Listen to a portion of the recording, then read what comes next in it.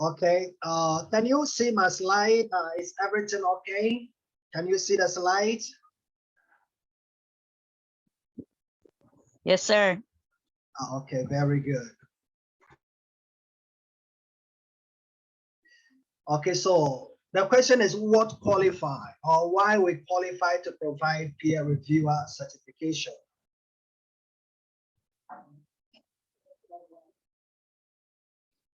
Okay, so just a little background. Okay, this group is headed by Dr. Yom, and then this is his educational background. Presently, he's taking a PhD in horticulture, and then he's already got PhD in educational management, and then a doctor of Christian education. Then he's also a certified life and success coach, and then he's got diploma in operations management. Okay, so briefly, that is his educational background. He has so many other certificates, but not all these are included here. How about research and experience? Okay, so Dr. Yeoman is a certified Web of Science Academy supervisor. Okay, so those of you who know about Scopus, you know about Web of Science. Okay, actually Scopus and Web of Science are considered as the top ranking database for publishing research paper. Okay, so Dr. Yeoman is a supervisor, one of the supervisors for the Web of Science Academy, okay, for reviewers. Okay, so this is the main reason why our organization qualified to provide peer reviewer certification, because the leader of the team is an academy supervisor, okay, for Web of Science Academy. Okay, and then presently is a reviewer for 2 Web of Science journals, and then reviewer for 1 Scopus journal. And he also reviews for 3 other accredited journals, okay, in ASEAN Citation Index. And then he serves as editor for 5 accredited peer reviewed journals. And then he, in the past, he's also served as associate editor for 2 accredited journals in Thailand. Okay, so these are some of the experiences. And then usually the internet does not lie, okay, because footprints are always there. So whatever anyone is doing, you can always check it. Okay, you can always check it online. Okay, so if you type McWinner Yeoman online, you can see some of the things. Or if you type Yeoman research, you can see some of the things. Okay, and then over here we have so many trainings we have conducted internationally, not just here in the Philippines. Actually, these photos are from Thailand. Okay, in Thailand, we did several trainings, okay, for a couple of universities. Okay, then I have also served as research director. Okay, so in doing accreditation for colleges and university, especially preparing the research department, talking about the research agenda and all that, I have so much experience with doing that as well, because as a research director, I took my college through the process. Okay, and then presently, I serve as a professor at the USEP Graduate School in Tagum City. Okay, and then also serve as director for international research publication when I was in Thailand. Okay, so I have more international experience, okay, and then serve as consultant, okay. So over the years, who are the people that usually participate in our trainings? So we have instructors, teachers, we have school principals. Actually, we have even medical doctors, okay, who have joined our trainings, medical doctors. And then professors, we have nurses, church workers, at college and university presidents, and then research directors. Okay, so these are the group of people who usually attend our trainings. Okay, so we provide services to so many universities presently. Okay, and then we have MOUs with a couple of universities. Now, these are our training programs. These are our training.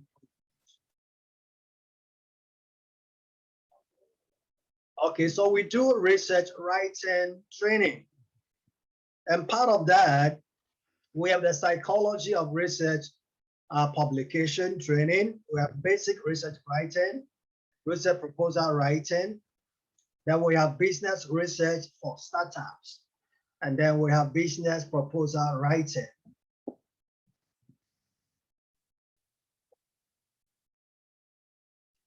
Okay, then we also have research publication training. Okay, with that, we have Scopus ISI research publication, level 1 and level 2. Then we have peer reviewer certification, which is the one we are doing now. Okay, we have plagiarism training. We also have literature review training. And then we have training on research grants and scholarships. And then we have a research journal editors training as well. Okay, so this is just for people who have journals and then they want to upgrade it or they want to start a journal, taking the editors training will help you to be able to do that. Okay, then we have book writing training. Okay, so under that we have writing books for a living. Okay, this is a separate training. Then we have writing books for promotion or ranking. Okay, we have another training for them as well. And then we have spiritual intelligence training. So with that, we have spiritual intelligence for leadership, for business, and then for marriage and family. Okay, because many people have heard about IQ and EQ, but what they don't know about is SQ, SIQ, spiritual intelligence. Okay, so that is higher than EQ and IQ. Okay, so if we know more about spiritual intelligence, it makes our work better. And then we have cacao entrepreneurship training. Okay, we do this simply because personally, I am from Ghana, and then Ghana is the second world producer of cacao. Formerly the world leading producer, now the second leading producer. But in terms of quality, Ghana is #1 in terms of quality beans across the globe. Okay, so with that experience, then personally, in my home, we have a lot of farms of cacao. Now, my mom, my dad, and I also grew up on the cacao farm. So together with my knowledge in agriculture, horticulture, agronomy, okay, I do this training as well. So we do nursery establishment, okay, cacao farm establishment, production management, and then we have business models in cacao and then marketing. And then we also have training on cacao processing, okay? So these are the other services that we offer. Okay, we have book publication. And then under that, we have TZ dissertation conversion into a book. Okay, then modules, notes, PowerPoint, and etc. Okay, so maybe you couldn't publish your dissertation. You graduated like 1980, or you graduated like 1990 or 2000, and then you couldn't publish your dissertation or your master's thesis, and it's just doing nothing. Okay, we can convert that thesis into a book. Okay, so if you don't have the soft copy, you just have to hire somebody to encode everything for you, and then we can convert it into a book. Okay, so if it's converted into a book, you can use it for your promotion. And then also, usually the work we do is such that when it is converted, nobody will know it's a thesis because it looks just like a book. The referencing, everything is changed completely. Okay, so if you have dissertation you want to convert or thesis, we can do that. Okay, we also do paper improvement. So maybe your research paper, you are not really confident of it. We can improve it, okay, and then make it ready for submission to a journal. And usually we recommend a journal for submission. And number three, we have setting up college journals. Okay, so if your college or your graduate school needs a journal, okay, we can set it up for you. Okay, initially a print journal, and then later we'll bring it online when your team begins to gain more experience. So we are going to train your team, okay, through the peer reviewer, then the research, the Scopus publication, and then if you also want to take the journal editors training, we can do that as well. Okay, so with that experience, we'll bring your journal online, and then we'll provide support as much as possible to make everything work out.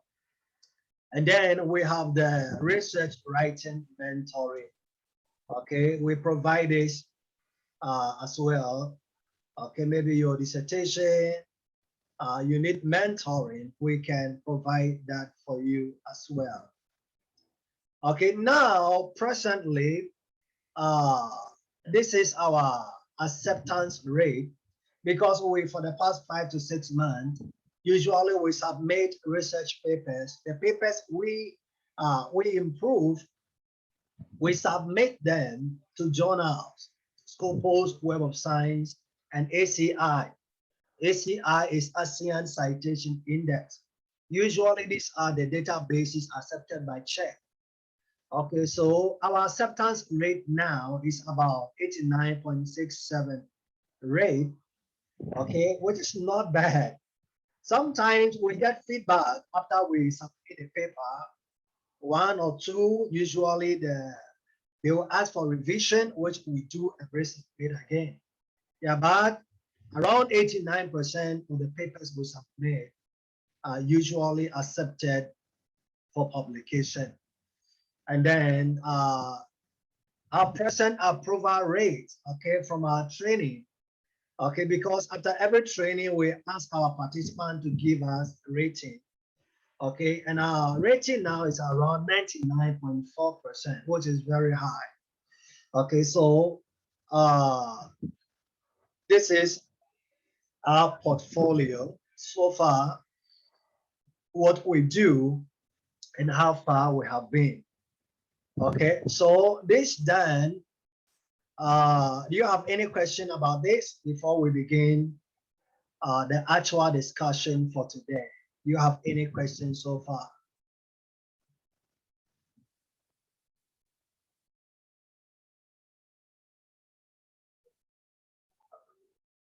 Okay, very good. Ma'am Melina, thank you.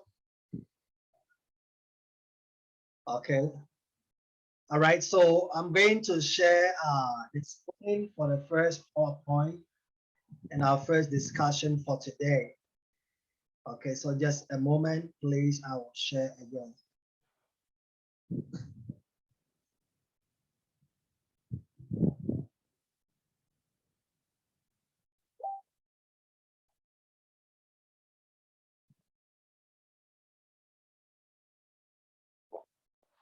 Okay, just a moment. I will share my PowerPoint.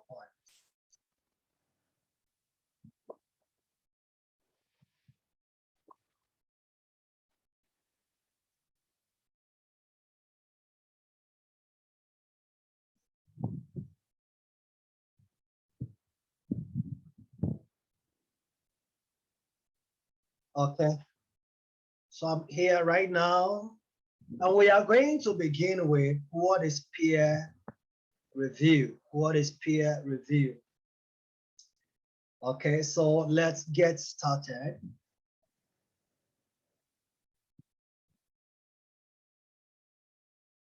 Okay, some of you, I know you have some knowledge about this already. And then I'm just going to add to that. For those of you who this is just the first thing for you. Okay, so let's get started. So when we say peer review, okay, we are talking about a process whereby every paper that is submitted to the journal goes through a scrutiny, okay, by experts, okay, in that particular field. Okay, so the paper is analyzed, is examined by a group or a team of people. Usually it's between 2 or 3 people. Okay, most of the time it's like 3. But sometimes it's difficult to find peer reviewers. So most journals use like 2 if they cannot find 3.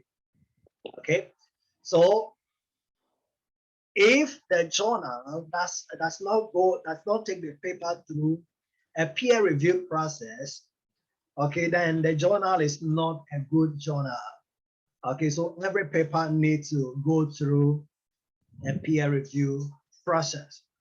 Okay, so peer review functions to encourage authors, okay, so meet the high standards, usually of their discipline, okay, and then it also encourages them to disseminate their findings, okay, and then usually peer review tends uh, to prevent any kind of unwarranted claims or unacceptable interpretation, okay, of usually of personal views.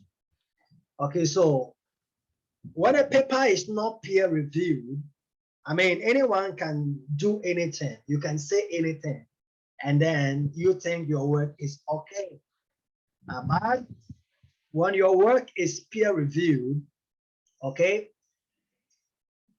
your work is scrutinized, and because it's scrutinized, okay, there's some kind of examination, and then because of that, okay, you can just publish your opinions and then think it's okay.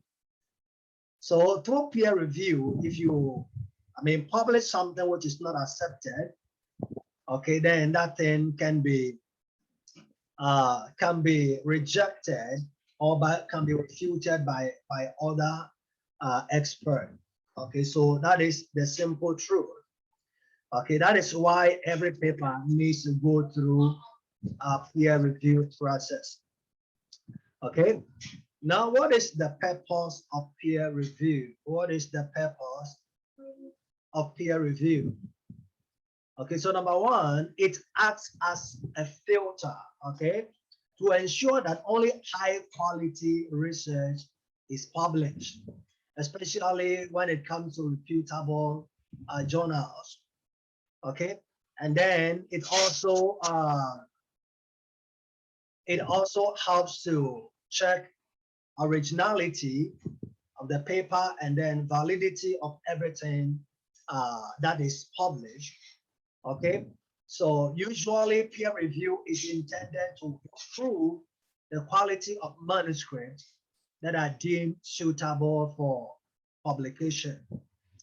Okay, so that is something that a peer review actually does.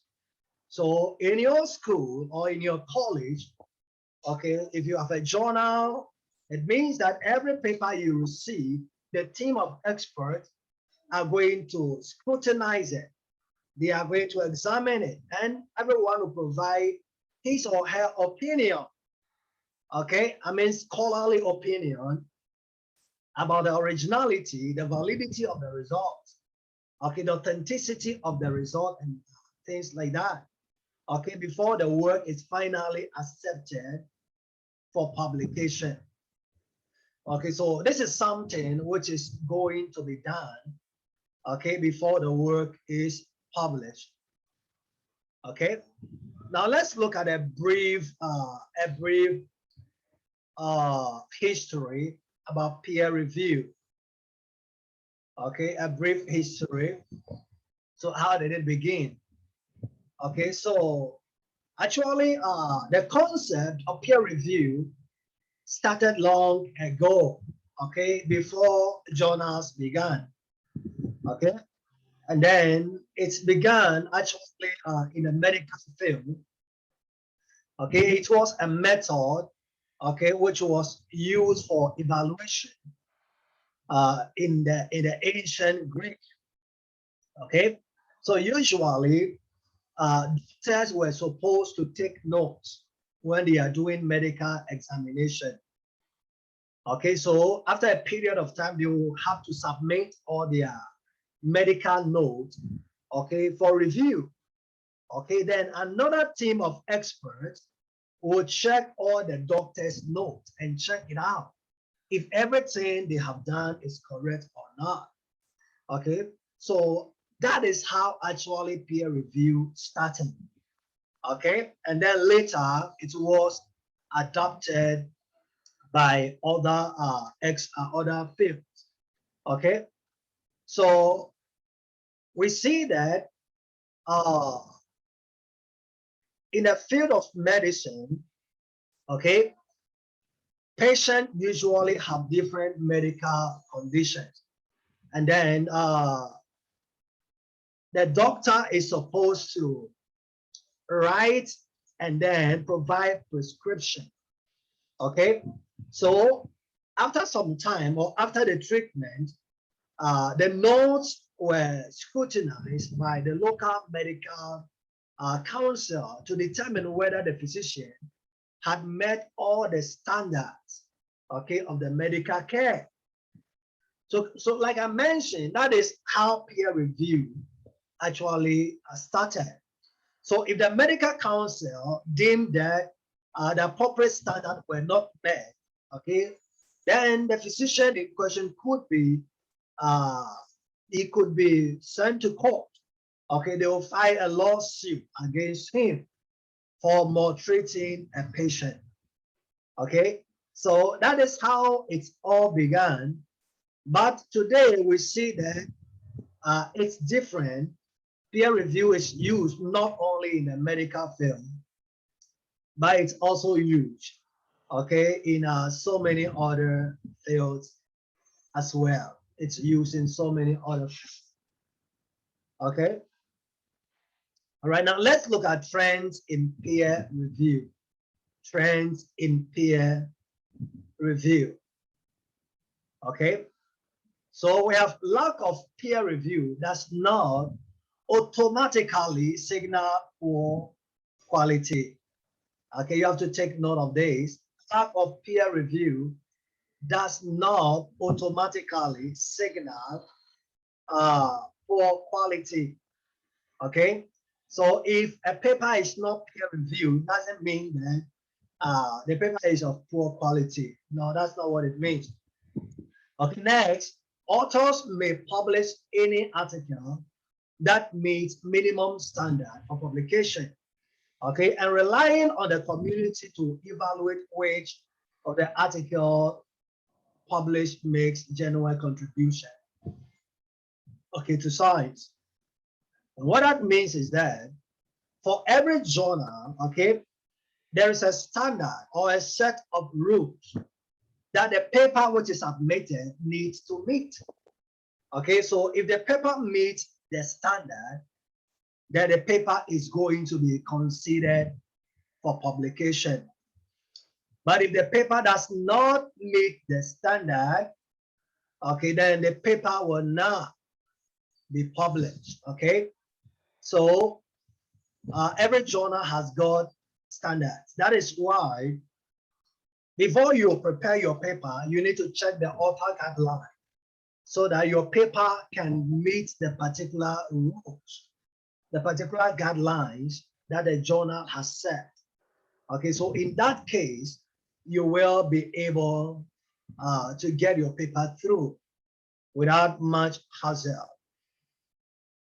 Okay, and then the rapid growth of non-selective review, okay, as practiced by some open access publishers.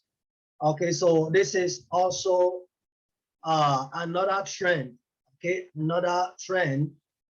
Okay, and then non-selective review committees review guarantees high acceptance rate.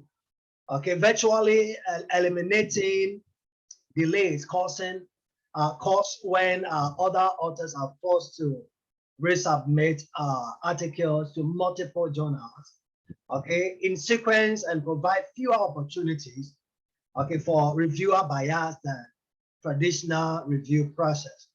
Now, what that means is this, okay, when we say non-selective, we are talking about open access journals, okay, that will publish the paper because it makes contribution, okay, to the field, okay. Compared to traditional journals, usually they will publish paper that can get more views or something like that, okay. But non-selective, as much as it contributes to knowledge to the field, okay, they will publish it. Now, the problem with traditional journals is that it forces authors to submit their paper, okay, to multiple journals. And that is crazy because you submit a paper and more than 6 months, you don't hear from the journal. So what do? You are compelled to resubmit your paper to another journal. You might not want to do that. You have no option. So what do? You submit your paper again. Okay. So that is a trend. Okay. So when we say non-selective review, let's talk more about that. Okay.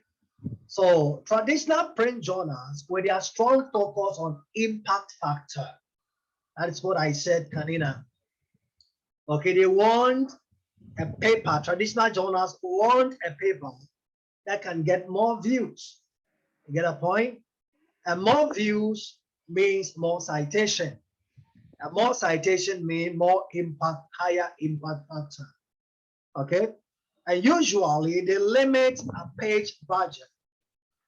They have limited page budget, high marginal cost. Okay, and then they use selective peer review process to pick research likely to attract a large number of citations, often rejecting as many as 80 to 90% of the manuscript they receive. Okay, so that is the issue. Okay, that is the issue with traditional journals. Okay, so if they receive 100 papers, they will publish only 10 of them, and that is crazy. So if you submit your paper to a journal like that, then guess what? Getting your paper published will not be an easy thing. Okay, so it's become very difficult. All right. So online open access publishers, okay, publisher with their ability to publish a much broader range of papers, okay, have adopted a more experimental approach reflected in peer review policies. Anyway, for your information, when we say traditional journals, we're also talking about journals that if you want to access an article, you need to pay. I'm sure you might have come across a journal like that. So you cannot download for free. You need to pay before you download. Those are traditional journals. Open access journal, you can download an article without paying anything. Okay, that's the difference. And usually open access journals are able to publish more papers compared to the traditional fee-paying journals. Okay, so in 2006, PLOS ONE stated that the journal would use peer review only to determine whether a paper is technically sound and worthy of inclusion in the journal. Now, this is how far peer review has gone. Okay, so peer review will be for checking the technicality, okay, of the journal of the journal article. Okay, it will be for checking the technicality of the journal article, not for any other thing. So when we say technicality, we are talking about the grammar issue. We are talking about the content editing. We are talking about the structural editing and so on and so forth. So for open access journal, as much as okay, the paper contributes to knowledge, okay, they are going to tell the author, okay, you fix this, you fix that, you fix that, you fix that. Okay, and then we will publish the paper. You get a point? So it is good to target open access journals to publish your paper. And there are so many of them in Scopus, in Web of Science, and then in ACI. Okay, so in the future, if your goal is to get a paper, then you can target open access journals to make things easier for you. Okay, you can target open access journals. Okay, so let's talk also about non-selective review. So it provides a stronger guarantee of scientific quality than less review publication. Okay, and there are some journals no review at all, and those are called the fake journals. They don't do review. You submit your paper to them, they tell you after 1 week your paper is accepted. Okay, so don't submit your paper to journals like that. Okay, if you submit a paper, then 1 week or even 2 weeks, your paper is accepted. No, it's not a good journal. Okay, for good journals, it will take about 2 months. Typically, peer review process takes about 2 months to finish. Okay, for most journals, it's around 2 to 3 months, like that. Not 1 week or 2 weeks. Okay, so if they tell you, look, after 1 week we'll accept the paper, don't submit your paper because it will not be accredited institution. Okay, so less review publication is not good. Take note of this. Okay, and then non-selective contribute to the quality of papers and gives authors the credit associated only with peer review publications. Okay, so if you want to have credit after getting your paper published, then you need to understand that you need to publish it in a peer-reviewed journal. Another word used for that is refereed journal. Okay, so the journal needs to be refereed. Okay, so if it's not a reference journal, then it's not a good journal at all. It's not a good journal. Okay, now let's continue with the trends in peer review. We have the spread of various forms of open review, which remove reviewer anonymity. Okay, so sometimes the reviewer is anonymous, and there are sometimes the reviewer is not anonymous. So when we say open review, it means that the reviewer is not anonymous. And what that means is that the author knows who is reviewing his paper. Okay, and there are pros and cons for this.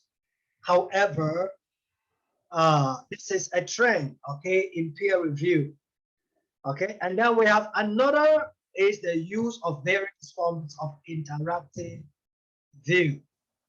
Okay, using interactive review in which the editors, the reviewers, and the authors work together to improve the quality of the paper. Okay, so that's another trend. So we have open review, which is a trend, and then we have interactive review, which is also another trend, okay, in peer review. Okay, now this is a typical editorial and peer review process. Okay, this is a typical process. Okay, so the manuscript is produced. The manuscript is produced, and then the manuscript is submitted. So after it's submitted, there is an initial review by the editor. Okay, after the initial review by the editor, the manuscript faces editorial platform. Okay, if it does not fit the editorial platform, the manuscript is rejected.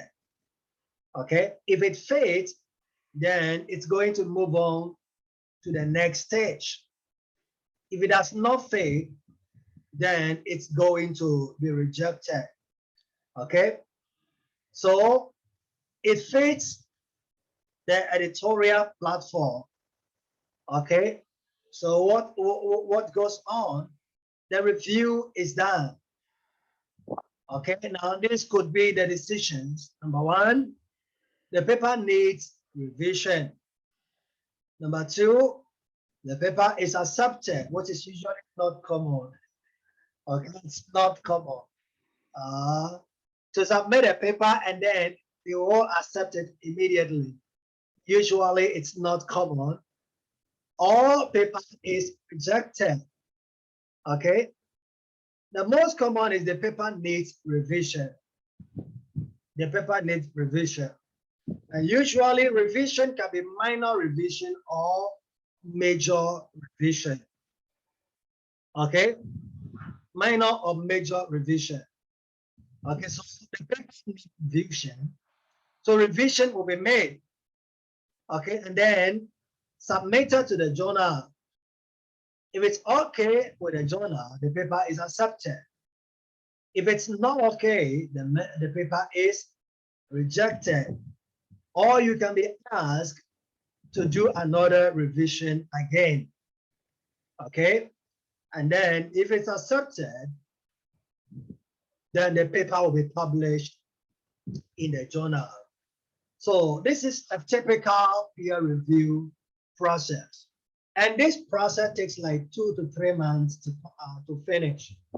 Okay, an average of 3 months, usually between 2 to 4 months, an average of about 3 months.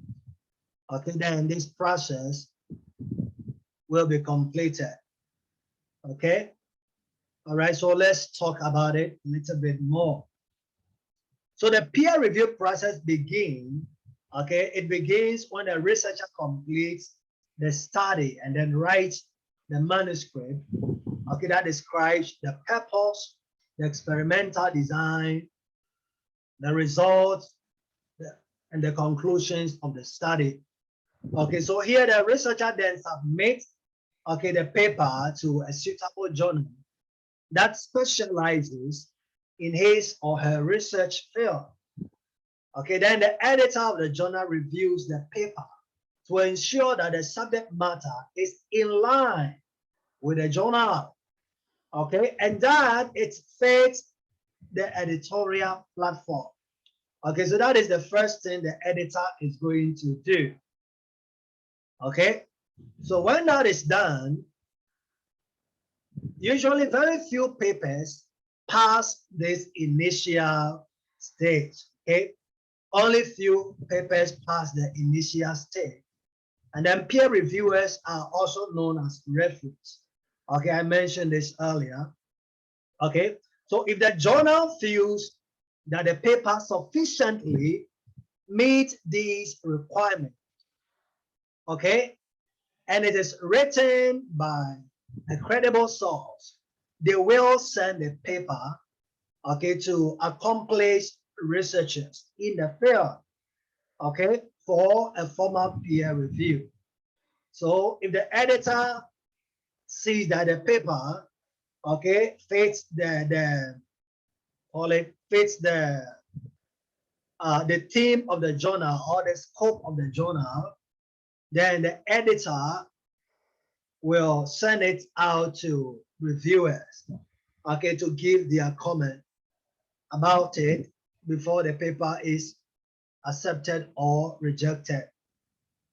Okay, so the role of the editor is to select, okay, the most appropriate manuscript for the journal, okay, and to implement and monitor the peer review process. Okay, take note of this. The editor's role, okay, is to do this. And then when he's done with his part, then he sends the paper out to the peer reviewers, okay, to do their part as well. So editors ensure that peer reviews are conducted fairly in an effective and timely manner. Okay, and then they must also ensure that there is no conflict of interest involved, okay, in the peer review process. So those of you are setting up journals, I know you are going to appoint and you are going to appoint what do you call it, an editor for the journal. Okay, so the editor should take note of some of these things, what your role is going to be, and then what the role of the peer reviewers are going to be as well. Okay, and then when the reviewer, okay, is provided with a paper, he or she reads it carefully and then scrutinizes it to evaluate, number one, the validity of the science, number two, the quality of the experimental design, number three, the appropriateness of the methods used. Okay, this is something the peer reviewers are going to look at. Okay, very important. And then the reviewer also assesses the significance of the research. How important is it? It is. Okay, and then judges whether the work will contribute to the advancement, okay, in the field by evaluating the importance of the study and then determining its originality. Okay, so as many who are going to constitute the editorial board, for some journals, the editorial board are also doing the work of reviewer. Okay, so you have to take note that when a paper is brought to you, these are the things you are going to ensure, making sure that everything is properly done. Okay, this is very, very important, making sure that everything is well done. Okay, very important. Okay, so let's continue from here.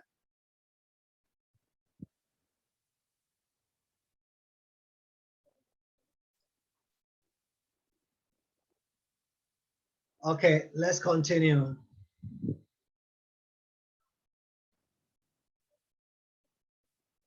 Okay, so we're still talking about the editorial process. So additionally, okay, the reviewer identify any scientific errors, okay, and references that are missing or incorrect. Okay, so you are going to do this as well. Okay, you are going to make sure that any scientific errors are also fixed. And you make sure that all the references are well done. For example, if your journal is using APA or using MLA or using Vancouver or using the Harvard style, so whatever referencing style that is used by your journal, as a reviewer, you are going to check that the references provided or how they've been written really conform to the standard journal. Okay, and then peer reviewers gave recommendation to the editor regarding whether the paper should be accepted, rejected, or improved before publication. Okay, so that is another role that the editor, the peer reviewer performs. So at the end of your review, you are going to provide recommendation, okay, for the paper to be improved. Okay, that's something you will do. Okay, and then the editor will mediate author-referee discussion in order to clarify the priority of certain referee requests. Okay, in order to do that. So usually in the peer review process, the referee or the peer reviewer has no contact, okay, with the author. If it is not an open review, in open reviews, those things are allowed. But if it's a closed review, then it's not allowed. Okay, so as an editor, you mediate between the referee and then the author, like that.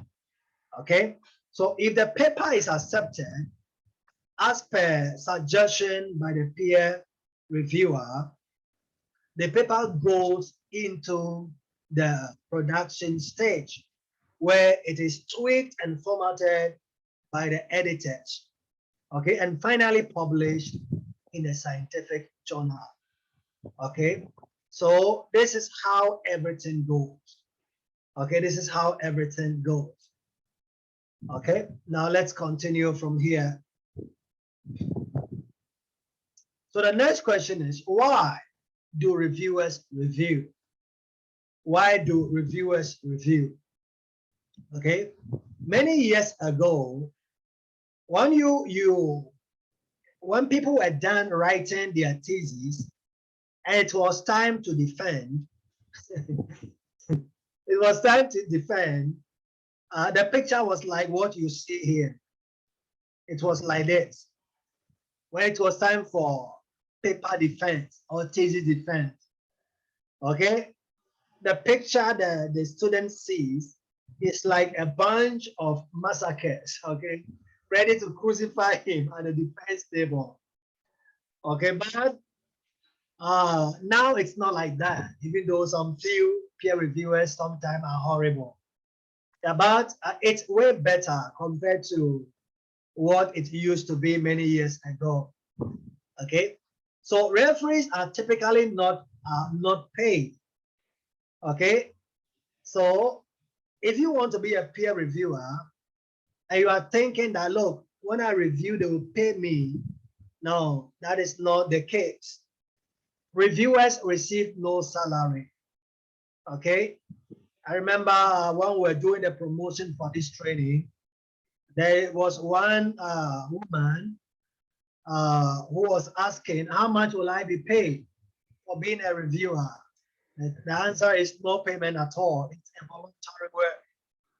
Okay, so the question is, why do they review? They are not. What's their motivation? Okay, now this is their motivation.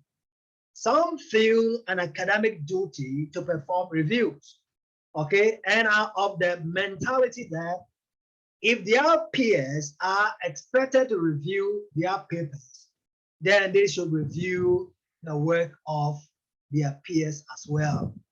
Okay, that is the number one reason why people do peer review, because there's no financial benefit in doing peer review.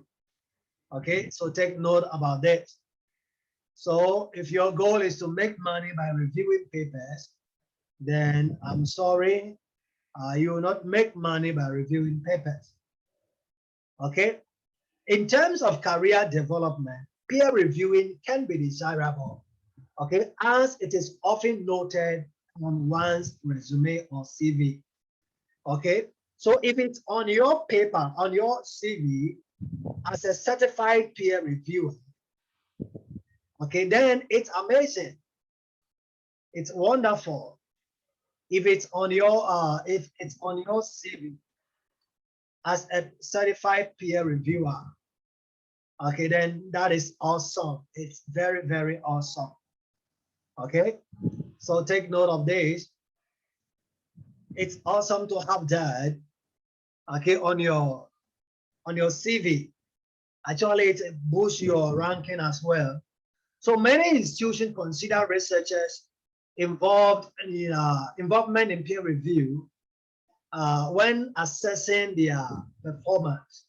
Okay, so during your college evaluation or during your school evaluation, if you are a certified peer reviewer, it means that you are going to get more points. Okay, that is one thing. And then the next thing here is peer reviewing can also be an effective way for a scientist to show their superiors that they are committed to the scientific field. Okay, so if you want to show your president or your dean or your boss, now look, you are very, very call it up to date in terms of scientific knowledge, then doing peer review is very useful. It could be very, very useful. Okay, that's one thing. Okay, and then peer reviewers may also have personal contact with editors and may want to assist as much as possible. Okay, so another thing you can do, okay, is to get involved and get contact with editors of various journals. Okay, you can start linking, sending emails. Okay, because the connection, being a peer reviewer, connects you to various editors. Okay, and that could open up opportunities for you. Okay, others review to keep up to date, okay, with the latest development in their fields. Okay, and then reading new scientific papers is an effective way to do so. So to keep yourself up to date with your knowledge, then it's very, very important to be involved in peer review. Okay, some scientists use peer review. Okay, some scientists use peer review, okay, as an opportunity to advance their new research as it stimulates new ideas and also allows them to read about new experimental approaches or new experimental studies. Okay, so usually it's like this. When you are peer reviewed, you read a lot. Let me give you a typical example. When I was in Thailand, for those of you who do not know, I lived in Thailand for 6 years. And when I was in Thailand, I worked at one of the leading universities, actually in the country in terms of science and technology. It's considered as the leading university for science and technology. Okay, a university with over 100,000 students. Okay, and then I was working in their research institute. Okay, I was in charge of international publication. And the university had 2 journals and 1 international journal. Okay, and then my main duty was to edit every research paper that will be published in the university journals or will be published in Scopus index journals. Okay, so Usually I received papers every day, every week from different campuses and then from different faculties and departments. Okay, so I got to read many papers from different fields, from engineering, agriculture technology, social sciences, business administration. Okay, so when I sit down and I read, wow, I get a lot of information. I get a lot of information. Okay, so I read the paper, I edit it, everything, edit the English and everything, the structure, the content, and I do the editing. When it is done, then I approve it for publication. And it was like this. Reading a lot really impacted my knowledge a lot. Okay, it really impacted my knowledge, okay, in different fields about the new developments. Okay, so being a peer reviewer gives you an opportunity to read a lot. And then reading a lot means you are advancing your knowledge. You are expanding your knowledge base. You get to know more.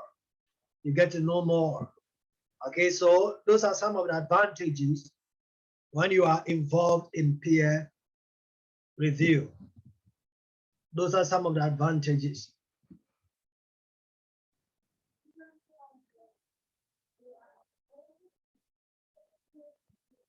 Okay, now let's move on. Other reviewers are keen on building association with prestigious journals and editors and becoming part of their community. And sometimes reviewers who show dedication to the journal are later hired as editors. Okay, so when you become a reviewer, you get opportunity to become an editor. Actually, I think last week I got another invitation from one journal asking me to join them as an editor for their journal. Okay, so if you keep on reviewing, okay, being a reviewer, you get opportunity to serve as an editor as well. Okay, some scientists see peer review as a chance to become aware of the latest research before their peers and before their peers, and that be first to develop new insight into the material. So it is just like an Apple phone. When there's a release of a new Apple phone, usually people want to buy it first, so they queue like that. So being in peer review means that when knowledge is published, you'll be the first to read it. Okay, even before it's published, you read it first. Okay, so you will get to know what is going on before every other people or every other person gets to know about that. Okay, and that's the good thing. Okay, now what editors look for, and then what can we say that a perfect review is? Okay, usually journals are looking for reviewers. So what are the attributes that they look for? What are the attributes? Okay, number one is the ability to do review within deadline. Ability to do review within deadline. Okay, so if you are a reviewer, when you are given a paper to review, you are going to be given like 1 month to finish the review, or sometimes 2 months. But being able to do it earlier or faster is very important. Okay, so if you cannot meet deadlines, then you will not be a good peer reviewer. So you should be able to meet the deadline. You should be able to meet the deadlines. Okay, and then number two, competence in the field. So if you are a reviewer in a particular field, it means that you really have knowledge about the field. let's assume that in educational technology or in pedagogy or in andragogy or maybe in biology, okay, or in history. Okay, so every field it might be, okay, it means that you have some knowledge. So the editor will look for somebody who is competent in that area. Okay, the editor will look for somebody who is competent in that area. Number two, with good English background. Okay, note here, I didn't say excellent English background, but good English background. Okay, so it means that your English should be good. Not outstanding or excellent. I mean, good English background is, okay, somebody who can read English and understand it very well. And number four, competence in research methodology. This is very, very important in a sense that every research has a methodology. Okay, so if you want to be a reviewer, you need to be competent in research methodology. Competence here doesn't mean that you need to be, you need to have a PhD in statistics. No, that is not what I mean. What I mean is the basics of researching, the basics of research method and data interpretation, you should understand it. Because if you don't understand how to interpret data, then you are not going to be able to provide a good review. That's the truth. And then number five, with publication experience. Okay, so to be chosen by a journal as a reviewer, you will need to have a publication experience. Okay, you will need to have a publication experience, especially in high quality journals.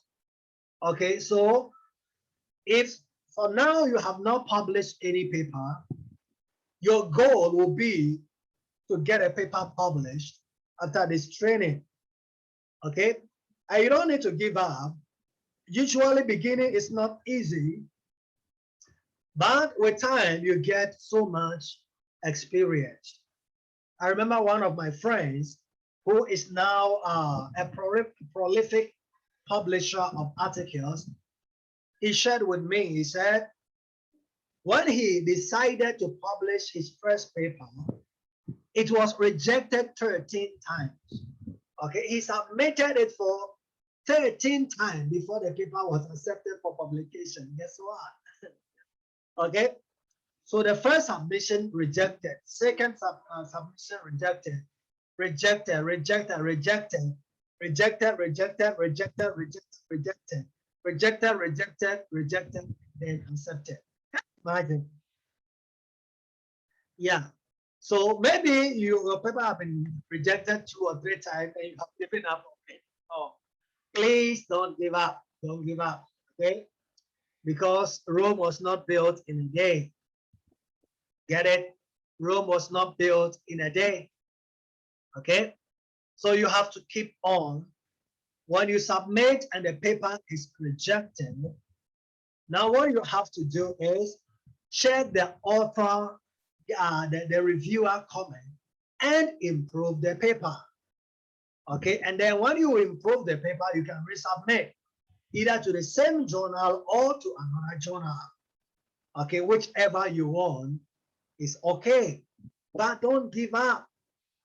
Because if you want to be a reviewer in renowned journals, then you need to get a paper published. Okay, for those of you who are setting up new journal, it's okay.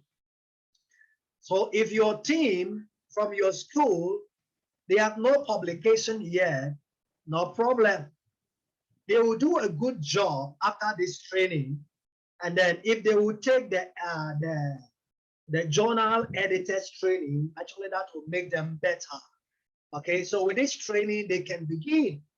And then in this process, they can get some papers published. Okay, so don't worry, those of you who are beginning. I know there are group who are part of the training who are setting up their journals now. Okay, so don't worry, it's just a good beginning. With the training, you'll be able to do good peer review. Okay. All right. Now let's look at models. Models of peer review. Okay. So peer review comes in different flavors. Okay. You must check. You must check which variant is employed by the journal, okay, on which you are working. So you are aware of the specific rules, okay. And what that means is that uh, every journal has got a different peer review style that they use, okay. Every journal has got a different peer review style or a different peer review approach. Okay, so you will need to cross check. Okay, so as you can see in this image here, is it a traditional review? Is it a transition or is an open peer review? So you need to cross check with your journal, okay, to be sure that you know what the journal requires. And then you will be able to do the right thing. Okay, so each system has its own advantages and disadvantages. Okay, and that is why we have to check this one out so that you can adopt one of these for your own journal in case you intend to set up a journal for your institution. Okay, all right, so often one type of review will be preferred by a subject community. Okay, but but there is an increasing call towards more transparency around peer review process. And what that means is that usually, okay, usually journals do not use the same peer review approaches. Okay, it differs from one journal to the other. Okay, so you need to check with your journal what kind of peer review are they using. Okay, later on we will check all the types. Okay, so in case of questioning regarding peer review model employed by the journal for which you have been invited to review, you can consult the journal's homepage or contact the editorial office directly. And what that means is that if you are not sure, okay, of which kind of peer review used by the journal you want to join as a reviewer, okay, you can check from the journal website, or you can check, but you can just simply email the editor of the journal to inquire, just to be sure that everything is well done. Okay, just to be sure everything is well done. Okay, so that is what you need to do.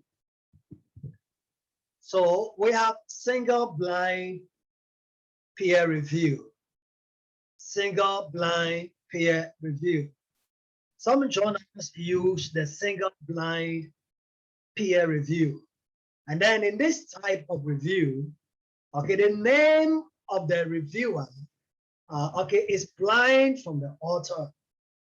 Okay, the name of the reviewer is not known by the author. Okay, this is the traditional method of reviewing, and it's the most common type by far.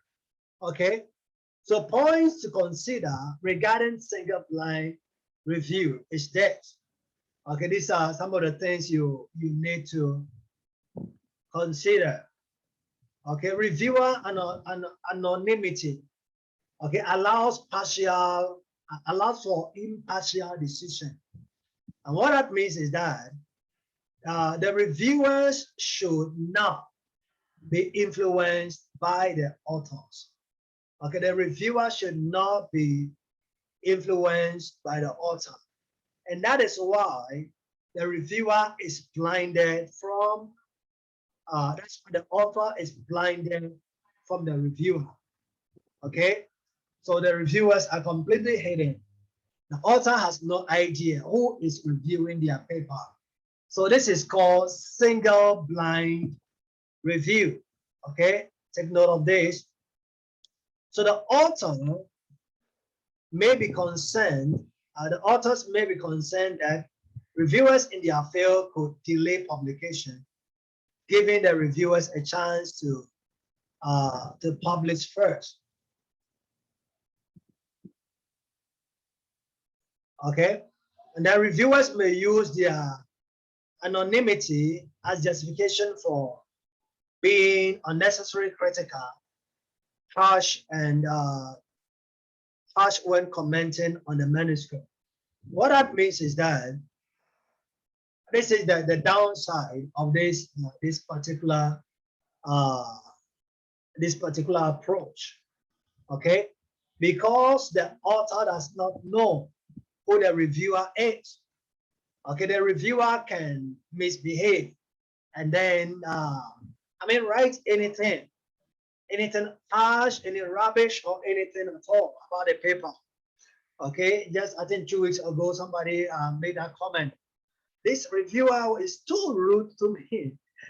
He told me, and I told her, don't worry, that is how reviewers are. Okay, so let's take this. And then we have double blind review. Okay, double blind review. What that means is both the reviewer and the author are anonymous in this model. In the first model, the author is anonymous. But in the double blind review, both are anonymous. Okay, both are anonymous. And what that means is that author anonymity limits reviewer bias. Okay, for example, based on the author's gender, country of origin, academic status, or previous publication. So the advantage of this is that sometimes reviewers can be biased. Okay, reviewers can be biased sometimes. And what that means is that okay, he knows that, oh, this author is from my country, or this author is from my school, or this author is my tribe man. Let me help him to publish. Okay, so double blind will ensure that this kind of bias is removed completely. Okay, this kind of bias is removed. Okay, and then articles written by prestigious or renowned authors are considered on the basis of content rather than their reputation. Okay, so that is another thing too. Sometimes reviewers can be biased because this particular author is very popular in publishing papers. Okay, so they will just intend to help him or help her. Okay, so double blind review will make sure that all these things are avoided completely. Okay, but bear in mind that despite the above, reviewers can often identify the author through their writing style, subject matter, or self-citation. Okay, so if the author happens to cite himself, then the reviewer can know who the author is. Okay, so it is exceedingly difficult to guarantee total anonymity. Okay, so more information for authors can be found in a double blind peer review guide. Okay, so let me say that even though both the author and the reviewer are blind in the process, so if the reviewer wants to find out who the author is, he can still find out. Okay, through the writing style, And then sometimes the authors even cite themselves. And because of that, it makes it easier for the reviewer to find out who that particular author is. Okay. And then number three, the third model for peer review, we have triple blind review. Okay. And by triple blind review, what we are saying that reviewers are anonymous. Okay. And the author's identity is unknown to both the reviewer and the editor. Okay. So all the three are anonymous, completely anonymous. Okay. So articles are anonymized at the submission stage and are handled in such a way to minimize the potential bias towards the authors. Okay, however, it should be noted that open peer review is an umbrella term for different models aiming at greater transparency during and after the peer review process. Okay, so like I mentioned a while ago, open peer review is the trend now. Okay, so transparency is something that most journals are seeking for. So both the reviewer and the author can be known, okay, in open review. They can be known, okay, they can be known, okay. Then the other types of peer review consist of publication of reviewer's name on the article, okay. They could be like that too. That is considered as part of open peer review. Okay, so the author put his name on the paper. Okay, the author put his name on the article, which is being published. Okay, so publication of peer review report alongside the article, okay, whether signed or anonymous. Okay, so there are some journals, the paper is published together with the author comment, or the together with the reviewer comment. Both are published together. Okay, and that's considered as part of open peer review. So publication per peer review report, okay, signed or anonymous together with the authors and the editors response alongside with the article. So these are done. That is how it is. Okay, when it comes to publishing in open peer review. Okay, so publication of the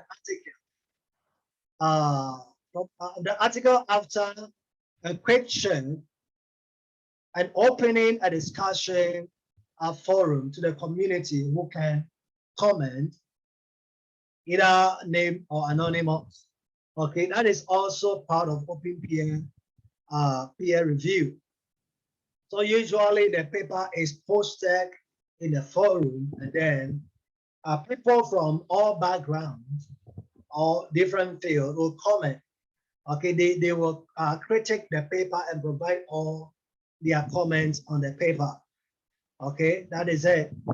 And then we have internal review. Okay, for internal review, the editors of the journal review each manuscript to see if it meets the basic requirements for article published in a journal. That is that it's report on original research or present original content that links to previous research theory and or teaching practice, and that is of sufficient quality, okay, to merit. So when we say internal review, okay, we are talking about the review that goes on first before the the paper goes out to the reviewers. Okay, so the editors check the paper to make sure it's okay before it goes out. Okay, that stage is considered internal review. It's considered internal review. Okay, so technical check will also be made to see if the manuscript follow the journal editorial style. Okay, the American or British English use. Okay, and then other standard, especially when it comes to ethical code. And then the manuscript which do not meet these requirements are not sent out, okay, for further review. Okay, and their authors will be notified. Okay, so usually the internal review takes like 2 to 4 weeks. Okay, so earlier on when I presented to you the flow, please switch off your microphone. Frisida, please switch off your microphone. Okay, so earlier on I said that in the chart, the peer review process, I mentioned that the paper is received by the editor. Then the editor checks it before he takes it out to the peer reviewers. So the checking stage of the editor is called internal review. Okay, that's called internal review. And that process takes like 2 to 4 weeks, about 1 month to accomplish that. Okay, and then after the internal review, the authors are notified, okay, by email as to whether their manuscript has been sent out, okay, for external review or not. If not, if not, why not? Okay, so usually some journals do this, not every journal. Okay, so if your paper passes the internal review, most of the time the journal will not message you. Okay, but if it doesn't pass the internal review, okay, the editor will email you right away that look, your paper did not meet the requirement, okay, or the standard of the journal. Okay, so we are sorry, your paper has been rejected. The journal will message you right away. But if your paper passes the internal review, it goes out for external review. And then in that case, the journal will not message you. Okay, the journal will not send any message to you at all. Okay, so if you want to know what's going on, what you have to do is to simply email, okay, the editor to find out what is going on with your paper. In case you want to be sure, you want to find out, okay, just email. Okay, and then before external blind peer review, okay, the editors ensure that, I mean, this is what the editors are going to do. Okay, they'll ensure that the paper fits, okay, within the scope of the journal. Scope is very, very important. Okay, let's assume that the paper is on very business management, and then the journal you are submitting your paper to is a physics journal. Okay, physics and business management, they are completely different. They are completely different. That's one thing you should note, okay? So they are going to check if your paper fits the scope of the journal. That's something they are going to do. And then number two, they will check, the editor will check if the paper is adequate in terms of its adherence to the code of conduct and the author guideline. Okay, so when we say author guideline, usually it's like this: the font size, the font type, the spacing, the number of words for the abstract, Okay, and then the reference style and so on and so forth.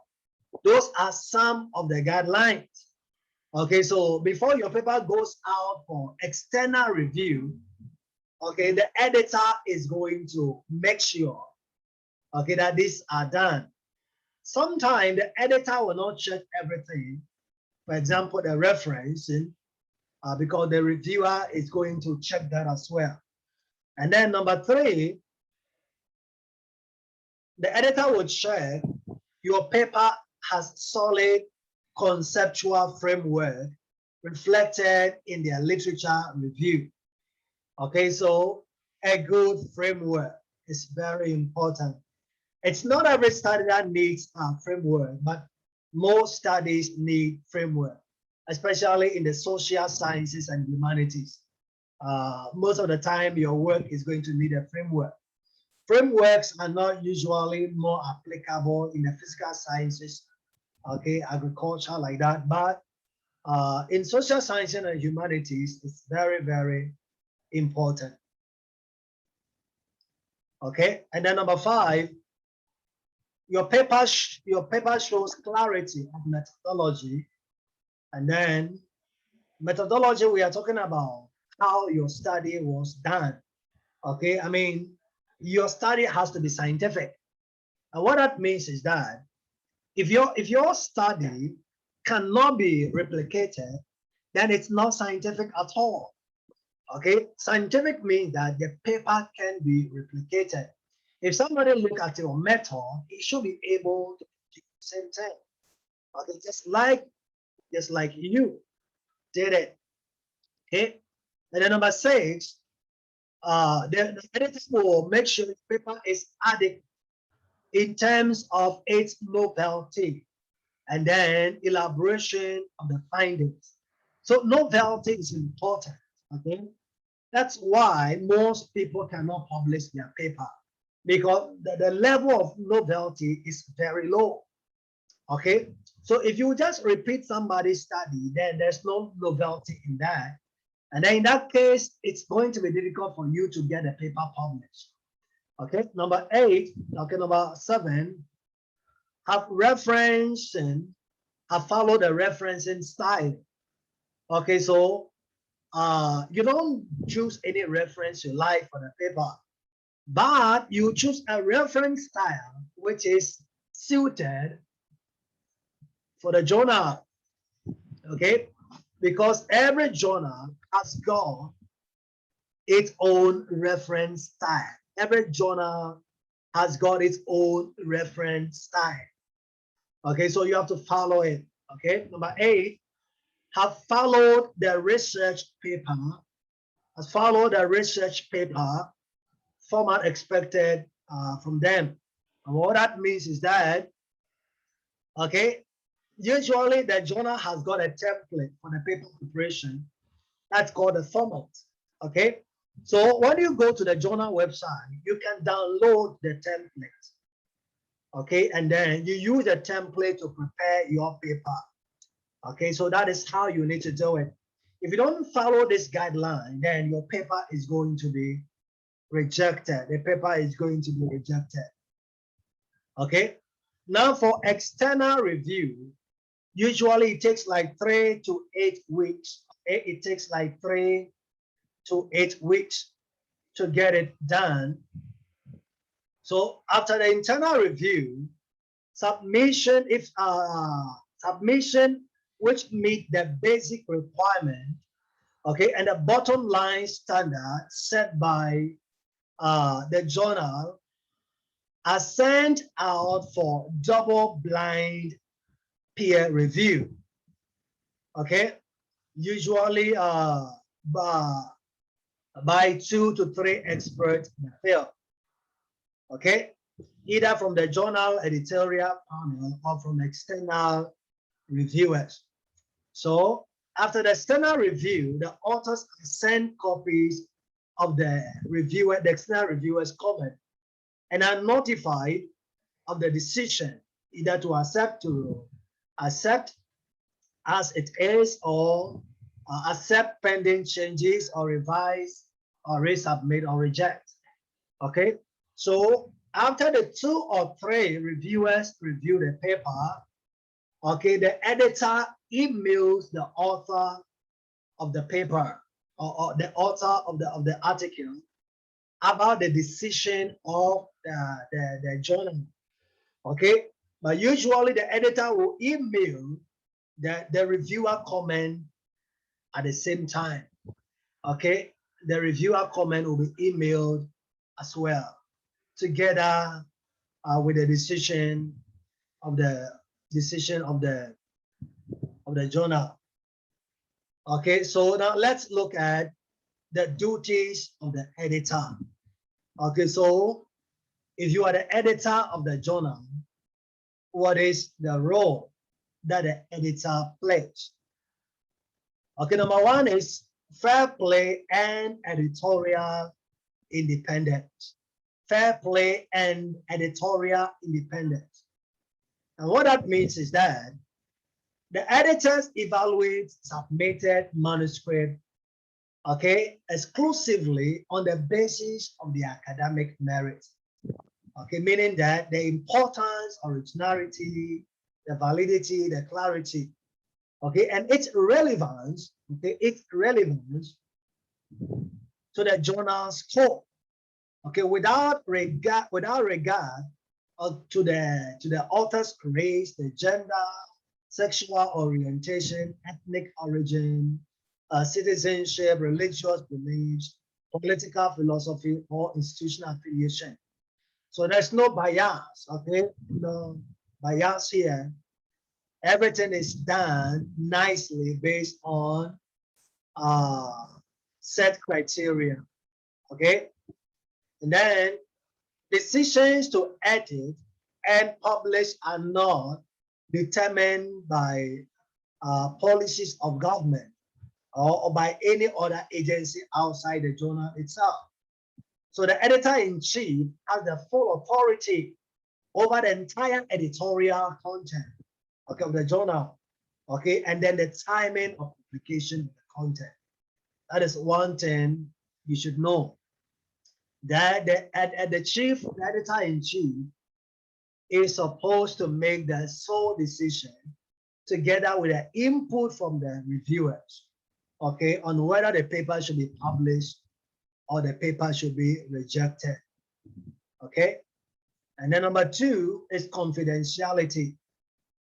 So when we say confidentiality, we are saying that the editors and the editorial staff will not disclose any information about the submitted manuscript, okay, about the submitted manuscript, okay, to anyone other than the corresponding author, the reviewer, potential reviewers, or editorial advisors, and the publisher as appropriate.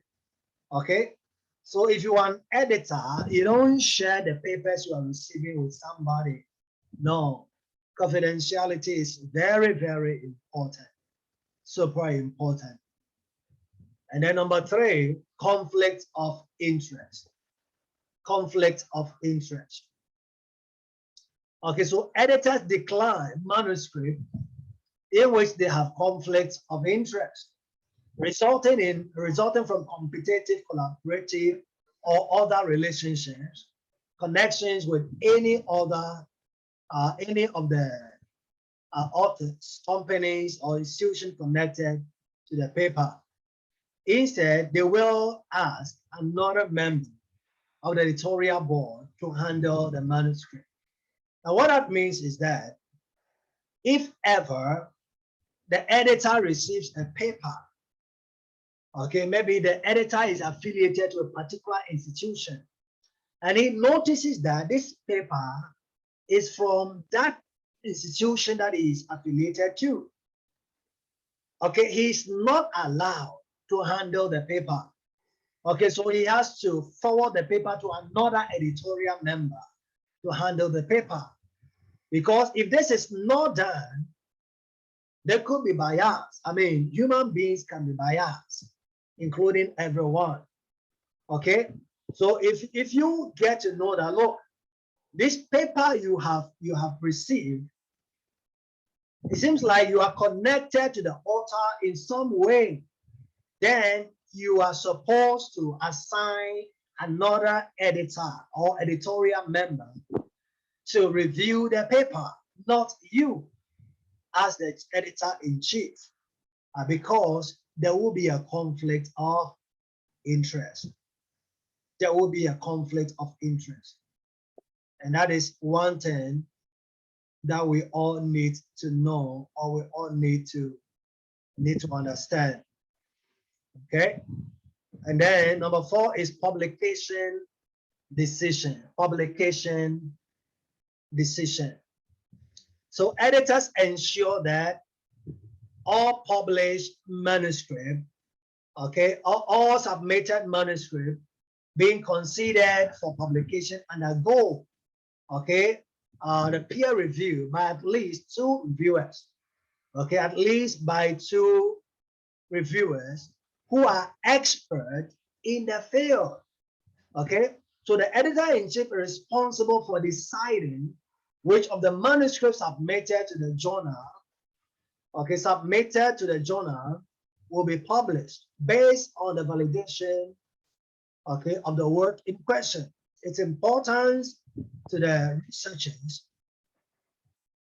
okay, and readers and reviewers' comment, and such legal requirement as are currently in force regarding libel, copyright infringement, and plagiarism. Then the editor-in-chief may confer with the other editors, okay, with other editors or reviewers in making the decision. Okay, so like I mentioned, it's the duty of the editor-in-chief to decide whether the paper should be published or rejected. But he does it, okay, with input from the other editors and from the reviewers as well. Okay, there can be a situation where one reviewer said accept, and then another reviewer said reject. In that case, it will be the responsibility of the editor to decide whether to go with the flow of reviewer A or reviewer B. Okay, so that is how it is in terms of making decisions on the paper. Okay, then the next thing here is involvement and cooperation, investigation. So here, what this means is that editors in conjunction with the publisher and all the society would take responsive measures when ethical concerns are raised with regard to a submitted manuscript or published paper. So every reported act of unethical publishing behavior will be looked into, even if it is discovered years after. Okay, so when a paper is published, and if ever there is any plagiarism or copyright issue, it is also the responsibility of the editor or the editor-in-chief, together with the journal advisors, to resolve all those problems that come up. Okay, it will be the responsibility of the editor. Okay, all right. Okay, so before we move on to duties of the reviewer, let us take a 10 minutes break, and then we will resume again. Okay, let's just take 10 minutes break, and then we'll be back again after 10 minutes. Okay, is that okay with you?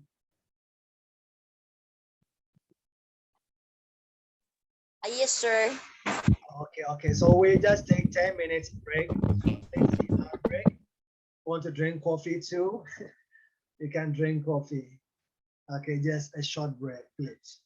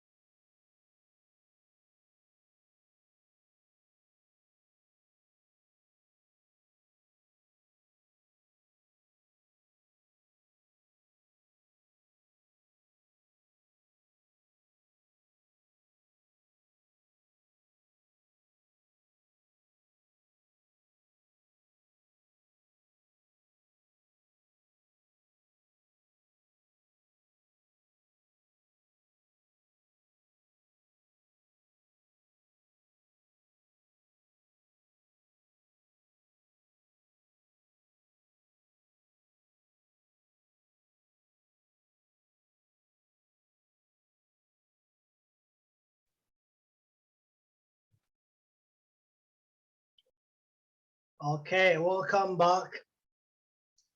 Let's continue now. All right, so now we are looking at the duties of reviewers. Okay, so when you become a reviewer, what are your duties? Okay, what are you supposed to do? Okay, so number one is contribution to editorial decisions. Contribution to editorial decisions. Okay, and what that means is peer review reviewer assists editors in making editorial decision.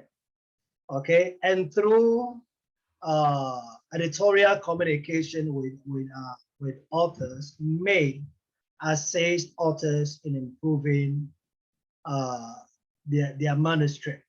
So these are the two main things uh, so far as contribution is concerned.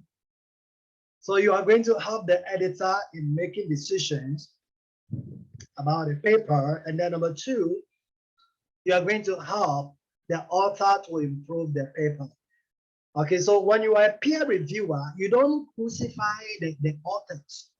I mean, sometimes some peer reviewers, they are horrible. I tell you, I've met several of them.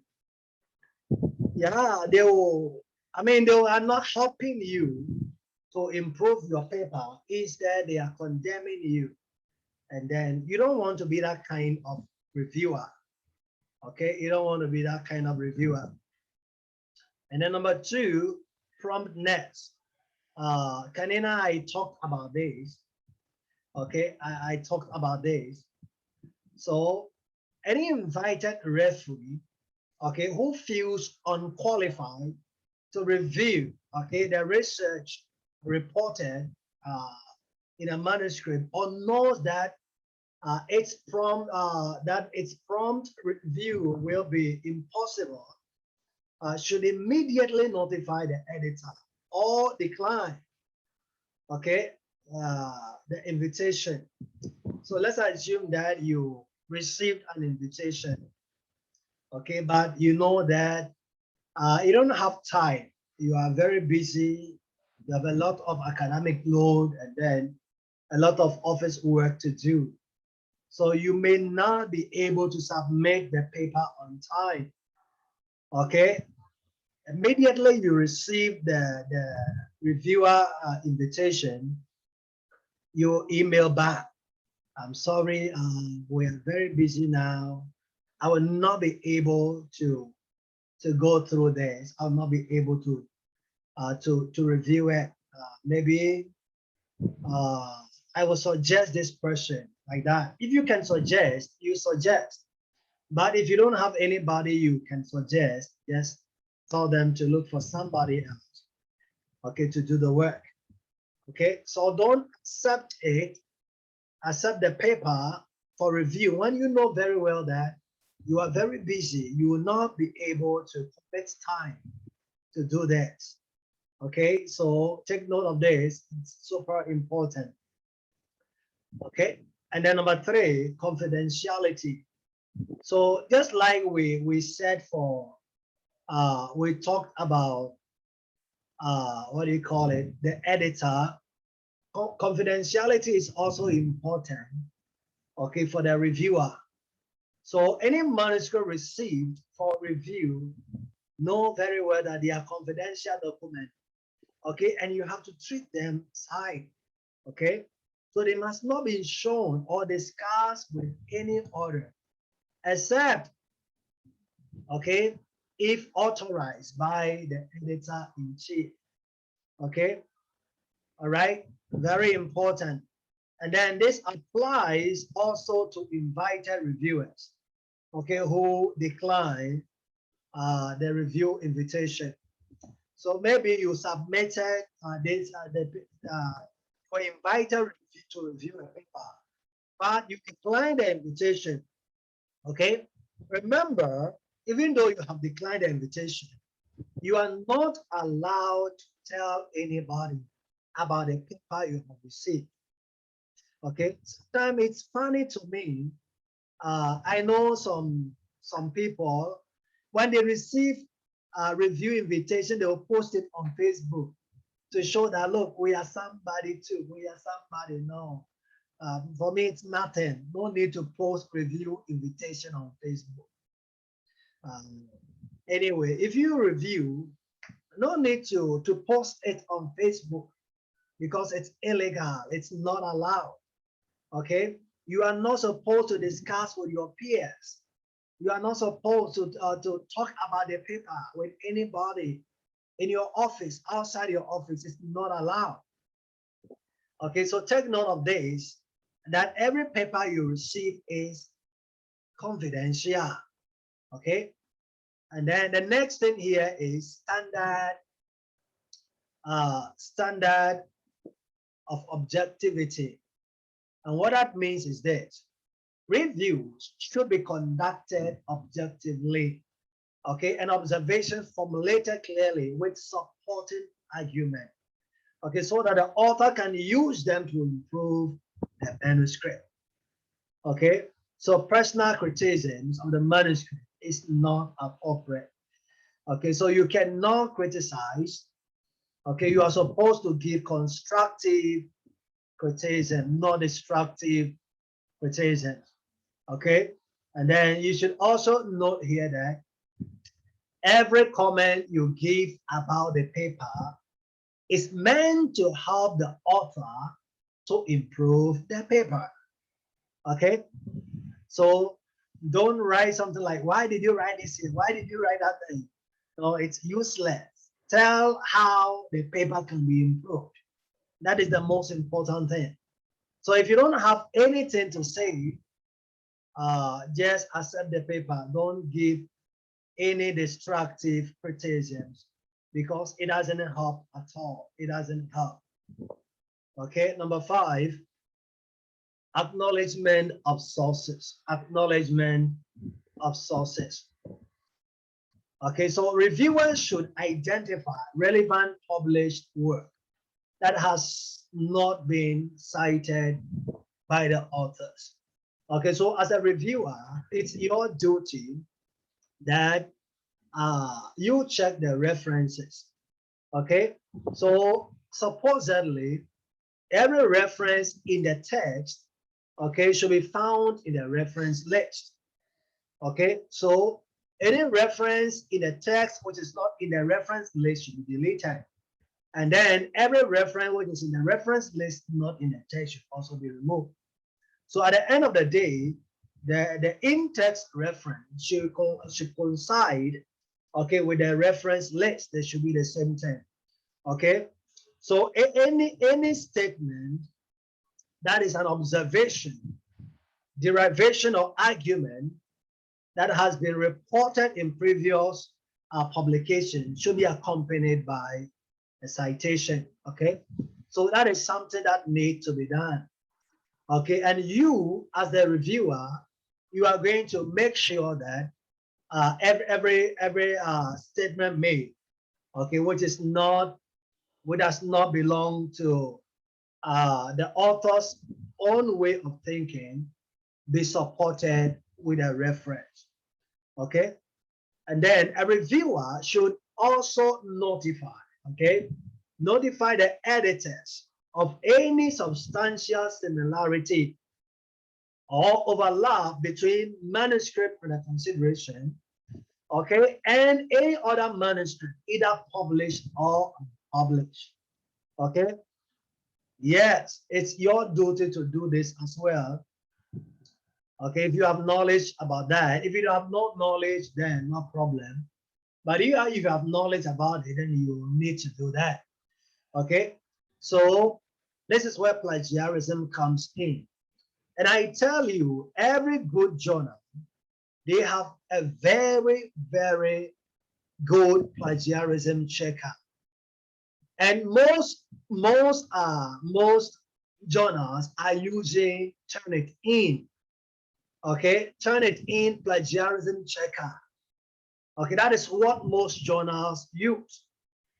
So if you use Turnitin to do your plagiarism checker, for sure you'll be able to escape any kind of plagiarism issue. when your paper is submitted. Okay, so please, you have to do the plagiarism checking. Okay, and then those of you who do not have the software, we have a package, a promo, actually a promo now that we are giving out. Okay, so you may want to avail the plagiarism checker that we have, turn it in, which you can use to check your plagiarism. Grammarly is also good for checking plagiarism, but it's not excellent. Okay, Grammarly is good for checking grammar issues, but when it comes to plagiarism checking, I would not recommend Grammarly, not at all. Okay, if you use Grammarly to check your plagiarism, if you submit it to the journal, they will still find plagiarism issues again. Okay, so I always advise use what do you call it? Use Turnitin, okay, to do your plagiarism checking. And then when you are done doing, you use Killbot, okay, to do the paraphrasing. Okay, and the package we are giving, the package we are giving is there are 5: Turnitin, Grammarly, Killbot, and then Skillshare, and then Script D. Okay, Script D is an online digital library. Okay, so in terms of doing your literature review, Script D is also very, very good. And then you can access it. And then Skillshare is for all kind of video trainings that you want to do. Okay, so you can avail all these bundle that we are giving out now. It's a 7 days promo. Okay, so you can check it out later in case you are interested.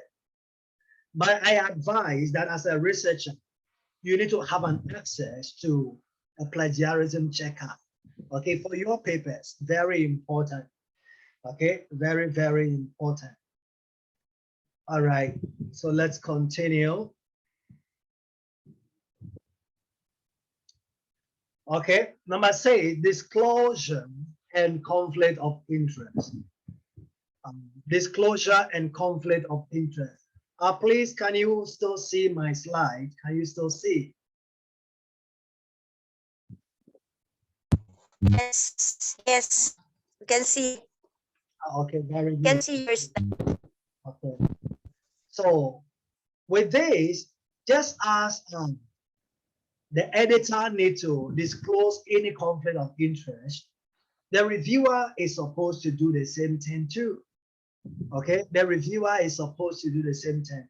So any invited referee, okay, who has conflict of interest resulting from competitive, collaborative, or any other relationship or connection with any of the authors, company or institutions connected to the manuscript, and the work described therein should immediately notify the editor and declare a conflict of interest or decline the invitation.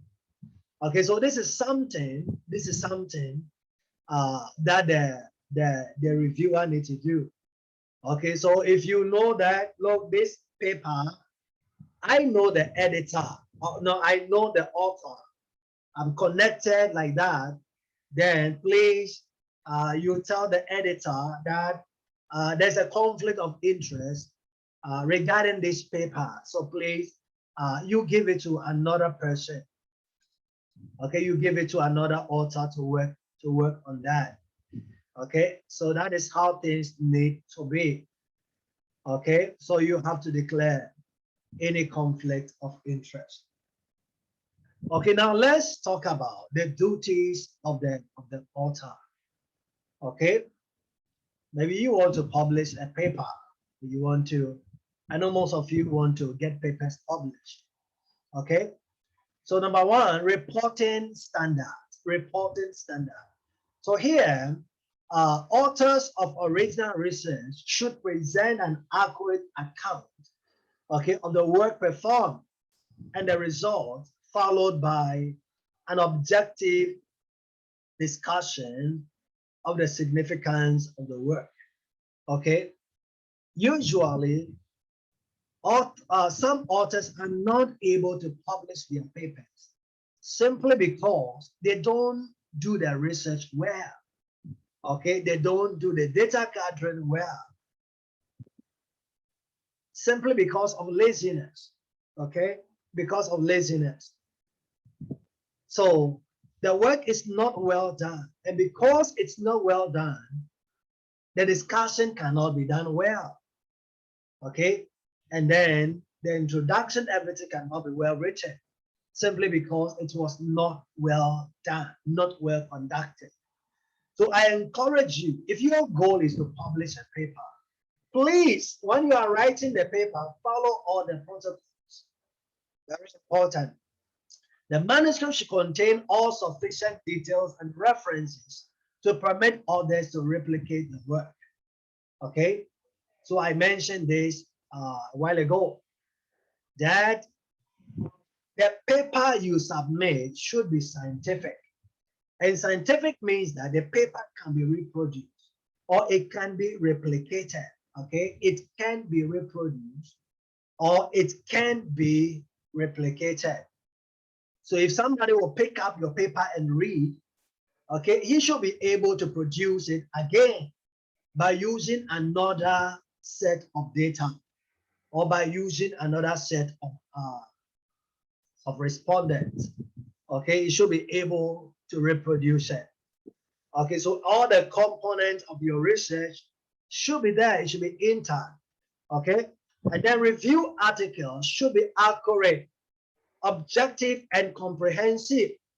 Okay, while editorial opinion or perspective pieces should be clearly identified as such. Okay, so that is something that needs to be done.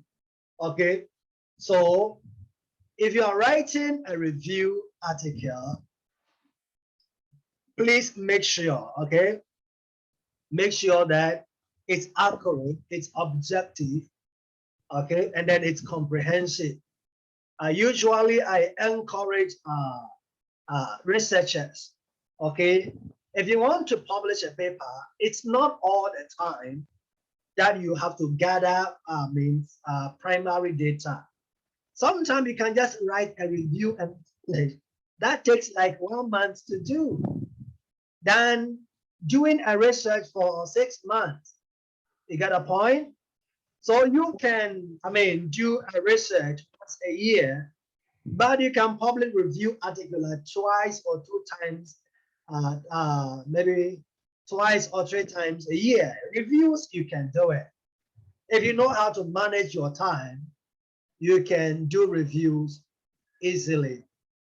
There's no big deal about that. Okay, and then the author should ensure that fraudulent or knowingly inaccurate statement constitute unethical behavior and that they are not acceptable. Okay, so you as an author, bear in mind, no, you don't make any statement which is not ethical. Okay, because you can be penalized for that. Okay, so these are some of the things you have to know. All right, and then number 2, data access and tension. Okay, so authors may be asked to provide the raw data, not all the time, but some journals may ask you to present the raw data, especially with scientific, those in the physical sciences.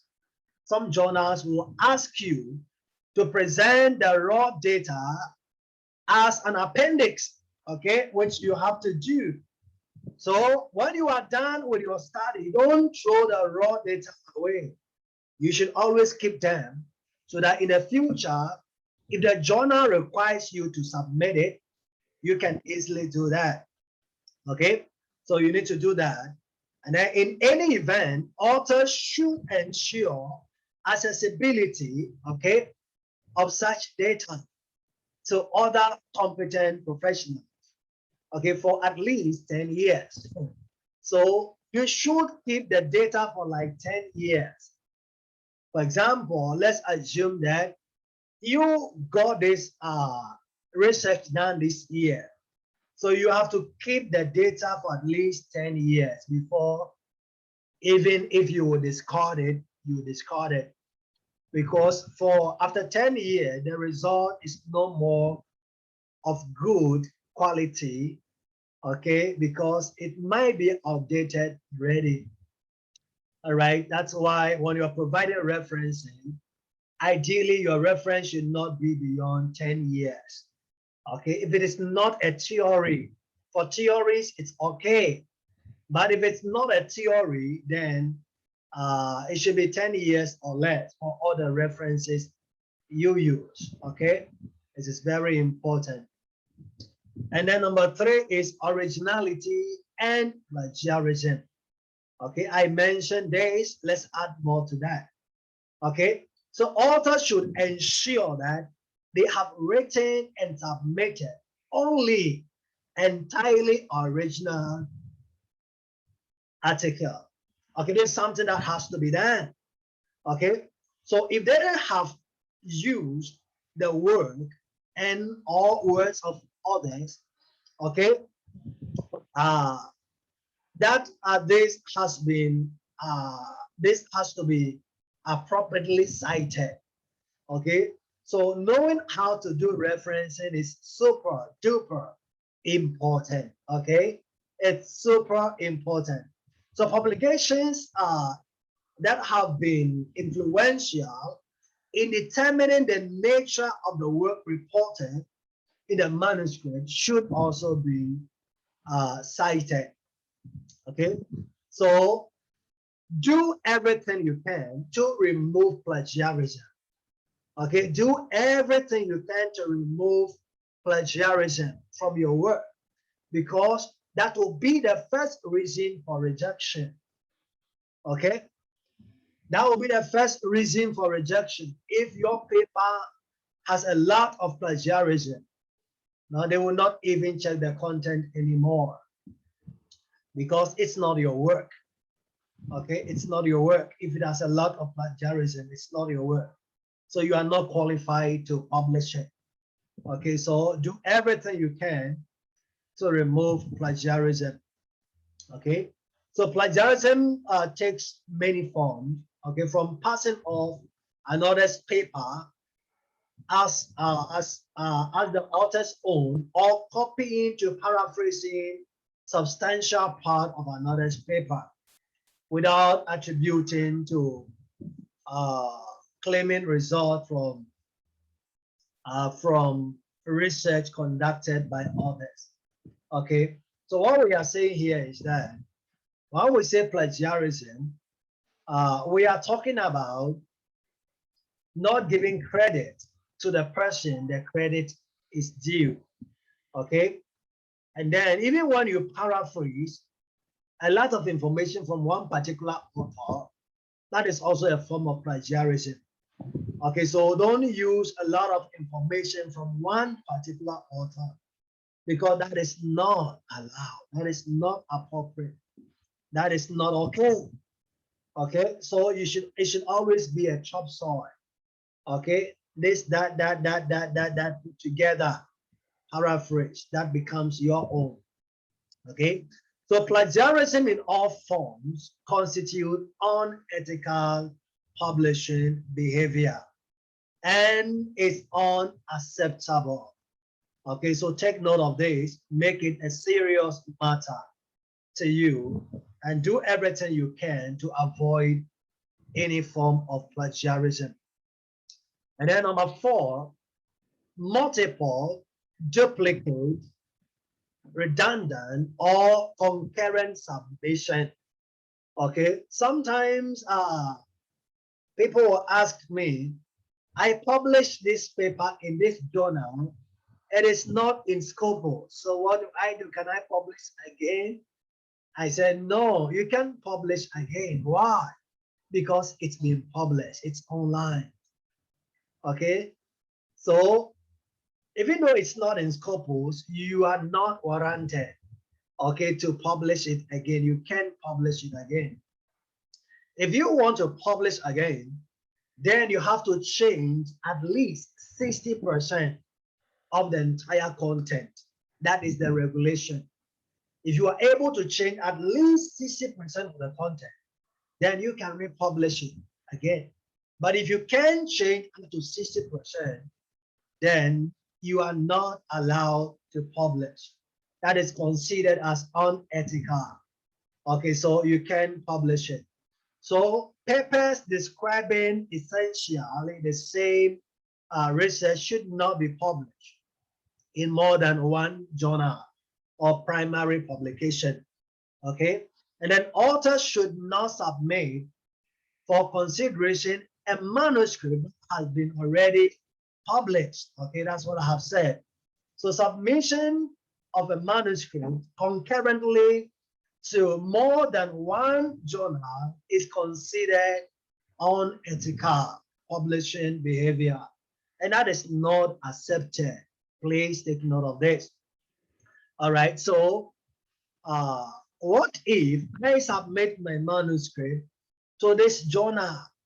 It's 6 months already. I emailed them, they are not replying. Okay, that is an exceptional situation. Okay, if you email 1 time, 2 times, 3 times, they are not replying, then you are not obliged to remain a bondage, to remain in bondage. Okay, after 6 months, if you are not hearing from the journal, you are free to submit your paper to another journal. You can do so. But remember, you can submit your paper to 2 journals at the same time. Within 1 to 3 months, you are not allowed. As much as the journal is corresponding with you, you are not allowed to submit your paper again, okay, to another journal. It's considered as unethical. Okay, so please take note of this. Okay, take note of this. And then number 5, only persons. Okay, number 5 is ownership of the manuscript. Okay, who qualifies to be the author? So only persons who meet these ownership criteria, okay, should be listed as authors in the manuscript. Okay, as they must be able to take publication, public responsibility for the content. And number 1, if the person has made significant contribution, okay, to the conception, design, execution, data acquisition, analysis, interpretation of the data, then the person qualifies to be a co-author. Take note of this. And then number 2, if the person drafted a manuscript or revised it critically for important intellectual content, okay, then the person also qualifies to be a co-author. And then number 3, if the person, okay, the person has seen and approved the final version of the paper, okay, and agree to its submission for publication, then the person also qualifies to be a co-author. Okay, so for you who are working as professors or instructors in the university, this implies that for your student thesis, you qualify to be a co-author because you meet all these criteria. Okay, so you qualify to be a co-author. Okay, and that is a good way, okay, to get papers published by being an advisor. Okay, because I know you most of you are very busy and that you don't have the time to go out, get data and all that. So in that case, if you're able to advise a student, okay, then after the thesis is done, you have to help the student to prepare the IMRAT format of the paper and then guide the student through the submission and everything and get a paper published. So in that case, you are also an author of the paper. You qualify to be an author of the paper. Okay. So let's continue with the authorship. So all persons who made substantial contribution, okay, to the work reported in a manuscript, okay, such as technical writing, okay, editing, assistance, general report, but who do not meet the criteria of authorship must not be listed as an author, okay, but they should be acknowledged in the acknowledgement section after their written permission to the name to be named has been obtained. Okay, what that means is this: maybe you hired somebody to do your statistics for you, or you paid somebody to edit your book, your paper for you, or you hire somebody to improve the paper for you. Okay, all these are services. Okay, they don't qualify to be co-authors of the paper. No. Okay, so if you want to say thank you to them, you can just include them in that acknowledgement, and it's simple like that. Okay, because they were not part of the conception of the research, and then they were not part of the manuscript writing process, and they were not part of the data gathering. They were not part of all those steps. Okay, so they don't qualify to be considered as co-authors, but you can include them in your acknowledgement. Okay, so that's something you need to take note of. Okay, so the corresponding author should ensure that all appropriate co-authors, according to the above definition, and no inappropriate co-author are included, okay, in the author list, and verify that all co-authors have seen and approved the final version, okay, of the manuscript and agreed to its submission for publication. Okay, so before you submit a paper for publication, make sure that every co-author has seen the final version and then has approved the final version. And then it will be ready for submission and publication. Okay, this is something we have to note. Now, number 6, disclosure of conflict of interest. Okay, we have mentioned this. We have mentioned this earlier.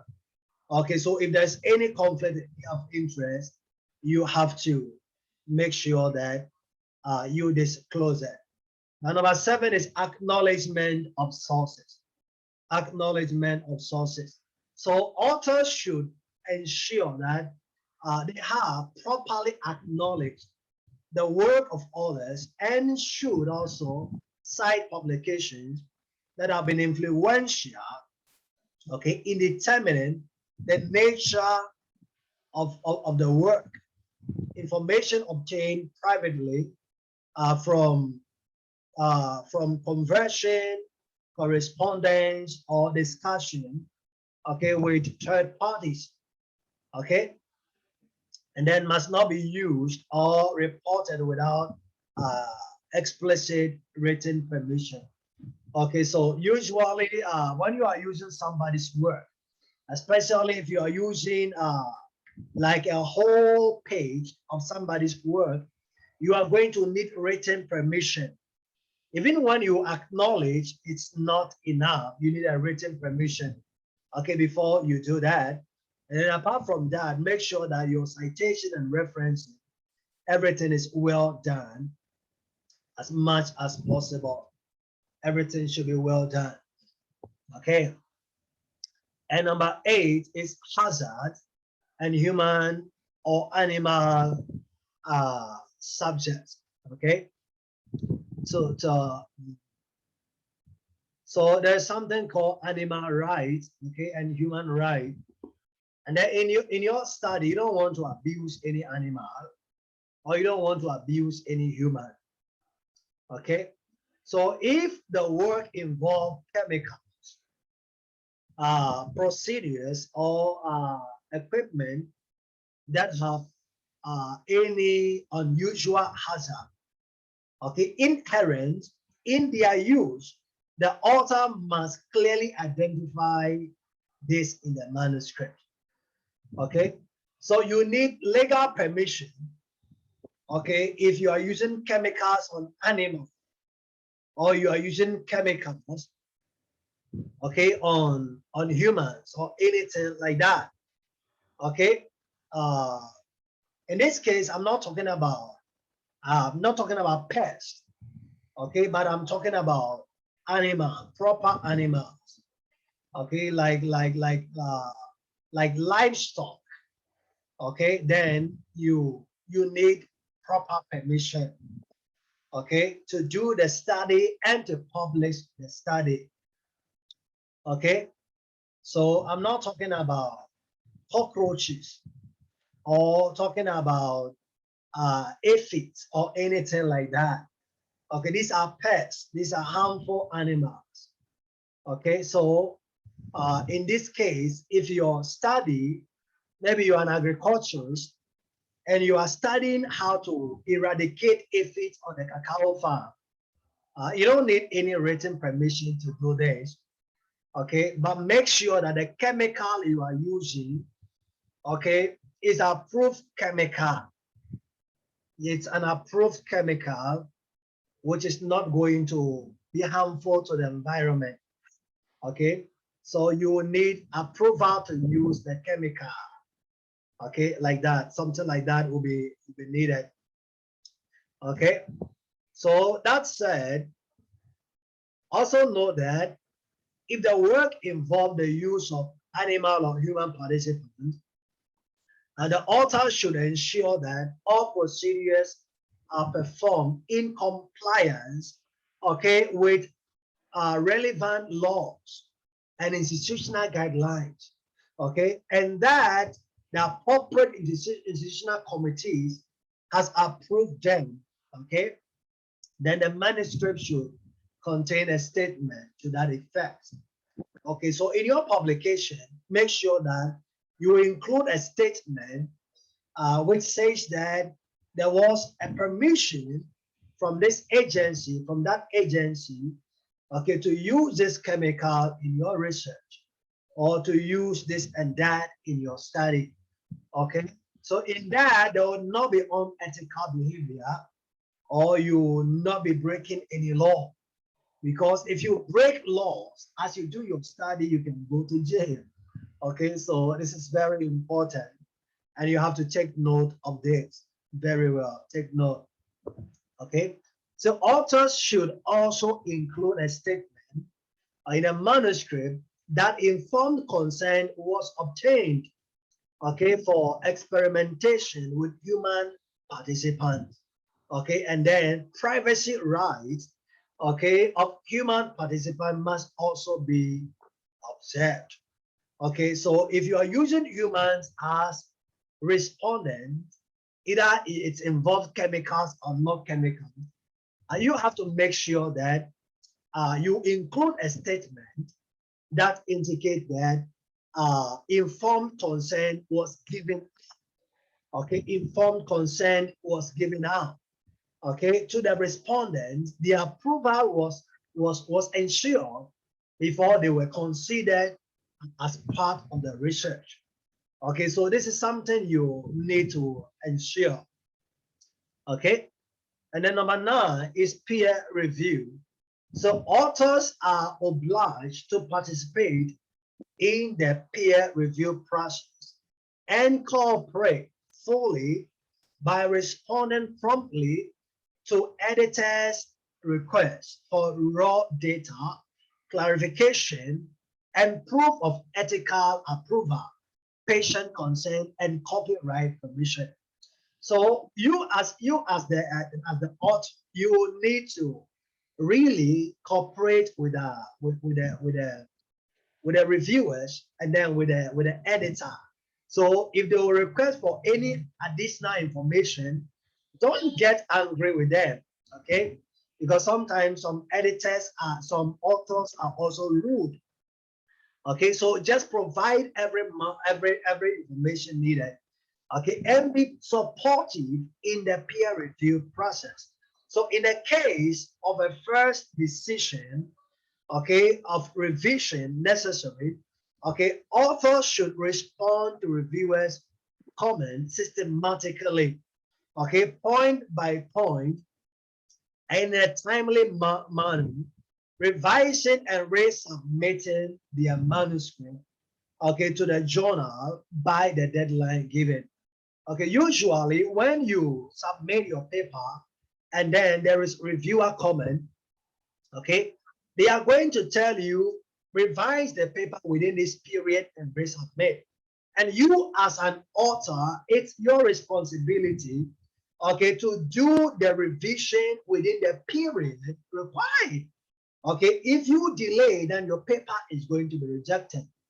Okay, Alimbawa, if they say that you have to submit your paper, okay, within 3 weeks, make sure that the work is submitted within the 3 weeks.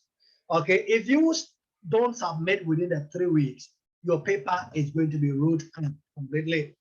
Okay, so make sure that you follow the journal guidelines, cooperate with a peer review process so that everything will be easier for you.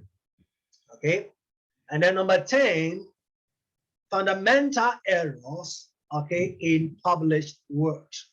Fundamental errors in published works.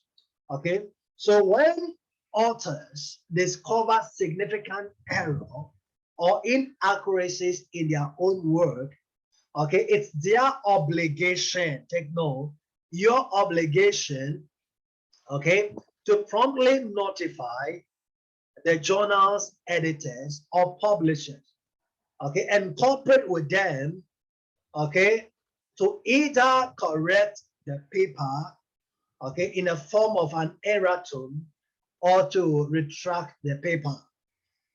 Even if your paper is published, but later on after the publication, you notice an error in the paper. Okay, you can tell the journal, oh, I have seen this problem.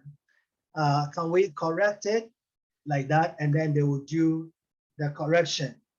Okay, so if the editor or the publisher learns from a third party, okay, that the published work contains a significant error or inaccuracy, okay, then it is the author's obligation, okay, to promptly correct or retract the paper or provide evidence to the journal editors, okay, of the correctness of the paper. Okay, so it will be your obligation, your duty to make the correction. If ever after publication, problems are found regarding the paper, you will have to do that. Okay, and then the duties of the publisher.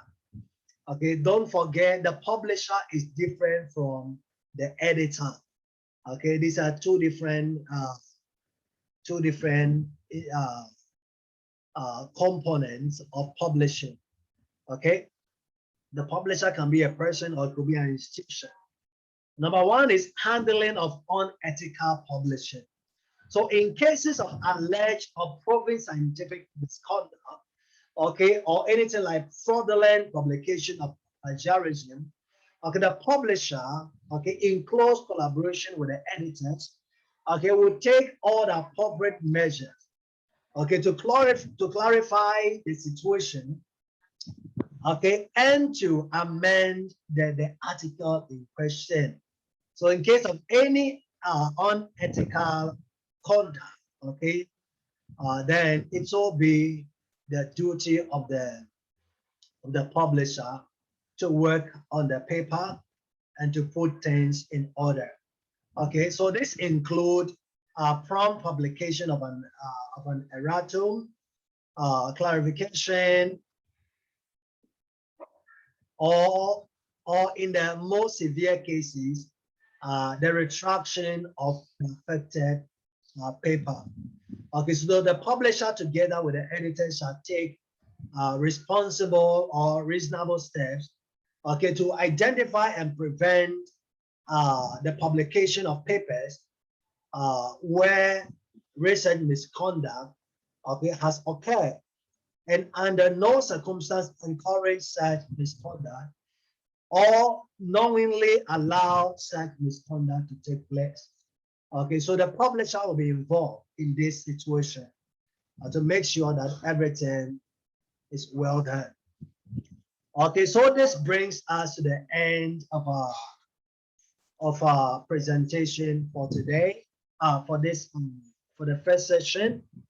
Okay, so I'm going to open the door, and then if you have any question, okay, you can ask any question. You can ask. Okay, so any question you have, please ask. You can switch on your microphone, or you Good can. morning, sir. Good morning, and Good then you morning, can. sir. This Good is Dr. morning. Eulalia Montecasile from Jose Maria College.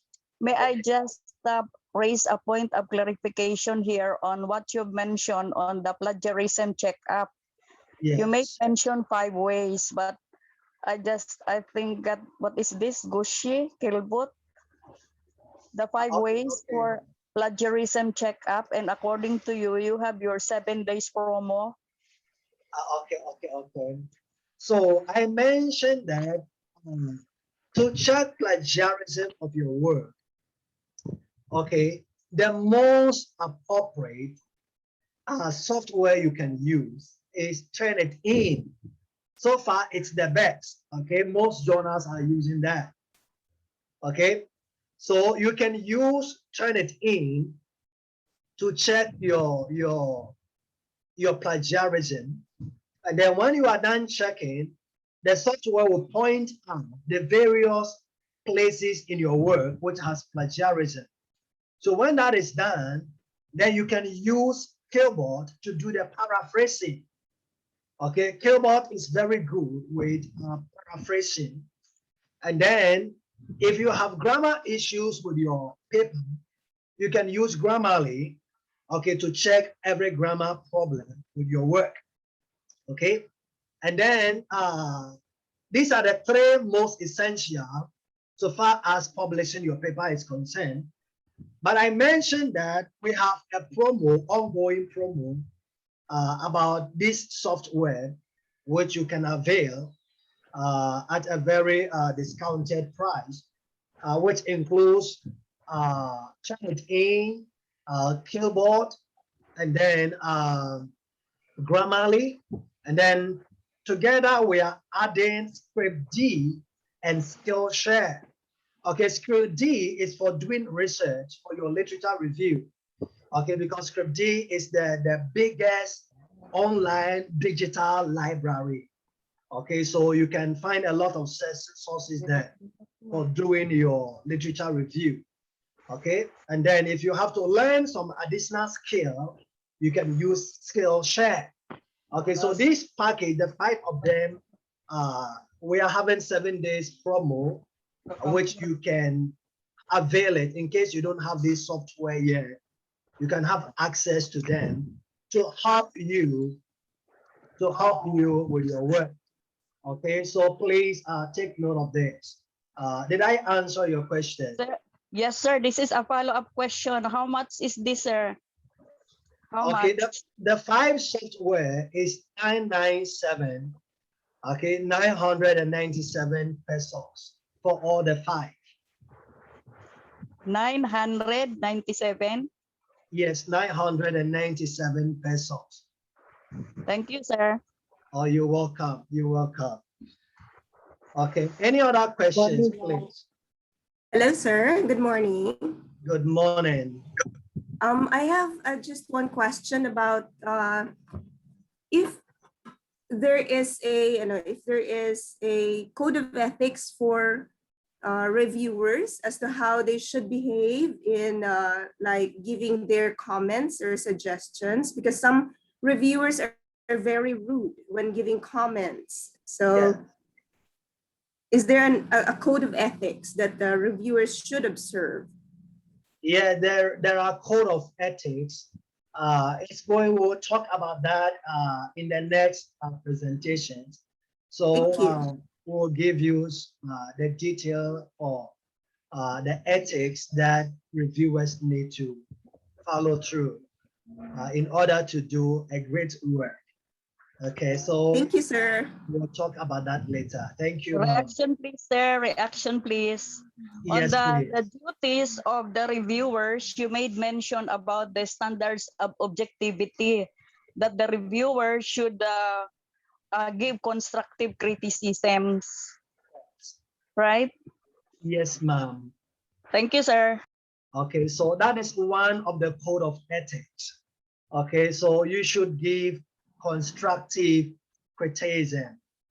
Okay, and then make sure that every comment you give should be geared toward improving the paper. Okay, not to distract the author. Okay, but to make the paper better. Okay, so that is it. Any question, please? Any other Sir, person? excuse me. Yes, ma'am. Is there a precedence before, like an author reporting a certain reviewer to the editor regarding the behavior of the reviewer, like a rude behavior of the reviewer? Was there a case before? Yes, you can report through the editor in Okay. case the reviewer is rude to you.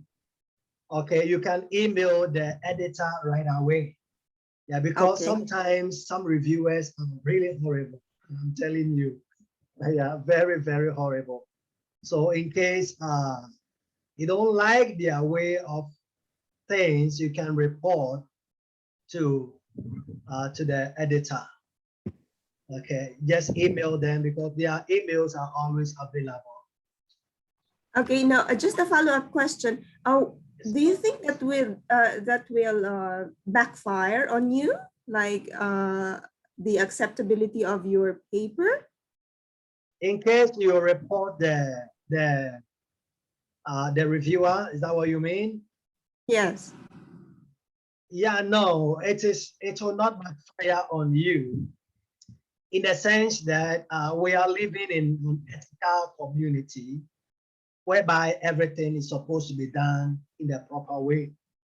Okay, so if ever the reviewer put some comments and then you don't like, okay, this is my personal experience, okay, because I have experienced that before.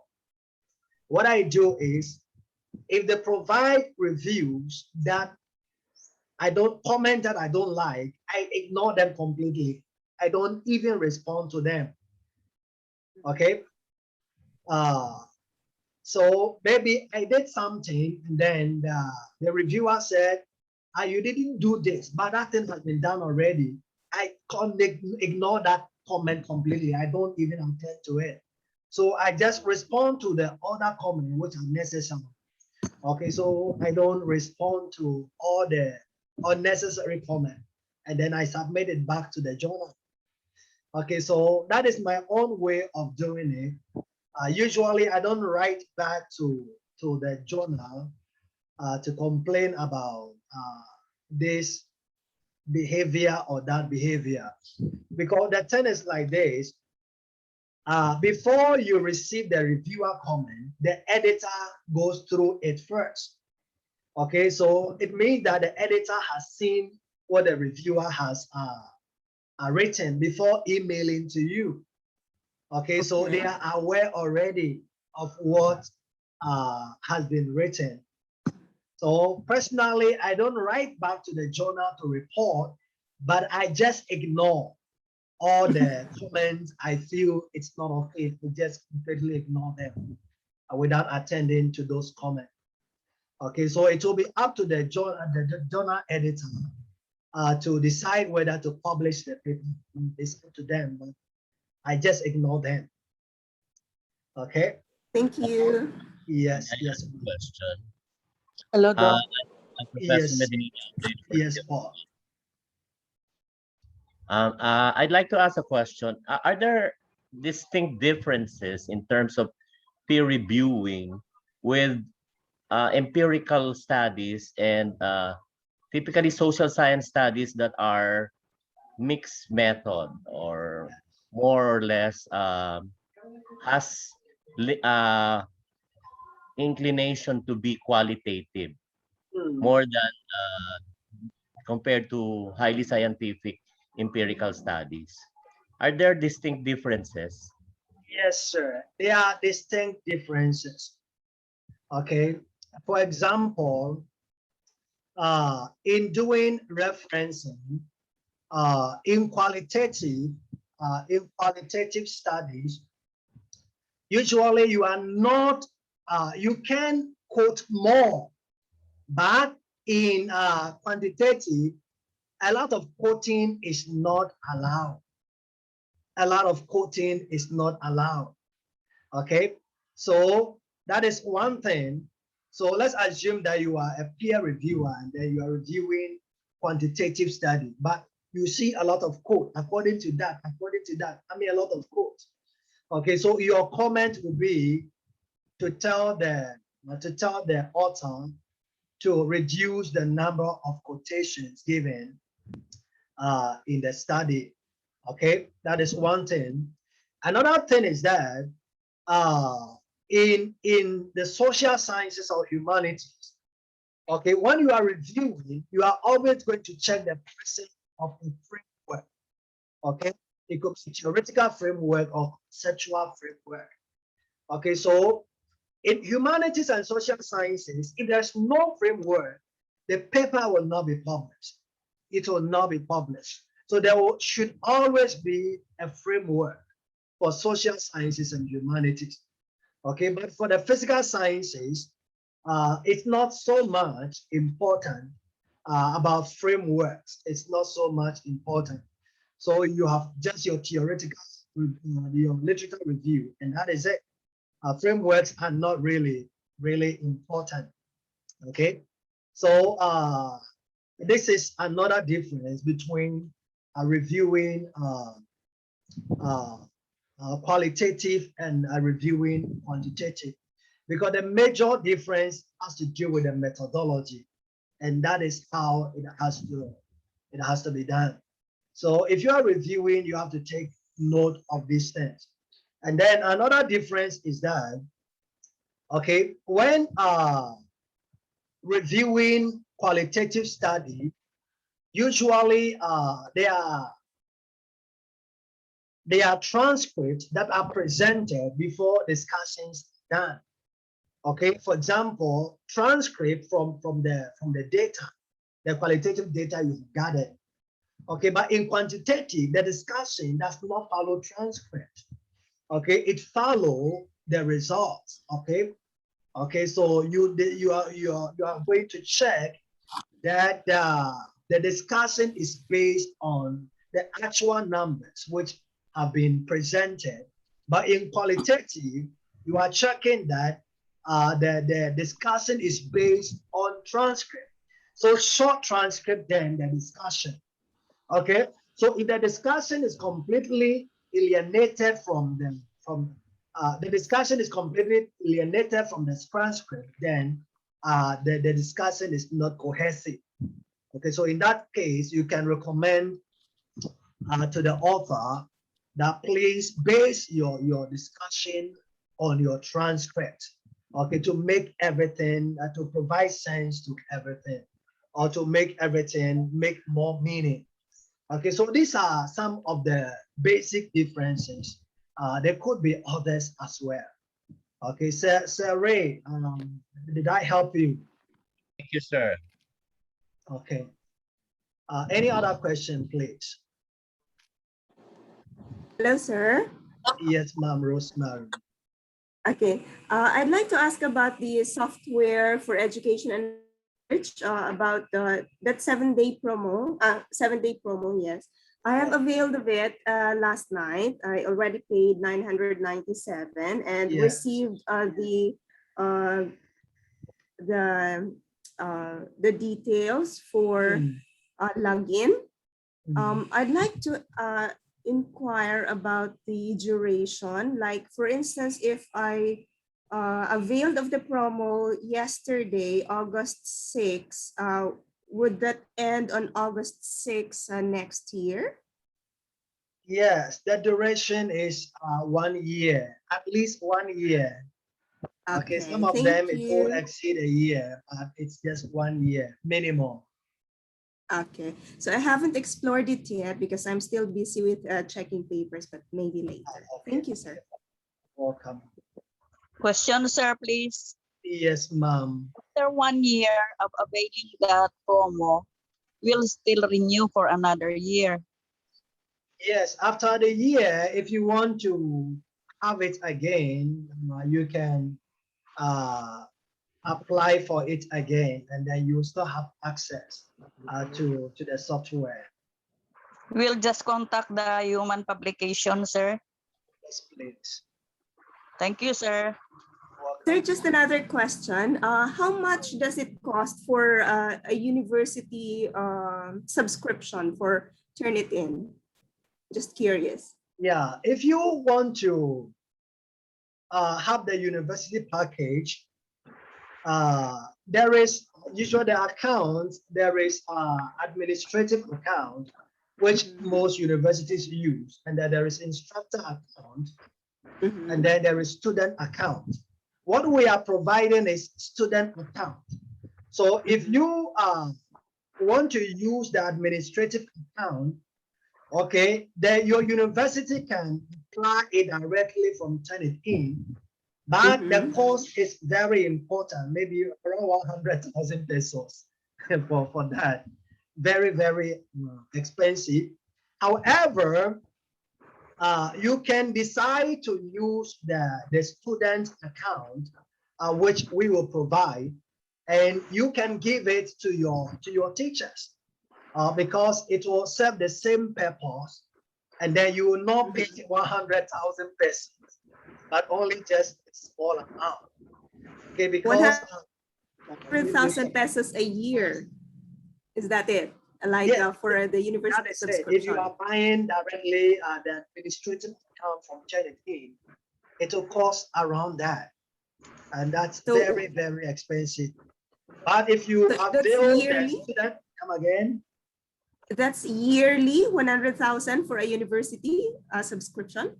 Yes, if you are using the administrative account, okay, Okay. both directly from Turnitin, then that's the yearly. But for more details, you can check from the Turnitin website. If you want to avail the administrative account for your university. However, if your university cannot afford, then you can just use the student account, which is equally serving the same purpose. But this time you are going to pay something very small, okay, very small. Like one of our partner universities, okay, they availed the software for only 10,000, the whole college. Oh, Uh-uh. wow. Yeah, for the whole college. So all the teachers are using it compared to paying like 100,000. Okay, and that's Thank you, very, sir. very expensive. So if you want to avail it for your college, okay, it's just very small amount, and then every paper can be checked. Everyone can check every paper he wants. Okay, so that's how it is. Thank you. Yeah, you're welcome, Paul. Any other clarification, please? Hi, Doc. Hello, Paul. Okay, Doc, I would like to also pose a follow-up question regarding the softwares. Doc, is there also a limitation or in terms of usage for the Again, softwares is you've that mentioned? what? Is there a limitation in terms of usage? No, there is no limitation. You can check Okay. how many So for times you want. okay, for a period of 1 year. Yeah, for a period of 1 year. How many times you want to Okay. use it, there is no limitation at all. Okay. Thank you, Doc. That would be all. Thank you. Okay.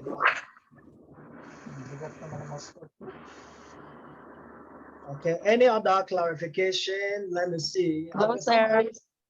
Yes, ma'am. Hello, sir. Yes, ma'am. You made mention that dissertation could be a book.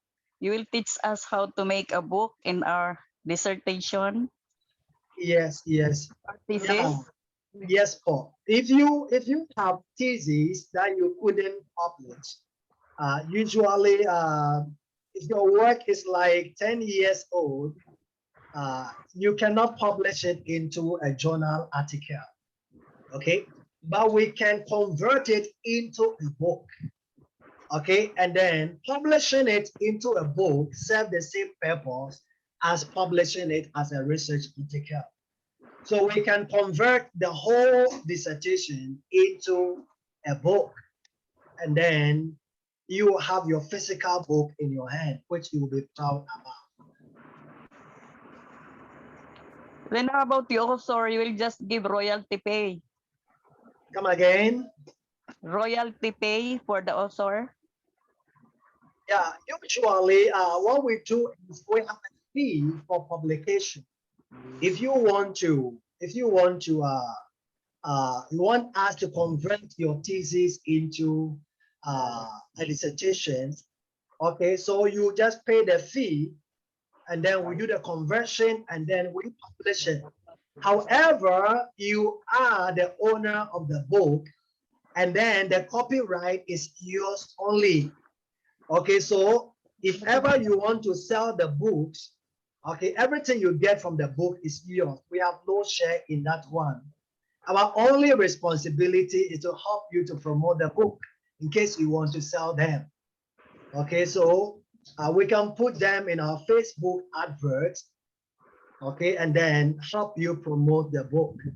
And then we'll put the book also on international bookstores. Okay, your book will be available online.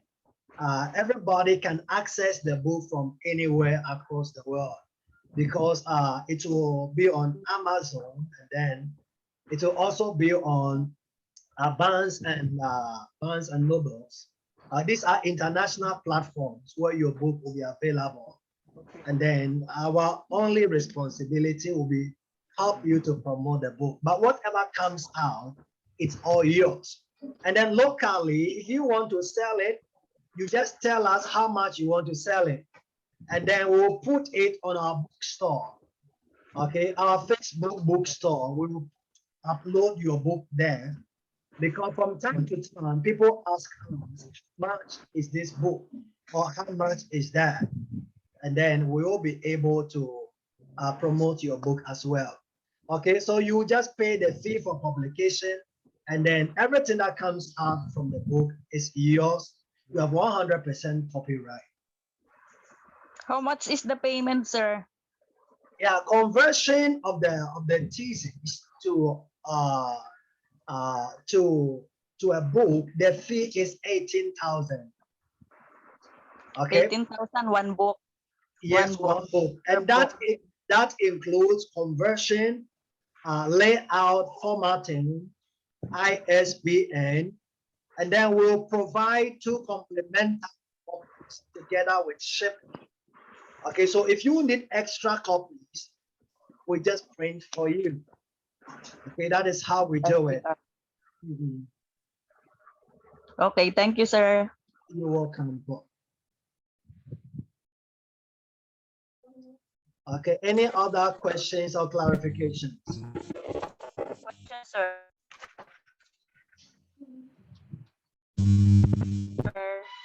Hello. Good day. So you mean you are going to conduct a training on how to write for a book? Yes. Yeah, in the future, we will have a training on how to write a book. Probably that could be our next training, our training next month. How to write a book in case you want to join. Okay, and it's I know. 1 day training, so the fee will be around maybe 1,000. So it's cheaper. Please count me in, sir. Okay, okay, ma'am. Thank you very Hello. Okay, any other question, please, or clarification?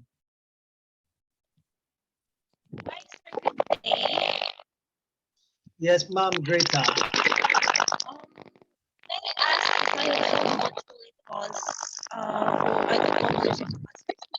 In a credible journal if I am to ask your Ma'am, office Greta, assistant. your sound is not clear. I'm sorry.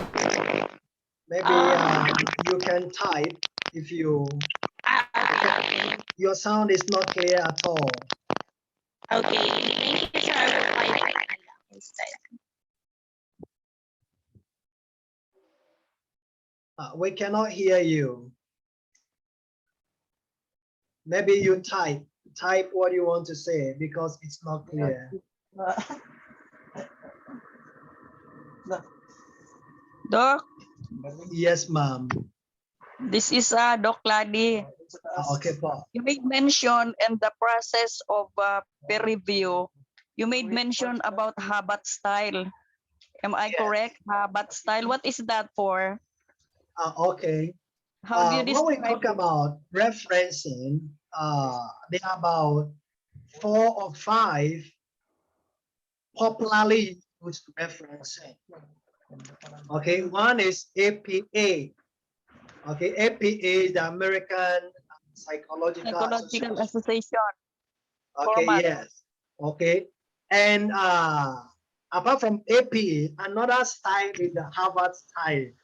Okay, so if you want to know what it is, you can check on Google, Harvard referencing style. You know, it's a little different from the APA style.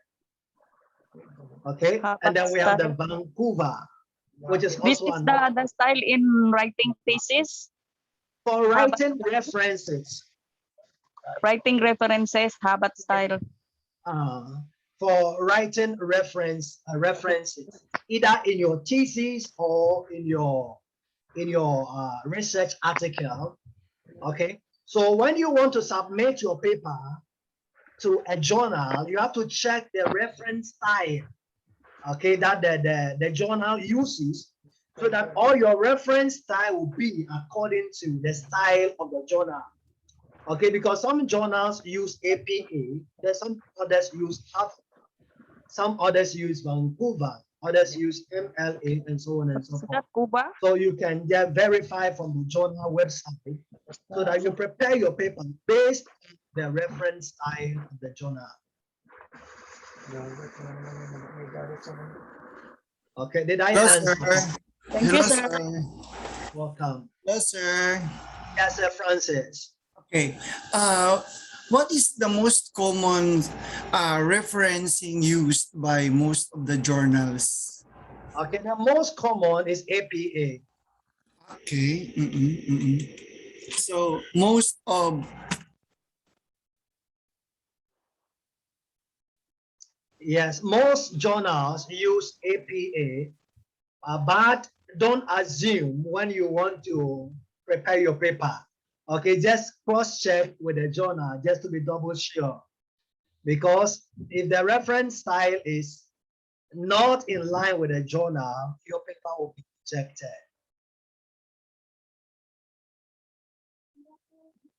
Did I answer your question, sir?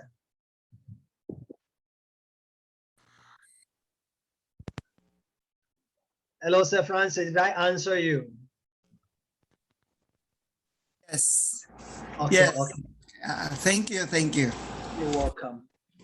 Okay, any other question or clarification, please? Sir, the next training will be on August 14. Yes, the second training for the peer reviewer will be on August 14.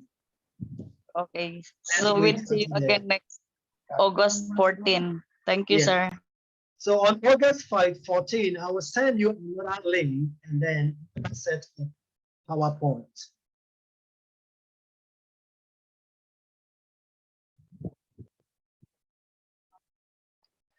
Okay, somebody is asking, do you offer assistance to publish a thesis in a credible journal?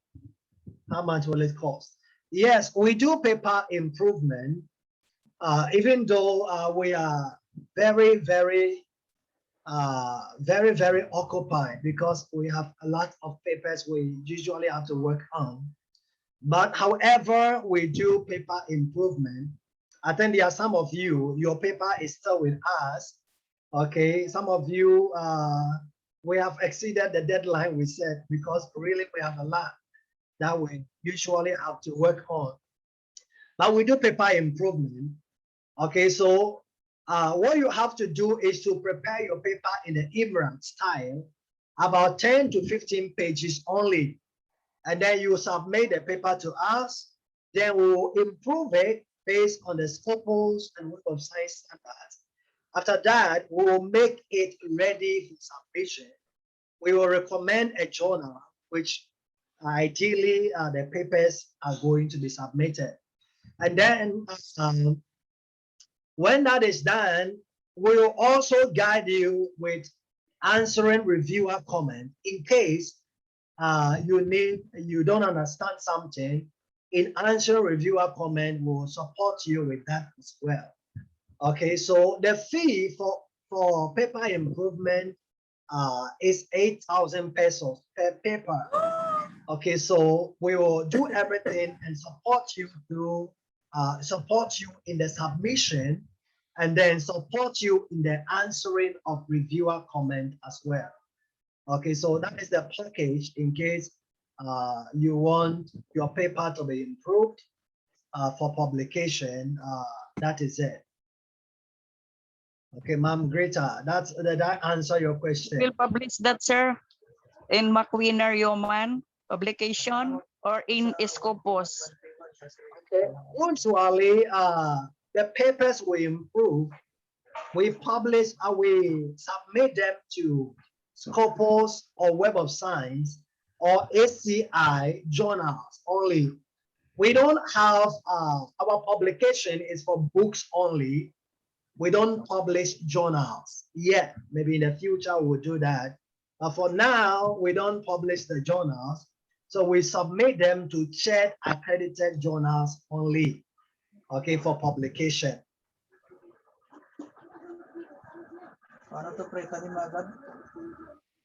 Okay, did I answer you, Paul?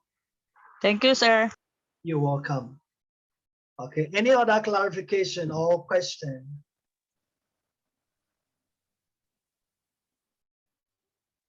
Okay, so if there are no more answers, no more questions, we are going to end the morning session. According to my time now, it's 11:56. Okay, so we are going to have 1 hour break, and then we are going to begin the afternoon session. Okay, at 1 o'clock exactly. Okay, so let's have our break now. Let's have our lunch, and let's come back at 1 o'clock. All right, salamat. See you later. Sir, thank you. 1 p.m. Maraming salamat. Right, Salamat. see you later. Let's.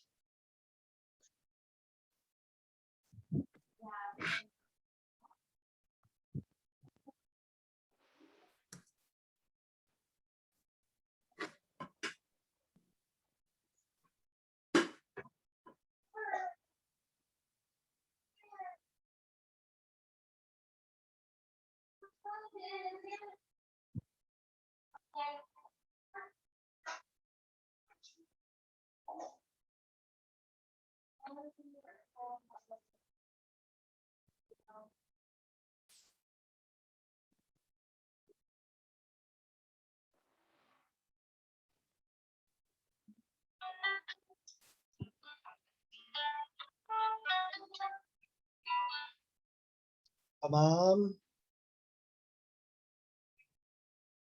Okay, okay po.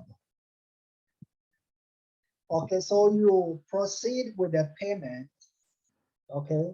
And then after that, maybe around 5 p.m. or 6 p.m., we'll email the software to you. Mhm.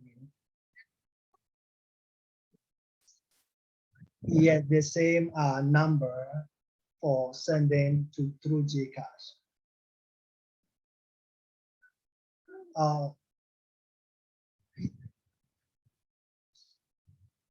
okay, Palawan then. Okay.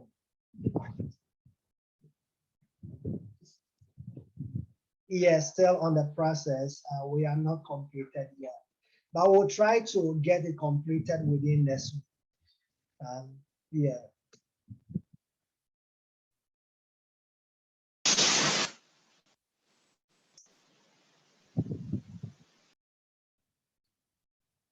Hmm.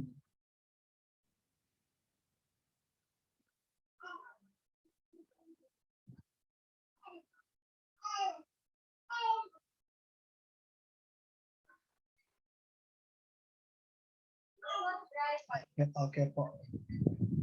Hmm. Okay po. Okay po.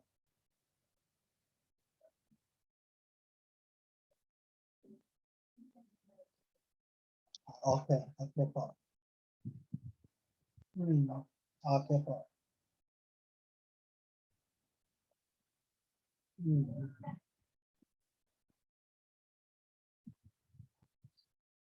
Hmm. Okay. Hmm. Hmm.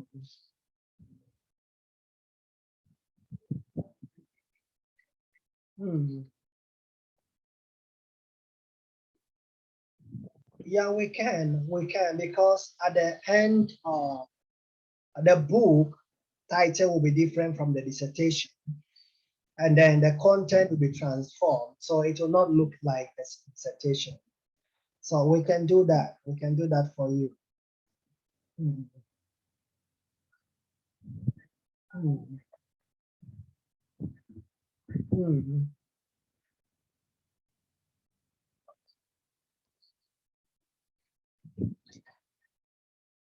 Okay.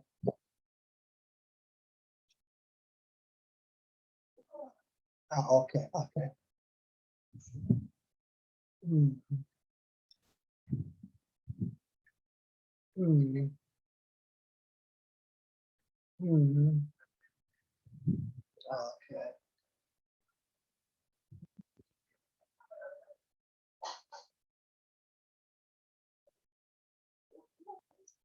Okay. What we can do is we can get one paper at a time.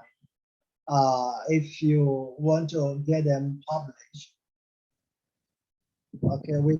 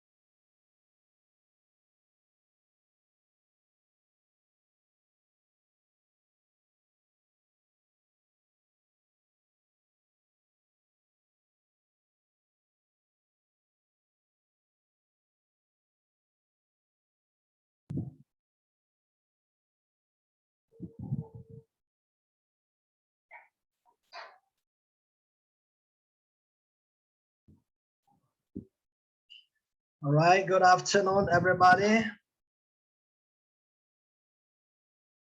So we are going to begin the afternoon session.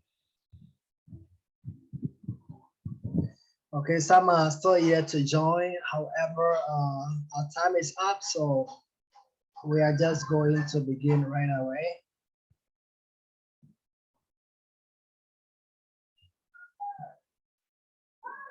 Okay.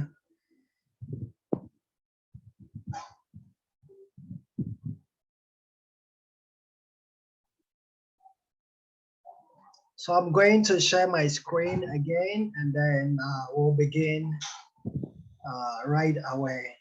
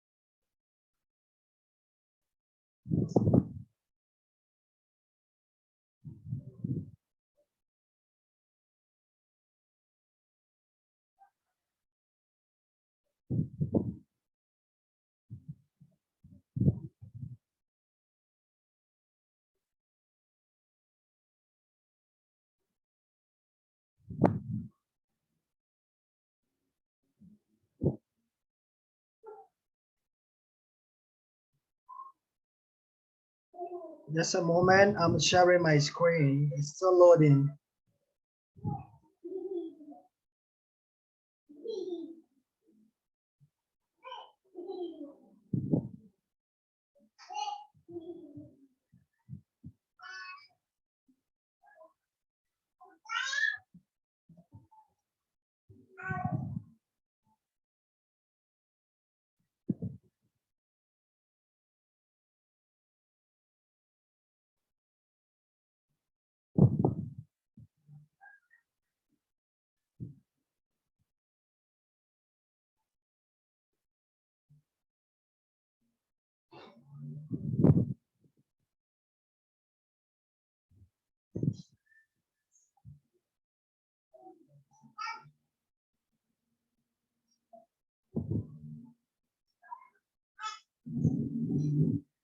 Okay, so the next discussion for this afternoon is going to be,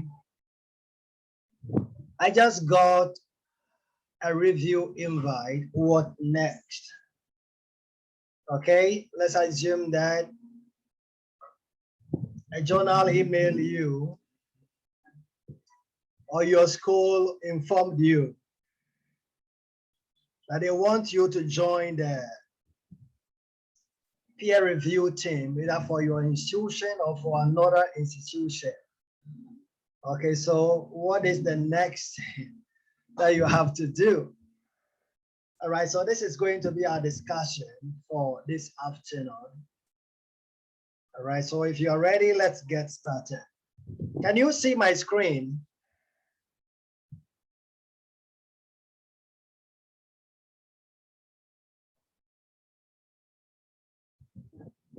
Okay, very good. All right, so let's begin. Okay, so the first thing we are going to talk about is making the decision.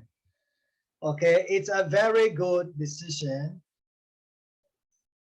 Okay, and then being part of a peer review team is always a privilege because of the opportunities that it brings. Okay, so let's begin. Now, the first question you need to ask is, are you available? Are you available? Okay, so you have to check your availability. Number one, looking at your work commitment. Number two, look at your family commitment and other commitments. So you have to make sure that you have the time before you get committed. Number two, are you an expert in that field? Okay. The field in which you have been invited, maybe the journal was the Journal of Educational Psychology, and your major is pedagogy. So you ask yourself, is it my field? Is it my field? So you need to consider this before you accept the invitation. Okay, number three, have you co-published with the authors in the past? Now, what that means is that, let's assume that you were invited to review a particular paper, but that paper, the author of that paper is like your friend or somebody you published with before. Okay, so if you are going to accept the invitation, it means that there's going to be a conflict of interest. So in this case, what do? Okay, you have to tell them there's a conflict of interest. Okay, then number three, have you worked at the same institution as any author? And what that means is, okay, you have to check that the author whose paper you are going to review is not from your institution, or is not somebody you know personally. Okay, and then number five, are you related to the author? Do you have some relation? Is it your cousin, your brother, your friend, or something? Okay, so you have to check all these things. And then the last thing here is, can you keep confidentiality? Okay, can you keep confidentiality? So like we mentioned in the morning, you will need to keep everything confidential. So if you are the type of person who lets every cat out of the bag, then it means that you can do this kind of work, because you cannot keep quiet over the things you see. All right, so these are some things you have to consider when making decision whether to accept or to reject. Now, if you decide to accept the invitation to review the paper, now check the general instruction and journal specific requirement. Okay, so you need to check.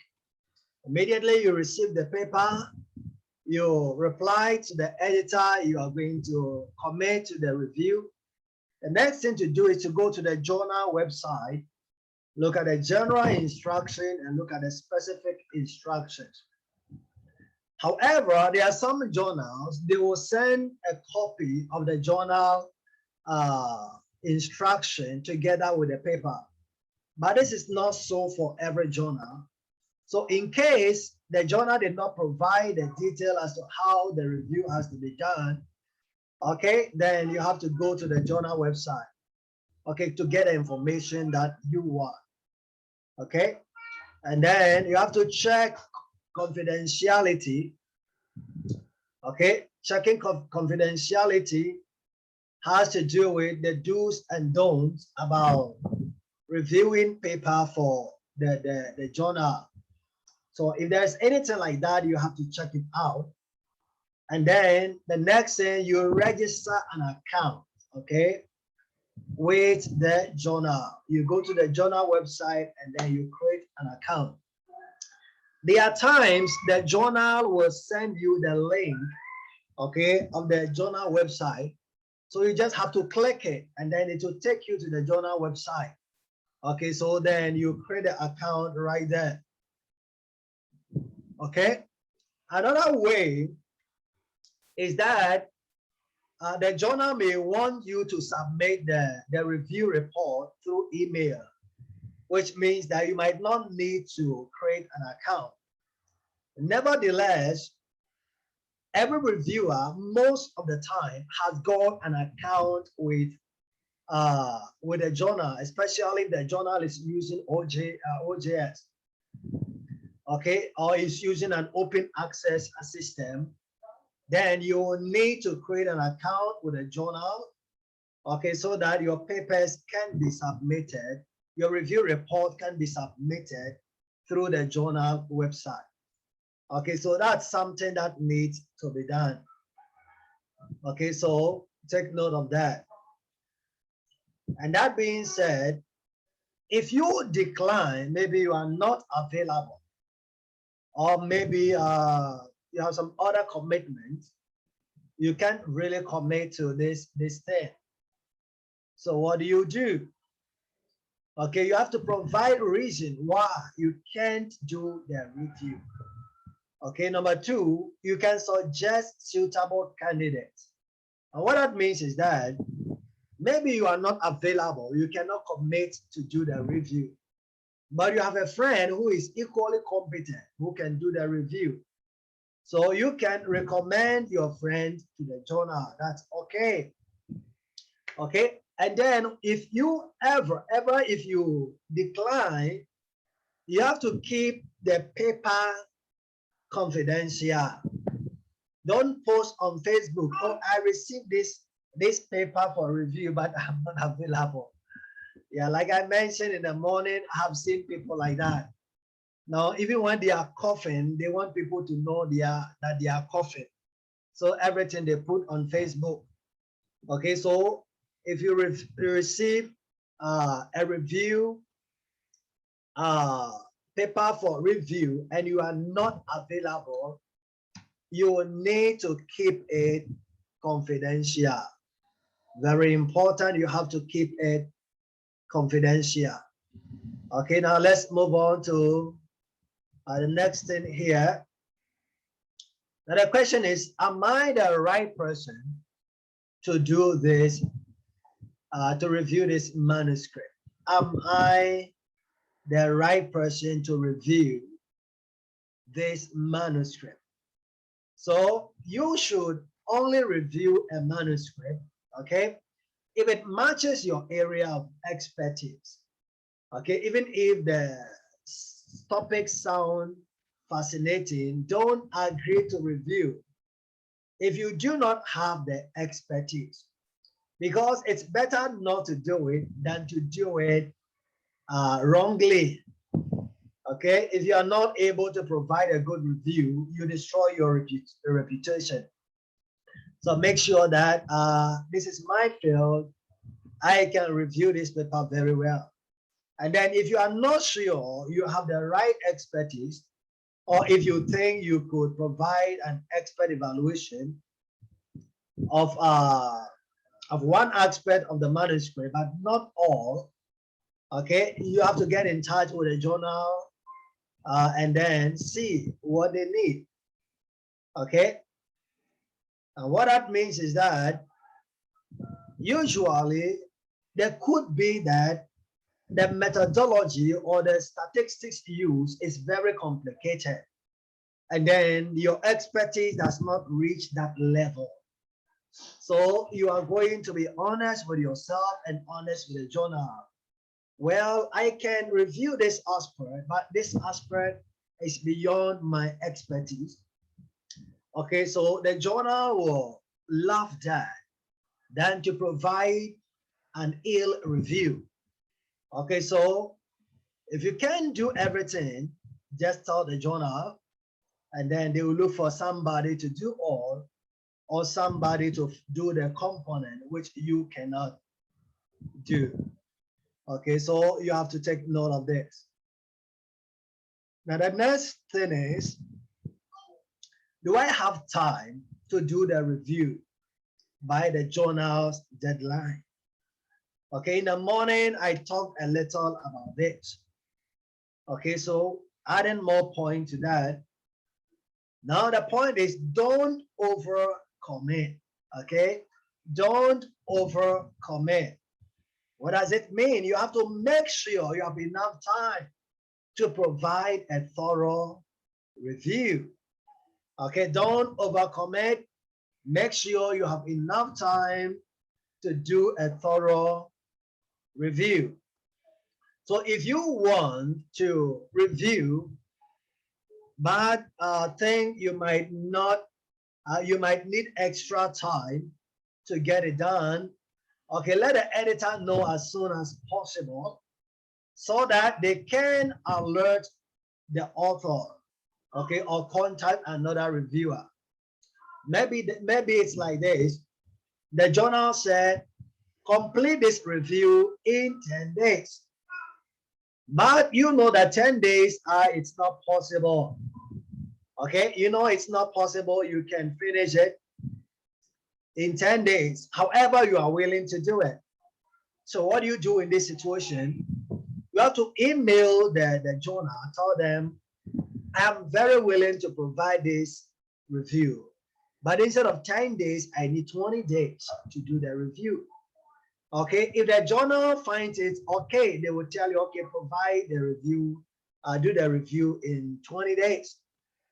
If they think 20 days is too much, okay, they will say, okay, we'll find another person to do the review. Okay, so these are some of the realities. So if you want to review, but you think you might need extra time, like I said, then please, you have to inform the journal. Okay. Now the next thing here is, can I provide an objective review? Can I provide an objective review? So before you respond to the invitation, okay, you need to check the author list in case you have past or present collaboration with any of the authors. We talked about this already. So you should decline invitation, okay, if an outside observer might reasonably think that your review was negative or positively biased by a competing interest. Okay, sometimes the editors can know that, look, this review is biased. Okay, if they sense this, you put your credibility in danger. So what do? If ever you know you cannot provide an objective review, decline it right away and provide reason why you can't do the review for that particular paper. Okay, that is very, very important. Okay, so that needs to be done. And then the next question is, why get involved in peer review? Why do you have to get involved in peer review? In the morning, we talked a little about this. Okay, so let's add some more points to that. Okay, so serving as a peer review, okay, looks good on your CV. Okay, and it shows that you are an expert or your expertise is recognized by other scientists. Okay, so if you submit your CV and then it's there, reviewer, peer reviewer for blah blah blah journal, it looks good. You gain more respect and recognition. Number two, you get to read some of the latest science in your field well before it gets into the public domain. And then number three, the critical thinking skills needed during peer review will help you in your own research and writing. And what that means is that as you read, you develop your brain. And then as you read, you learn new information. So if you are reading in the area of your field, it means that you are broadening your knowledge base. And then when that happens, in case you want to write your own research, now you have a wide range of ideas on papers published. Okay, so you will be able to do a better job, okay, in writing your own paper after you become a peer reviewer. Okay, now how to get involved in peer review? How to get involved in peer review? Now let's get on right away. Number one, develop your peer review skills. If your goal is to be a peer reviewer, okay, you have to develop the skill. Okay, so despite the vital role peer reviewers play, it's rare for journals to provide any formal training. Okay, so far as peer review is concerned. So usually journals do not provide training. And then even private training organizations, only few of them provide training on peer review. And one thing I have noticed is that writing research is very different from publishing research. If you go out there, you can meet so many experts on research writing, but not so for research publication. Why? Because you have to prove your expertise by your accomplishment in publishing papers. Okay, and that is why you need to develop your skill. Okay, you need to take up the trainings, and then you have to get papers published as well. Okay, so you need to be proactive and develop your skills and understanding of peer review process. Okay, by attending series of training and using other resources. Okay, I'm sure you have heard that Rome was not built in a day, and that is true. It takes time to become an expert reviewer, but then you have to start. So if you will not start the journey, then you will not get to your destination. So you need to take series of training. Taking one training does not make you an expert. Okay, taking one training does not make you an expert. So then what do? You have to take series of training. Okay, one after the other. Okay, and then together with writing papers and publishing, you become a good and competent peer reviewer. Okay, and number two, get some practice. Get some practice. And then what that means is once you've done some initial training, okay, it's time to put it into practice. Okay, so don't be like the fisherman who finished a PhD in physiology but never went to the river to fish. Okay, if you have a degree in fishing or a PhD in fishing, and then you have never caught a fish before, you don't become a fisherman. Okay, so after all the training, you need to get some practical practice. Okay, so you could first observe your school journal.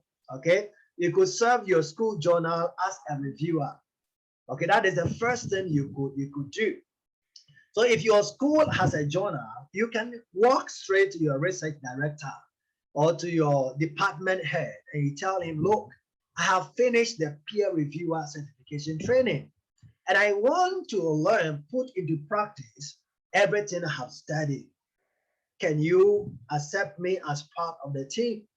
And I'm very confident that almost every head of department will welcome you into the team, okay, to practice everything you have learned.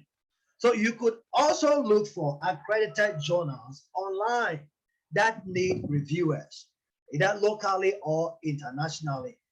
So here in the Philippines, there are so many school journals. Okay, almost every university or college is being required now by chair to have a school journal. So which means that they are going to need more peer reviewers. So you can simply write, okay, to the journal. And then when you write to the journal, okay, you will have the opportunity, okay, you have the opportunity to to serve as a peer reviewer. Okay, so that's something you can do. Okay, so you can make use of that opportunity and then get some practice. Let's continue.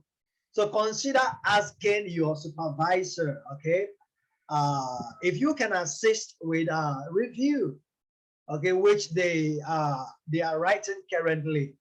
So you can talk to your dean or your college president, or you can talk to your colleagues, okay, if you can review their work for them, okay.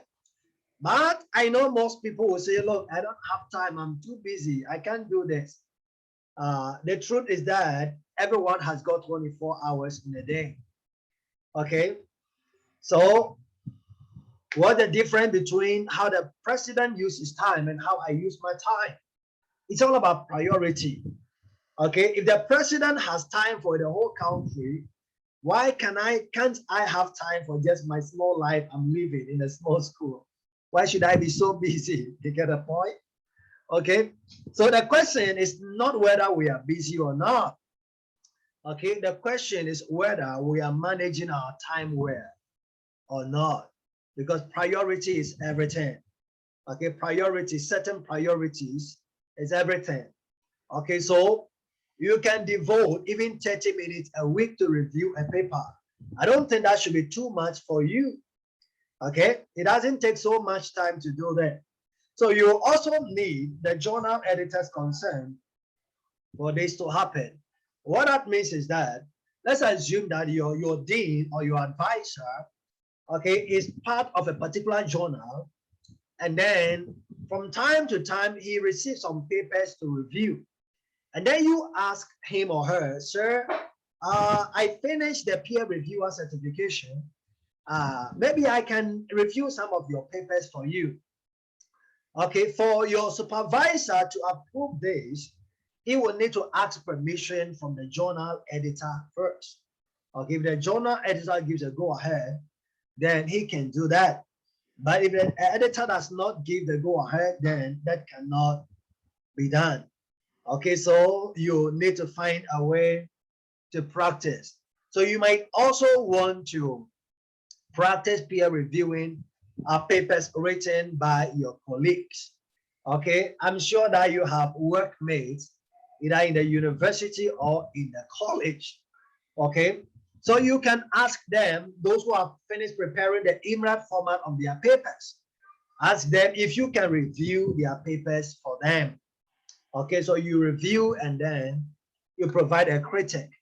So this more informal pre-submission, this more informal pre-submission review is common practice among researchers.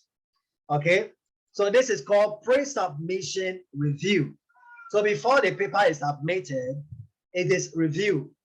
Okay, so if you know some of your colleagues, they are really eager to publish their papers, they are done with everything about to be submitted, you can talk to them and then they will give you the chance to review the paper and then provide your feedback.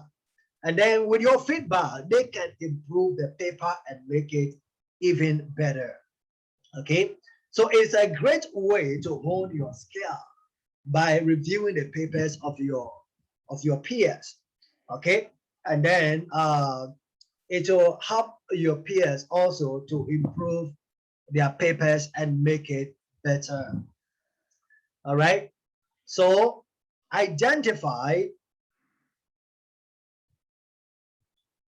the journals you want to review for. Okay, so now you are done with the training, and then you want to submit your paper, you want to review for a journal. Okay, you've done some review in your school and so on and so forth, but you still want to hone your skill even better and better. So what you do, okay, you can identify some more journals that you can review for. And what that means is that you can start by creating a list of journals in your subject area. Okay, that you may want to review for. So do your research online, browsing by subject area or by using keyword to find the most relevant titles. So when that is done, you target a small number of journals, okay, which most closely match your area of expertise. And then you read up their aims and then the scope. So you check all these things. Then browse recent issues. Okay, issues here means publication. Okay, recent issues. Okay, to see if what kind of papers have been published, which are particularly related to your area. Okay, you might even be able to find their reviewer and author guidelines or an editorial policy of the journal. Okay, so you are going to check all these things. Okay, if your desire, if you are really you want to go into reviewing or being part of a journal editorial committee, these are some things that you can do. Okay, one thing is that editors will be more likely to contact you, okay, for a peer review if they can see a clear link between a submitted manuscript, okay, and your own expertise. So it pays to be diligent at this particular stage. Okay, so you have to keep on searching for journals that you can review for. Okay, and then when you submit your application, sometimes it takes months, they will not even reply. But if they don't reply, it doesn't mean that your application to be a peer reviewer has been neglected. No, usually they will contact you only when they have a paper that is closely related to your area of expertise. Most of the time, that is what happens. There are other journals who will contact you or reply back. Okay, reply back immediately. You message them with your intention to review for the journal. But there are some journal, they will not reply to your email until, okay, there is a paper that is most suited for your area of expertise. Okay, so you have to take note of this. Now, number 4, use your academic and professional networks. So if you want to be a peer reviewer, this is one of the things you can do. So once you know the journals you want to review for, okay, you can contact the editor, okay, or your mentors, if ever your mentors are connected to some of those journals, okay. So some journals have large editorial boards. So check the online board listing, okay, in case you know someone who could introduce you. Okay, from my experience, usually for the journals that I serve as either reviewer or for editor, from time to time, they will ask us, the editors, to recommend somebody, okay, to join the editorial team, especially if the workload is getting big, okay? So your advisors or your supervisors may be connected to a journal, okay, and then they can recommend you to be a reviewer. So when you are recommended in that way, it's easier for the journal to accept you, okay, easier than you trying to apply by yourself, okay. This isn't a mandatory step, okay, in the process, but it can help if you have a personal introduction or let's say a mutual connection when reaching out to the journal. So these are the realities you have to understand. Okay, number 5, you can also contact the editor directly. You can contact the editor directly. And what that means is this.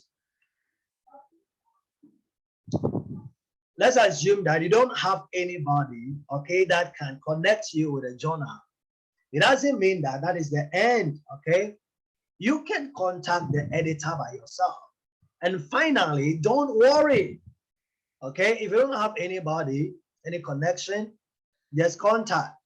So you go to the journal website, get the what do you call it? Get the email address or the contact number of the editor, call them or email them, and that's okay. You get it? That is okay. So email them, and then whatever your intention is, they are going to respond to your email. Okay. So if ever you cannot find the email address on the journal website, okay, try looking for the editor's institutional profile. So usually the editors are connected to some institution. Okay, so in that case, you can easily check their profile either on Google Scholar or in academia or ResearchGate. Usually their profiles are there. So you can look for the editor's profile and then you will find the email address there. Then you can email the editor. Okay, it's simple as that. Okay, so when you contact an editor, okay, these are some things you have to take note of. Okay, take note of this. Okay, let them know you'd like to get involved with peer review. Okay, so in your email, you have to tell it clearly that you want to be involved in peer review. And then you have to also demonstrate your knowledge, okay, of the of the journal. Okay, in your email, you have to tell how you got to know about the journal and then how you like the journal. And then highlight any previous experience or qualification or publication that might be relevant. Okay, and what that means is that in case you have taken a certification, you have to indicate in your email, okay, that you have taken the peer reviewer certification and you want to practice it. In case you have published some papers already, you also need to include that in the email that you have published paper in this and that or that. Okay, so in that case, they know that you have some experience. Okay, and then you have to attach your CV as well. Okay, you have to attach your CV as well. Okay, I mentioned this a while ago. There are times when you email them, it will be delayed or even declined. But if that happens, don't be disappointed. Okay, as it may take some time before you receive, before the journal receive an article which is really related to your field, okay, or your expertise. So if your application to become a peer reviewer is declined, what you have to do is to ask why your application was declined, okay, so that you could improve your chances of being accepted as a reviewer in the future, either by that journal or by another journal. So you are going to ask why there was a decline. Okay, now let's look at tips for getting started as a peer reviewer. Okay, some tips that can help you to rise faster. Okay, so number one is update your public profile. This is very, very important. You always need to update your public profile. Okay, so what that means is that you have to keep your CV and your account inside, such as in sites such as LinkedIn, like ResearchGate, like academia, and so on and so forth. Okay, so your public profile should also include your CV. Okay, and then your areas of expertise usually become the keywords when people search. So you have to put it there, okay, to make things known. Number two, you have to be findable. Okay, what that means is that You have to make sure your email address is easy to find, okay, and up to date. Okay, you should check your emails every day. I know some of you, or even most of you, will be guilty about this. Okay, there are some of you, if somebody will type your name on Google, the first thing that pops up is Facebook. Okay, the first thing that pops up is Facebook. But honestly, if you are a professional, especially you are a teacher in the university, when people search your name on Facebook, on Google, the first thing that pops up should not be Facebook. It should be your publication. It could be your presentation, your conferences, the book you have written, and so on and so forth. Okay, so these are the things that need to appear on the internet, not Facebook first. Okay, and then there are some of you too, you don't check your emails every day. Please, if you are like that, you are not a professional. Okay, if you are teaching in a university, or you are a lecturer, a professor, instructor, and you are not checking your email every day, it's not good. It's not good at all. You have to repent. Okay, so as a professional, you have to check your email every single day. Okay, and the good thing is that if you are using a smartphone, okay, you can receive notification every time you receive email. Okay, there will be notification. Okay, so in that way, you will not miss any email that comes. Okay, there are some people, if you email them, it takes 4 years before they see the email you have sent to them. And that is not okay. So we have to check our emails every day so that you can respond to every email that you receive. I mean, every important email, not spams and all those kind of things. Now, number 3, read, and read. Okay, so what that means is that as a reviewer, you need to stay up to date in your field. So when you read an article, I mean, you have to think about how you would evaluate it if you were reviewing it for a journal. Okay, so it might not only be for peer review, but I mean, you are reading it just for your own sake. So in that case, every time you read, you have to think like a reviewer. Okay, think as a reviewer every time you are reviewing. What that means is that when you are reviewing, you are thinking about the strength and the weaknesses of the paper. Number 2, you are making suggestions for improvement. Okay, and then number 3, you are checking all other things, okay, that is related to the paper and how the paper can be improved. Okay, so every time you are reading, if you are thinking like that, it means that you are thinking like a reviewer. And also articles that are published, okay, with reviewer comments online, you can also read them as well. Okay, so that's all very important to make you a better reviewer. Number 4, keep up the good work. Okay, keep up the good work. Usually editors often select reviewers, okay, by looking at the references in published articles. Okay, that is one way that editors look for reviewer. Okay, so assume a paper is published, they check the references.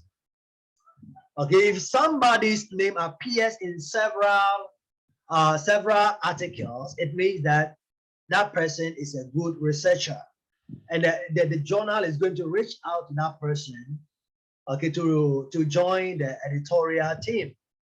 Okay, so you have to keep up publishing papers. You don't stop. Okay, maybe you publish 1 or 2, and then you think you have arrived already. Not yet. You will still need to keep on publishing. So by continuing with the conduct of research and report result, you help editors to find you, okay, and match you with the kind of studies you want to read, okay. So we have to keep on publishing papers, okay. Ideally, if every year, if you can publish like 2 to 3 research papers, that would be awesome. Okay, so if you cannot publish 2 to 3, you can target 1 research a year. And then if you are advising a student, okay, you can advise like 2 to 3 a year. That's not bad. So in a year, you are going to get like 4 researches attached to your name. Okay. If you are not working in a university whereby you can have opportunity to serve as advisor, it means that you have to do everything by yourself. Okay, you have to do the research, everything by yourself. But even in that way, you can also write reviews, and even it could be book reviews or literature review. So whichever way you can get some work published as fast as possible. Okay, so these are some of the things you have to know. Now, number 5, get a unique personal identifier. I'm sure that most of you are familiar with ORCID ID, right? Okay, so you need to get it, get an ID. If you don't have an ORCID ID, after the training, just go online and then sign up, get an ID. Because with your ID, you can easily be found as a researcher or as a reviewer. Okay, that's really, really easy. Okay, and then the next thing is find a mentor. Find a mentor. Okay, it is said, or it has been said, that there is no shortcut to success, and that is true, except one shortcut. The only shortcut to success is called mentor. Okay, a mentor can make things super duper easy for you if you will make use of them. So let your supervisor know that you are interested in doing a peer review. And then if you might ask if you might be able to co-author, okay, a review article, co-author a review or review an article for your supervisor. Okay, so in this case, you are going to get opportunity, okay, to be mentored. Okay, so you can review the article for your supervisor, or you can write an article with your supervisor.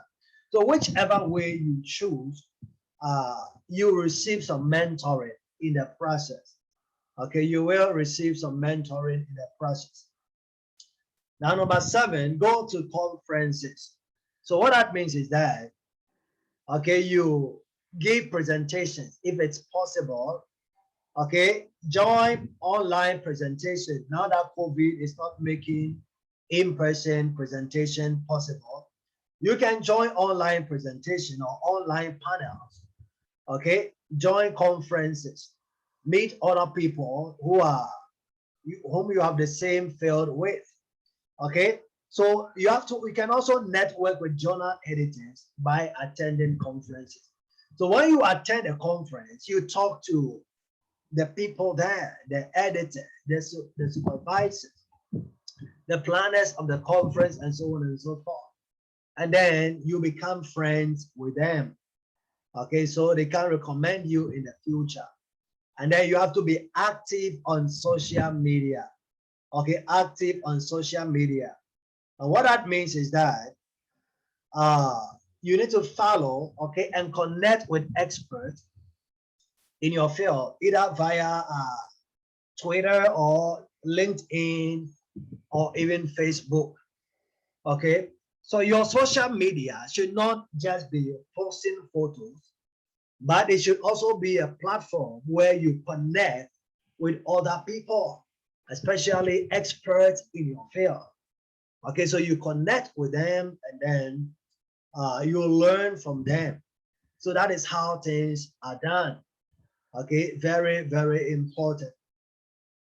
And then number 9, join a journal club. Join a journal club. Okay, when we say journal club, it could be a local club in your school, or it could even be an international club. So what can you do? Just find or form a group, okay, in your university or institution, okay, to get practice evaluating research with your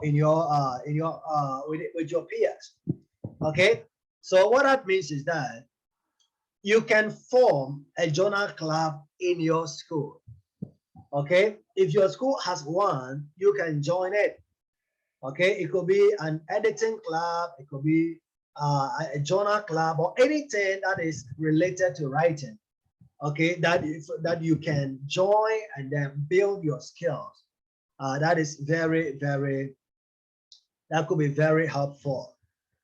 Okay, so we are done with that, and then let's look at how to review an article. How to review an article.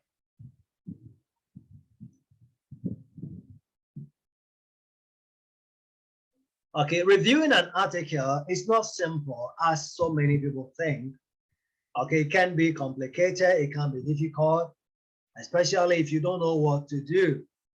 But if you know what to do and you master it, okay, then it becomes easier.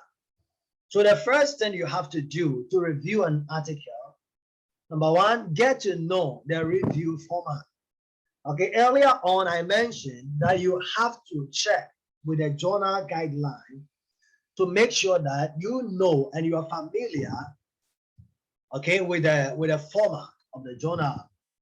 Okay, and what that means is that a manuscript review is made up of 3 sections. Okay, if you are reviewing a paper, okay, you can do it in 3 sections. Okay, number 1 is the rating form. Okay, rating form. So the editor will provide you with a rating form which you will use to review the manuscript. Okay, so you are going to have access to that. Okay, and then usually the form is made up of a list of attributes, okay, that will lead you to answer the central question. And the question is, do you think this journal article should be published? Okay, should be published or not? Or do you think this manuscript should be published in this journal? Okay, so at the end of the day, you should be able to answer that question. You should be able to do that. Okay, and then a note to the author. So apart from the form, you will also be given a note to the author. So usually 1 to 2 pages only, and then it constitutes the bulk of the review. Usually the note to the author is like more than 60% of all the comments you have to write.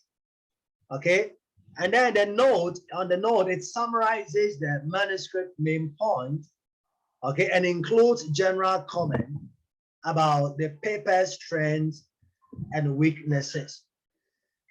Okay, it also provides the authors with constructive feedback, okay, as well as a roadmap for arriving at the best possible version of the article. And what that means is that, okay, the form, okay, which you are going to give to the author has a guideline that will help you to write down your feedback after you are done reviewing the paper. Okay, and then you put down all your feedback, you do everything, and then it's all done like that. Okay, so the third thing is a note to the editor. Okay, a note to the editor. So this brief text conveys confidential comment. Okay, this you are going to write confidential comment that the author is not meant to know. Okay, so This includes whether the element of the paper is beyond the reviewer's area of expertise or not. Okay, so you'll be given a guideline to follow, a note for the author, and then a note for the editor. So you have to write all these things, okay, as part of the review process. Now, when that is done, familiarize yourself with a journal. Okay, familiarize yourself with a journal. So after you have read the manuscript, okay, and before you start writing, your comment about the article, okay, score the journal and pay attention to how articles are presented. Okay, so you can download maybe 2 or 3 articles from the journal website. Look at how the articles have been written, okay, to give you a fair knowledge about what to do, okay, or how you are supposed to go about your review. And then you have to take note of the formatting. We talked about this earlier. So the formatting is very important. You have to take note of that. And then the order of the sections, okay, and the level of detail expected in the articles. And what that means is that when we talk about the order of the formatting, almost every journal has got a different style. For example, some journal, they number the sections. So we have I, 1, 1.1, 1.2, 1.3, then 2, 2.1, and so on and so forth. There are some journals, the formatting does not include numbering of the section or the subsections. Okay, so you have to note all these things. Okay, and sometimes it's double spacing, others single spacing, others 1.5, 1.15, and so on and so forth. So you have to check all these things and make sure that you know what the journal wants, okay, before you begin with your review process. So check it out. And then when we talk about level of detail, usually in the discussion, okay, there are some journals, the results and discussion are together as one, but there are some other journals, the results section is different from the discussion section. Okay, there are some journals, usually the conclusion is different from the discussion. Okay, so there is a section for conclusion, there's another section for recommendation, and so on and so forth. But this is not the same for every journal. Okay, I have seen some journals, the discussion and conclusion are together. So there are no 2 separate sections like discussion and conclusion. No. Okay, there are even times where the discussion, conclusion, and recommendation are together as one section. And you have to take note of this. Okay, you have to take note of this. So that is what it means by familiarizing yourself with a journal, okay, so that you will be able to do a good thing. Okay, so editors will often give you a list of instructions, okay, for your review as well. There are times, not all the time. Okay, so also find out the journal's policy regarding reviewer anonymity. Okay, some journals keep both the author and the reviewer anonymous, while others give both parties the option to remain anonymous. Okay, so like we said, we have single blind review, double blind review, and triple blind review. So you have to check all these and make sure that this journal is using this kind of blind review so that you don't put yourself into trouble in your review process. Okay, this is something you have to take note of. Now, number 3, know what to look for. Know what to look for. Well, what that means is this. Many journals provide reviewers with criteria, okay, criteria for evaluating each section of the manuscript. Okay, however, in general, ask yourself if the article meets the following benchmark. Okay, so this is like a general criteria.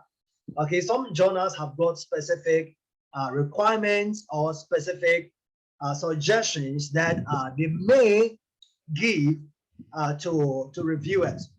Now, this is a general rule, and the rule is overall, it makes a meaningful contribution to the field. Yes or no? Okay. So if overall the paper makes a meaningful contribution to the field, then it means that the paper scores a point for that. Okay, number two, the science underlying the main idea is strong. Yes or no, true or false? Okay. And then number three, there is no significant gap in the literature. Okay. So what that means is that your discussion of the literature is coherent. Okay. There is no spot or gaps that you did not tackle. And then number four, the results have not been previously published. You get a point? Okay, so in this case, okay, you can say that the article or the research paper meets the criteria. Okay, now let's look at some more.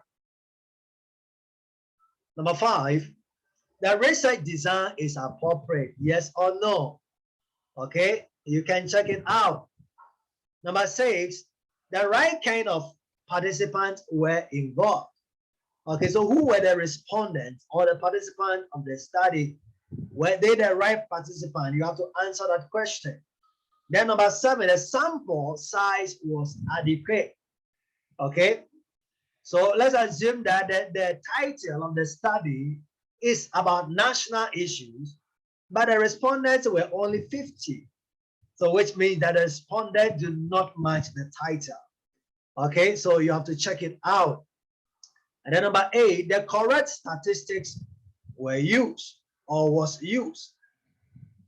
So you are going to check this, yes or no, true or false. So you have to check this as well. And then number nine, the interpretation of the data makes sense, true or false. Okay, if it makes sense, it scores some points. If it doesn't make sense, then it loses point. And then number 10, the findings are important and interesting, okay, to the journal's readers, true or false, yes or no. Okay, so you have to answer this one as well. Okay, so the answers to this question will determine whether the paper should be accepted or the paper should be rejected. Okay, so this is like a general guideline. This is like a general guideline. However, some journals have got some small specific guidelines which will help you to do the review work and then do it well. Okay, so the methods are explained. The next one, the methods are explained well enough that the experiment can be replicated, true or false. You got it? Okay, next one, the discussion section integrate the finding with relevant theory rather than simply rehearsing the introduction, true or false. So usually every discussion, okay, should have two levels. For journals, if the discussion and then the results are together as one section, then that should have three levels. But if the discussion is a separate section, then your discussion should be in two levels. So level one, you are going to tell the meaning of the findings or the implications of the finding, the inferences you make from the findings. And then number two, you are going to connect, okay, the implication of the finding with theory and then with other studies would have been conducted in the same field or on the same topic. Okay, so don't just repeat the introduction in your discussion. No, you need to break the result, the implications or the inferences with literature and theory. Okay, that is what you do for your discussion. Okay, so then the next one here, the writing is high quality. So high quality writing, we are talking about the English usage, the grammar, the structure, and so on and so forth. So as a reviewer, you are going to check that as well. Okay, that everything is done in an appropriate way. Okay, everything is well written. Okay, and then number 4, accept, reject, or revise. Usually these are the 3 major decisions, okay, that you are going to suggest to the editor of the journal or to the editor-in-chief. So at the end of your process, you will have to recommend, okay, whether the journal article should be accepted, rejected, or revised. Okay, you take note of this. So unless you accept the manuscript as it is, okay, an extremely rare decision, I mentioned this earlier, that usually journals do not accept the article right away. It rarely happens, okay? So you would need to suggest ways to improve the paper for resubmission.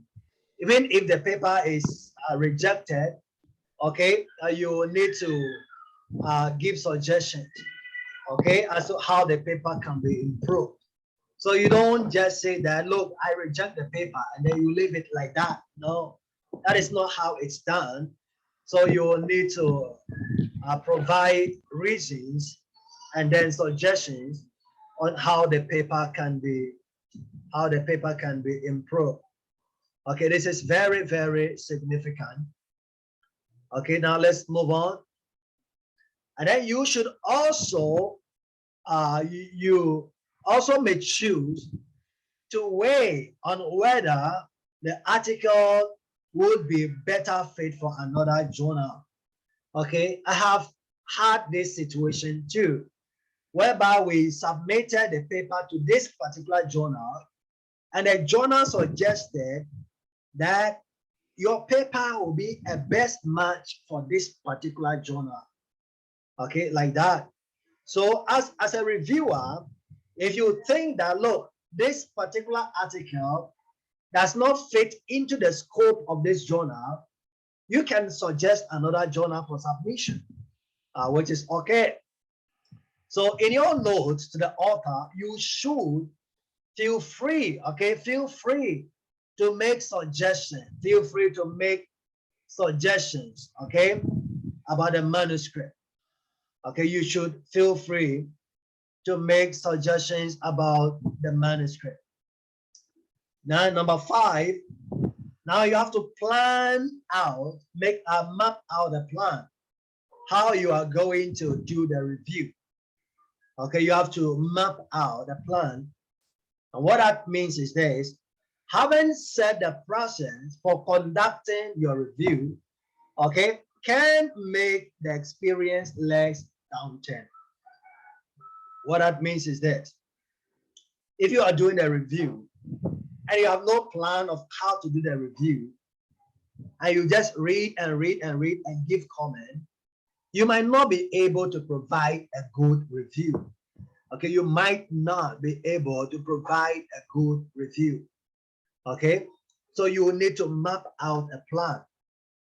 So on day 1, what you can do is to read through the article once without making comments or taking notes. Okay, the first day you can read through, just read through it, don't take any notes, don't make any comment. Day 2, okay, mark up the manuscript with comment. So the 2, you are going to read through with your red pen, you are going to write some comment, okay, in the various part of the paper. And then day 3, complete the rating form, okay, and type up the notes, Okay, type out the notes to the author, and then the editor. So on the third day, you are going to sit down, and then you are going to get a rating form which was given to you by the editor, and then you write out your comment to the editor, and then your comment to the author. Nonetheless, you could accomplish all these 3 steps in one setting. Okay, that is what I usually do. For me, when I'm reviewing a paper, I do it. I pick the paper, I start it, I finish it before I put it down. So the 3 steps, I do it in a sitting. However, if you want to do it in 3 days, that's up to you. Okay, but you need to have a plan. Okay, number 6, know your statistics. So as a reviewer, you should know your statistics. I mentioned that. So statistical methods, okay, have become so sophisticated nowadays, okay, because and usually it requires more than one expert sometimes, okay, to check one paper or to review one paper. Okay, sometimes the statistics is beyond the expertise of one particular author, no, one particular reviewer. Okay, so as a reviewer, this is what you have to master. The basic statistics, you have to know it. What is significant, what is not significant. There is a relationship, there's no relationship. There is positive relationship, negative relationship. Okay, accept hypothesis, reject hypothesis. I mean, these basic things, you need to understand it. Okay, you need to understand these basic things. Okay, very important. So if the statistics is beyond your ability, okay, just be honest. Like I mentioned, be honest. Just email the editor and tell him, look, this statistics is very complicated, and maybe you find somebody else to do this one. Okay, so this is something you need to do. Okay, if you know that the statistics is something beyond your strength, then you have to do that. Okay, now number 7, think big picture. Think big picture. Okay, and to do that, you have to equally focus on the copy editing, okay, and the author's overall presentation. Okay, so it is your duty as a reviewer, okay, to check the copy editing, which has to do with the grammar, the syntax, and then all those things that has to do with technicalities. You have to check all those things.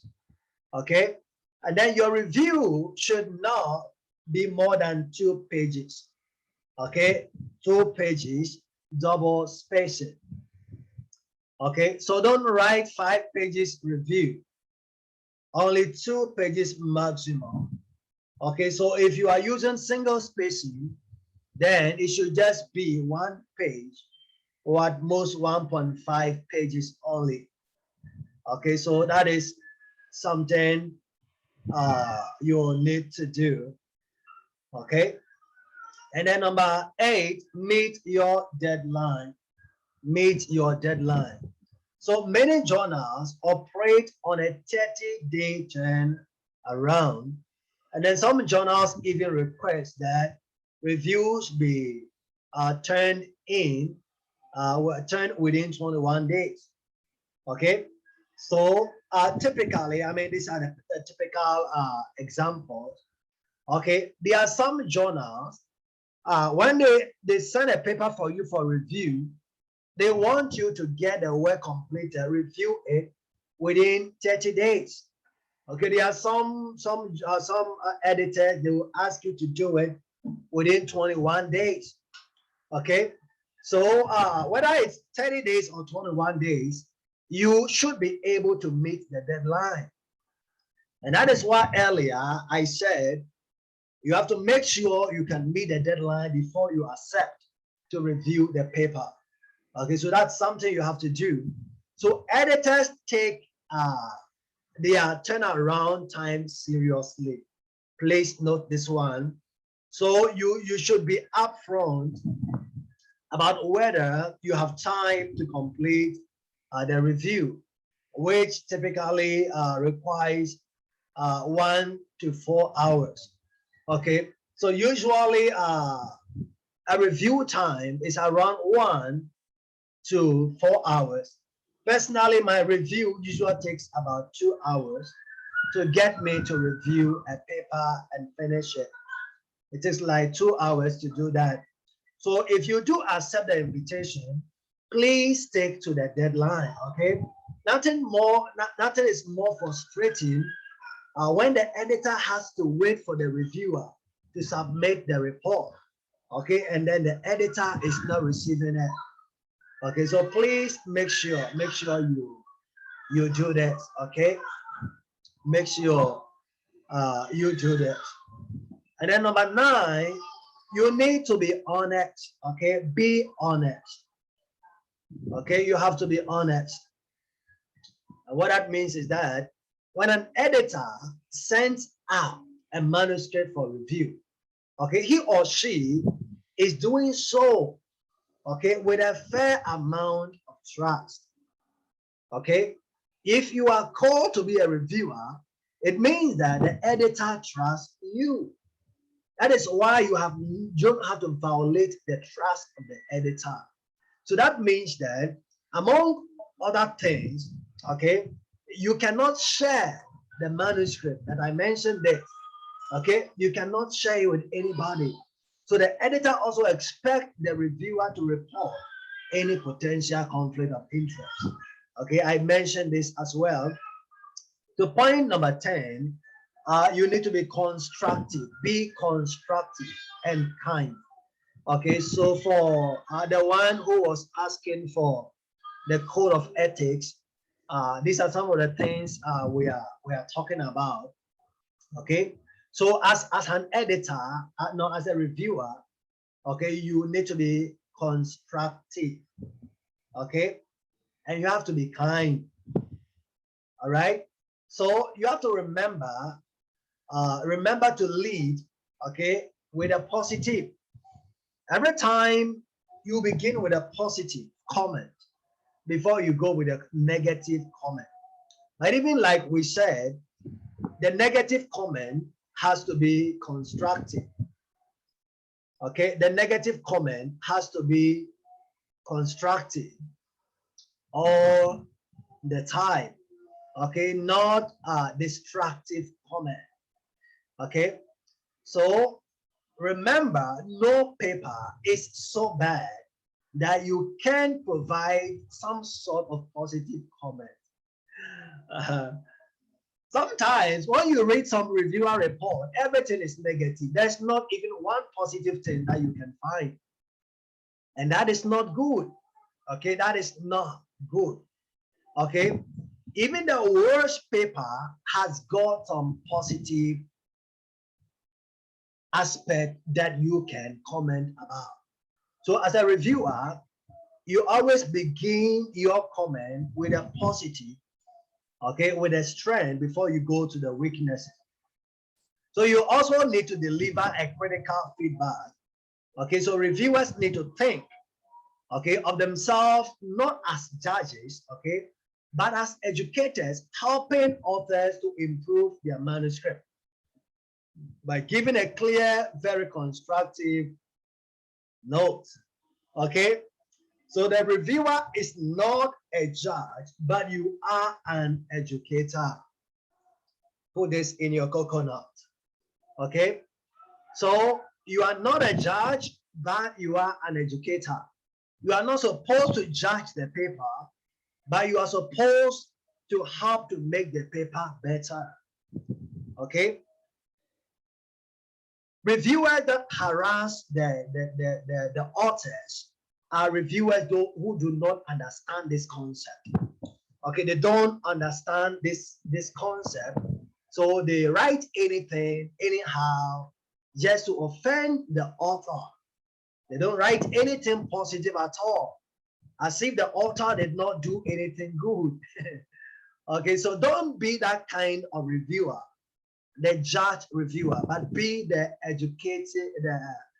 educating reviewer whose goal is to help to improve, okay, the paper. Now let's look at a step-by-step guide, okay, to reviewing a manuscript. Step-by-step guide to reviewing the manuscript. Okay, let's move on. Okay, so responding to the editor. Okay, responding to the editor. So when you receive the invitation to peer review, okay, you will be sent a copy of the paper's abstract. Okay, usually the abstract will be included in the email, but to access the actual whole paper, you need to download it from the database of the journal. Okay, in few cases, the journal can send you the whole paper in the email, but it's not really common. The most common is that the journal is going to send you the abstract, and then after you create an account at the journal website, okay, you will be able to access the whole manuscript or the whole paper over there. And that is how things are. Okay, so try to respond to the invitation promptly. I mentioned it. So it will prevent delays. Okay, and then it is also important at this stage to declare any conflict of interest. Okay, I mentioned this also. Now let's look at an overview of the review report. An overview, okay, of the review report. Okay, so the structure of the review report usually varies from one journal to the other. Okay, however, this is a general report, okay, that is common to most journals. Okay, so we have the informal structure and then we have the formal structure. Okay, so let's first look at the informal structure. Now, many journals do not provide criteria for reviews beyond asking for your analysis of merit. Okay, I think I did not mention this earlier. There are times, okay, some journals will not provide you with any guideline, or they will not provide you, okay, with the criteria you have to use for reviewing the paper. Okay, they will just send you the paper and they ask you to review. That is it. So it's up to you how you are going to do this kind of work. Okay, so in this case, you may wish to familiarize yourself, okay, with examples of other reviews done for the journal, okay, which the editor should be able to provide, or as you gain experience, you can rely on your own evolving style. So in case you need the guideline or anything, you are free to email the journal. Do you have any guideline for the review or any sample review report that I can see like that? And then they will provide it for you so that your work becomes easier. Okay, then we have the formal structure. Okay, the formal structure is what I mentioned earlier. So the journal will give you the guideline. The journal will give you the notes for the editor and the notes for the author. Okay, so other journals require a more formal approach. Okay, sometimes they will ask you to address specific questions, okay, in your review, like the questions we enumerated earlier. Okay, for example, is this study well written? or is this study original, and so on and so forth. And you have to answer them, okay, to prove the merit of originality, or the merit for publication. Okay, so they might want you to rate the manuscript on various attributes using a scorecard.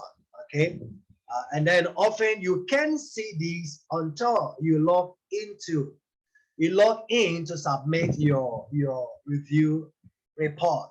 Now, this is also another thing you need to understand. Some journals are going to email you the scorecard, but for most journals, especially OJS journals, okay, you can only see the scorecard after you are done with the review, and then you are ready to submit the reviewer report. That's the only moment when you can access the review cards, okay? And then you type in, everything is online like that. So when you agree to the work, it's worth checking for any journal specific guidelines. I mentioned this and requirement. If there are formal guidelines, let them direct the structure of your review. So don't just sit down and write anything, okay? Make sure that you are being guided.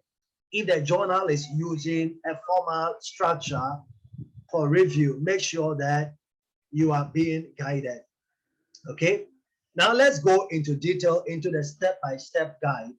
Now, step one, okay, the first read through.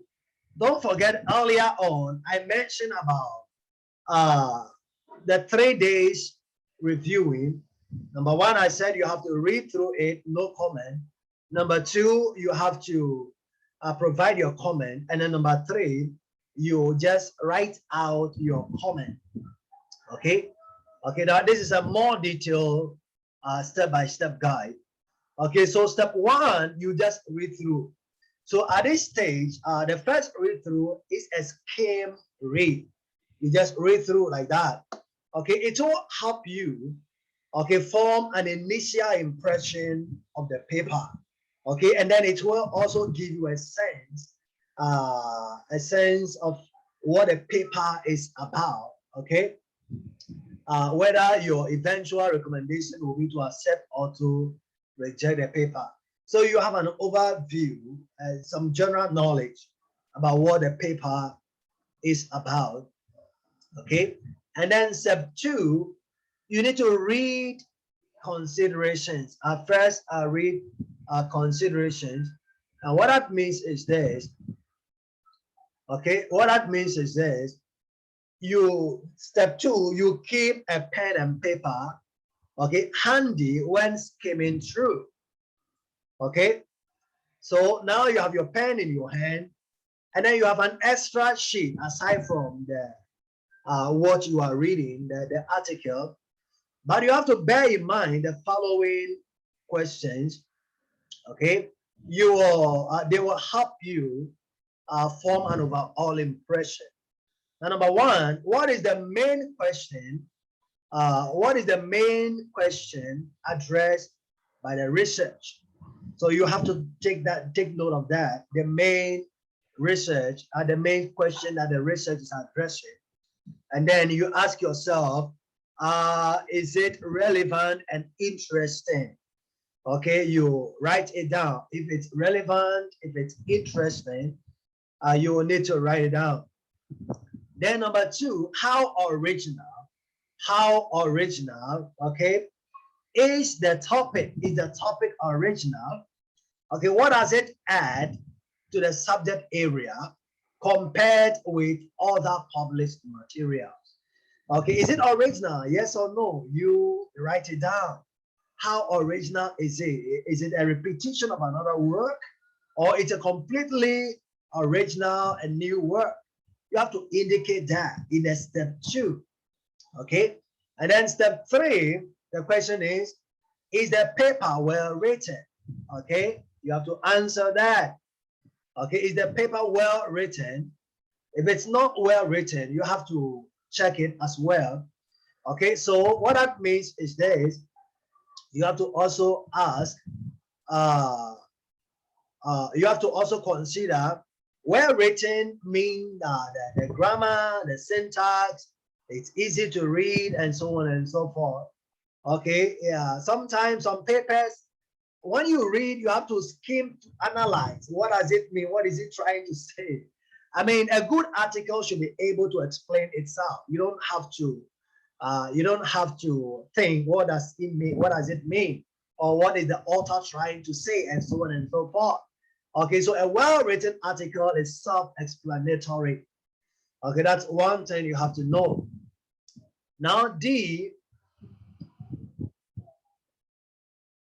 okay, are the conclusions consistent with the evidence and argument presented? So you are going to ask yourself if the conclusions are really very clear. Okay, are the conclusions very, very clear?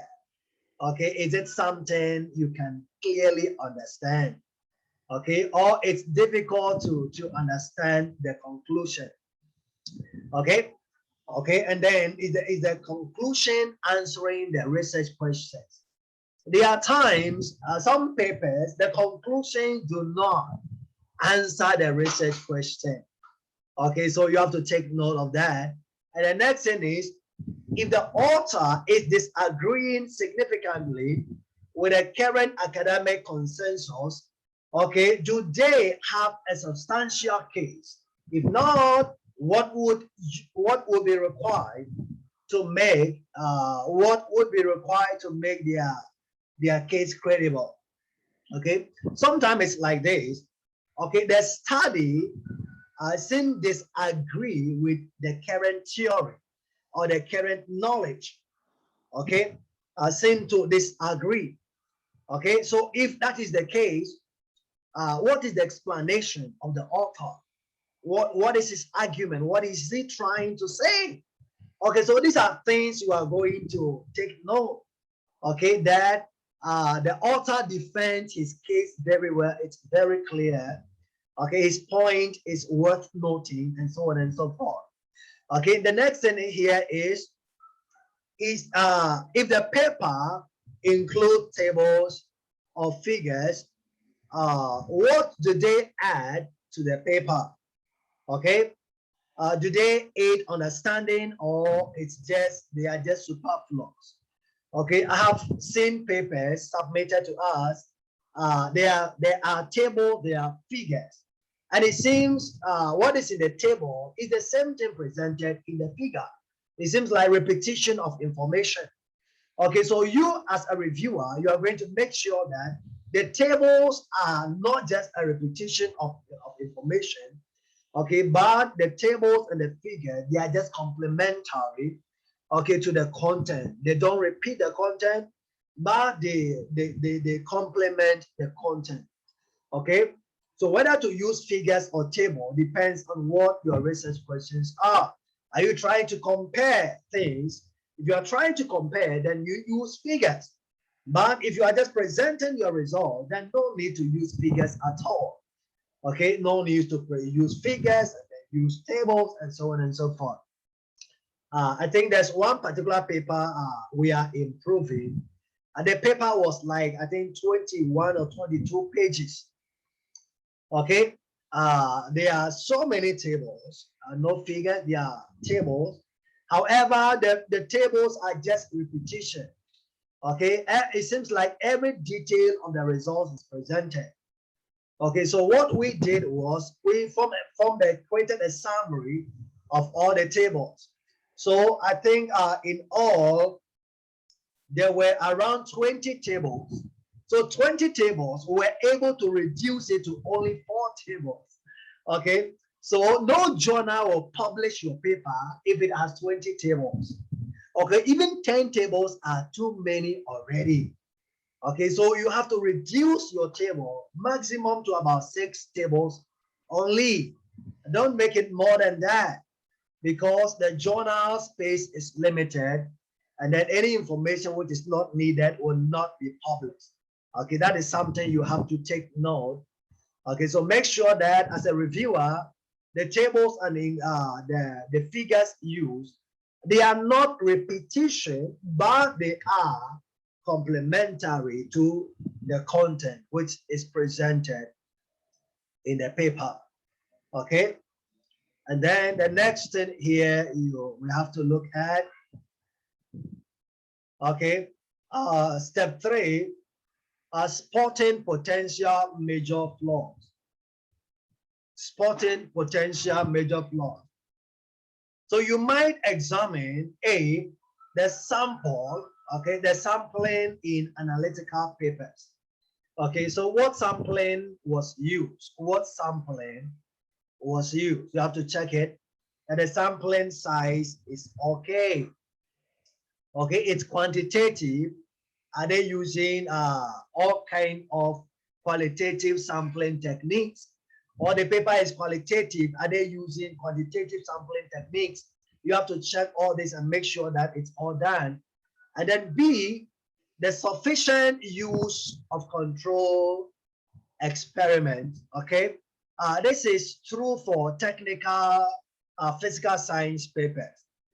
Okay, so if there are controls in the experiment, you make sure that there is enough control used. Okay, sometimes in some scientific experiment, especially maybe in biology, agriculture, physics, chemistry, or whatever, there are controls. Okay, there are controls. There are times one control is used. But if you are dealing with big samples, you don't just use one control. Okay, you should have more controls. Then at the end of the day, you take an average of the controls. Okay, so as a reviewer, you are going to check this. Okay, you are going to check this that the control used are enough. Okay, and then see the precision of the process, precision of process data. Okay, you are going to also make sure that the data is really there is precision, it's precise, it's correct. Okay, there are no flaws in the data. And then D, the regularity of sampling in time-dependent studies. Okay, so there are some studies that are dependent on time. Okay, and then you have to make sure that the time interval is okay. For example, you did a experiment in a greenhouse. Okay, maybe you were measuring the growth. Okay, the growth increase, or maybe germination or something. Okay, so growth increase. You are expected to take the rating or the reading or the measurement. Okay, you are supposed to take the measurement like every like 3 days. But you didn't do it every 3 days. You did it like every 1 week, which is not okay. Because in 1 week, anything can happen, okay, to distract the experiment. Okay, so those kind of experiment, they are time dependent. Okay, so as a reviewer, when you are reading, you check how many times the measurements were done. Maybe in a week or maybe like that. You have to cross-check all those things to make sure that everything is done. So if there are flaws in the paper, okay, then you need to take note of that, okay, and then point it out to the author. Okay, all right. Now the next thing here, just a minute. Okay, E is the validity of questions. Okay, the use of detailed methodology and the data analysis being done systematically, especially in qualitative study. Okay, so you are going to ensure the validity. Usually in qualitative questions, it has to do with what, okay, what, how, why, and so on and so forth. Okay, so you have to check validity of those things. And then F, qualitative research extends beyond the author's opinion. Okay, and then that is one thing you have to also check. okay, with sufficient descriptive element, and appropriate quote. Okay, earlier on, I think when Sir Ray asked question about the difference between qualitative and quantitative, I made mention this. Okay, so for qualitative, sufficient descriptive element, okay, and appropriate quote from interviews and then focus group. Okay, so if it's qualitative study and the author is just telling his own mind, then that is wrong. Okay, it's not correct. So you provide your inferences based on the quotes, okay, based on the transcript. Okay, you don't just talk about anything you think. Okay, you give your personal opinion. Now that is not how it is done. So you have to check the validity.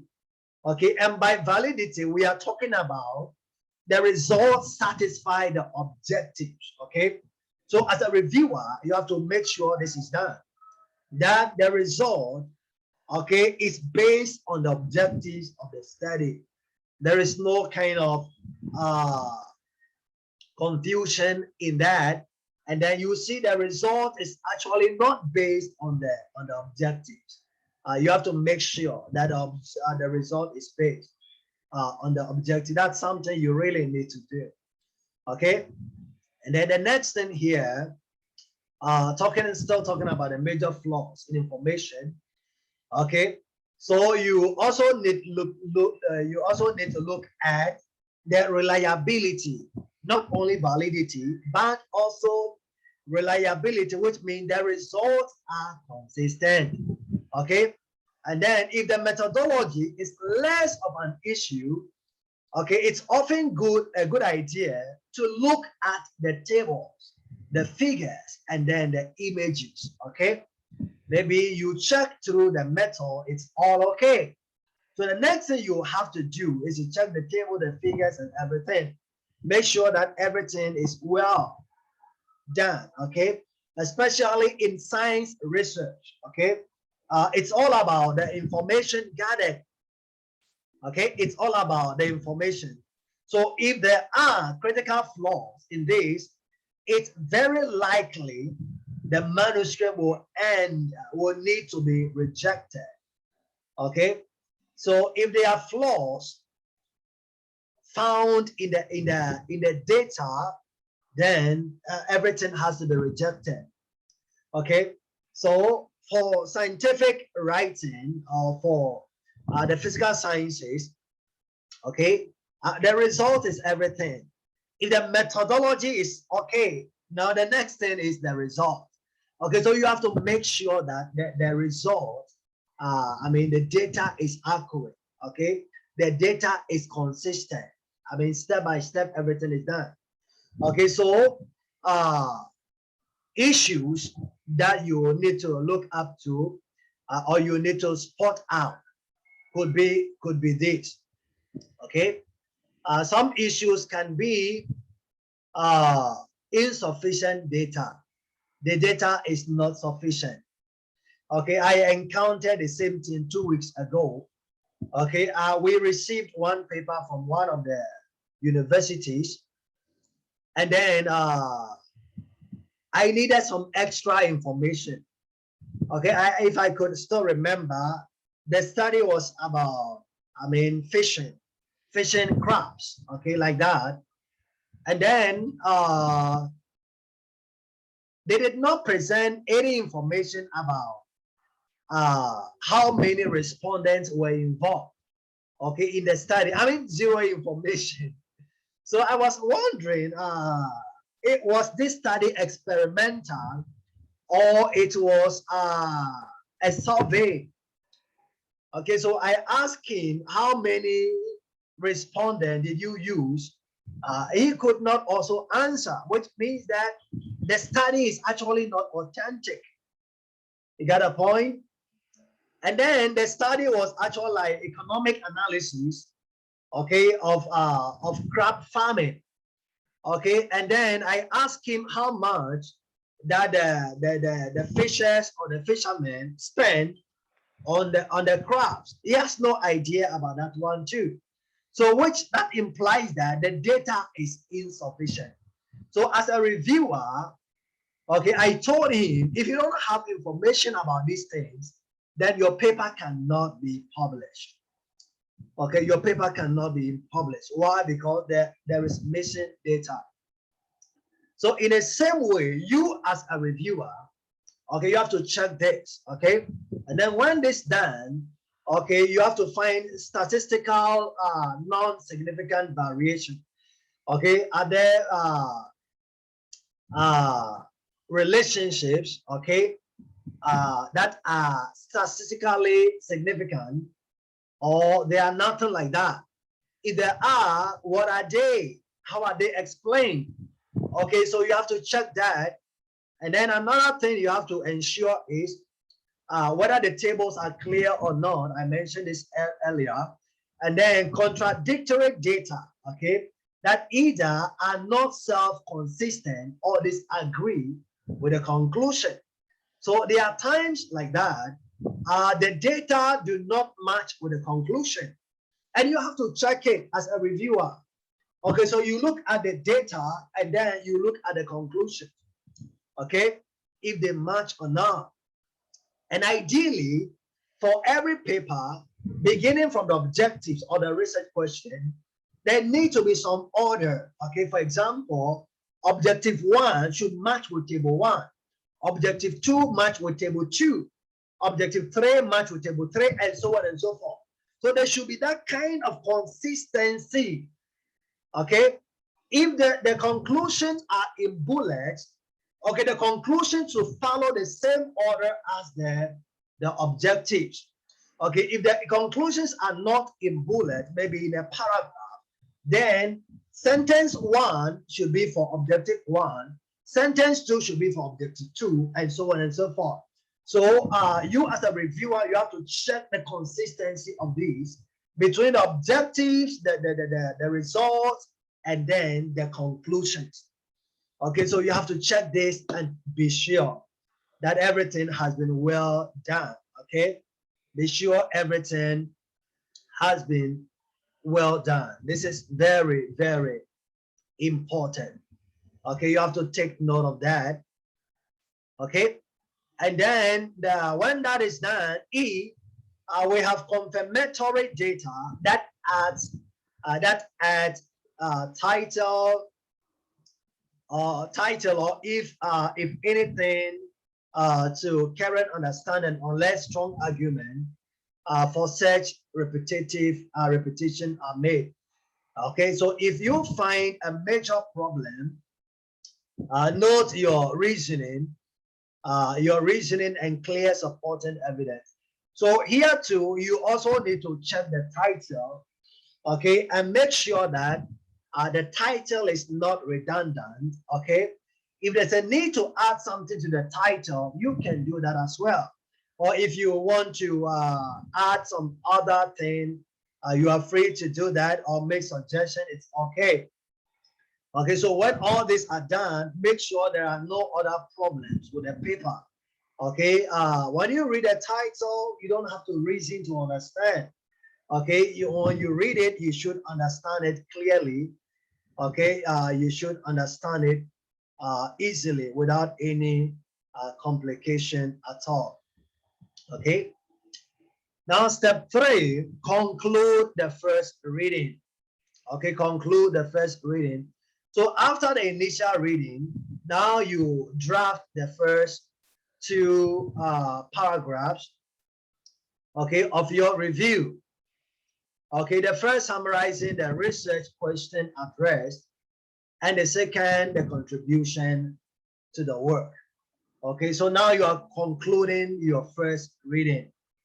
Okay, and then we said the first reading has to do with skimming through first, and then after that, you are going to take some notes. Okay, so that concludes your first reading.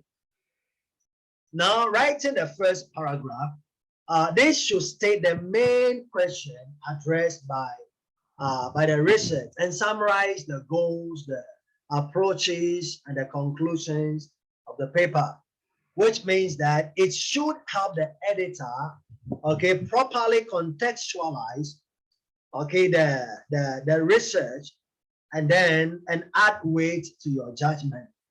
Okay, so in writing the first paragraph, usually you are going to give an overview of the whole thing, what the study is about.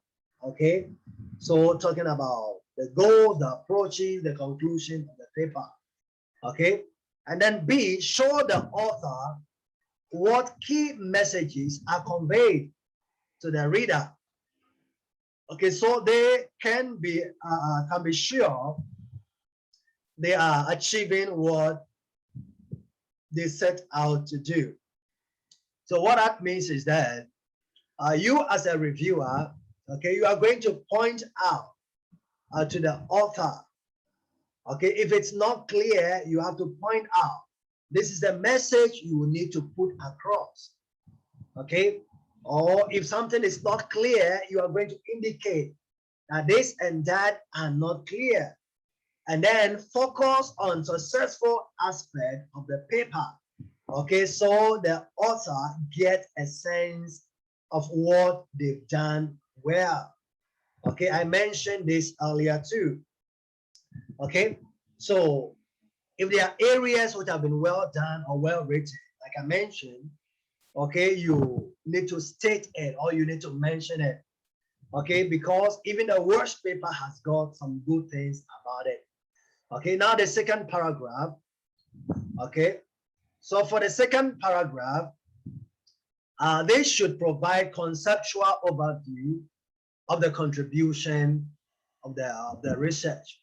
Okay, so in your second paragraph, with your review report, now you are going to write out the contribution.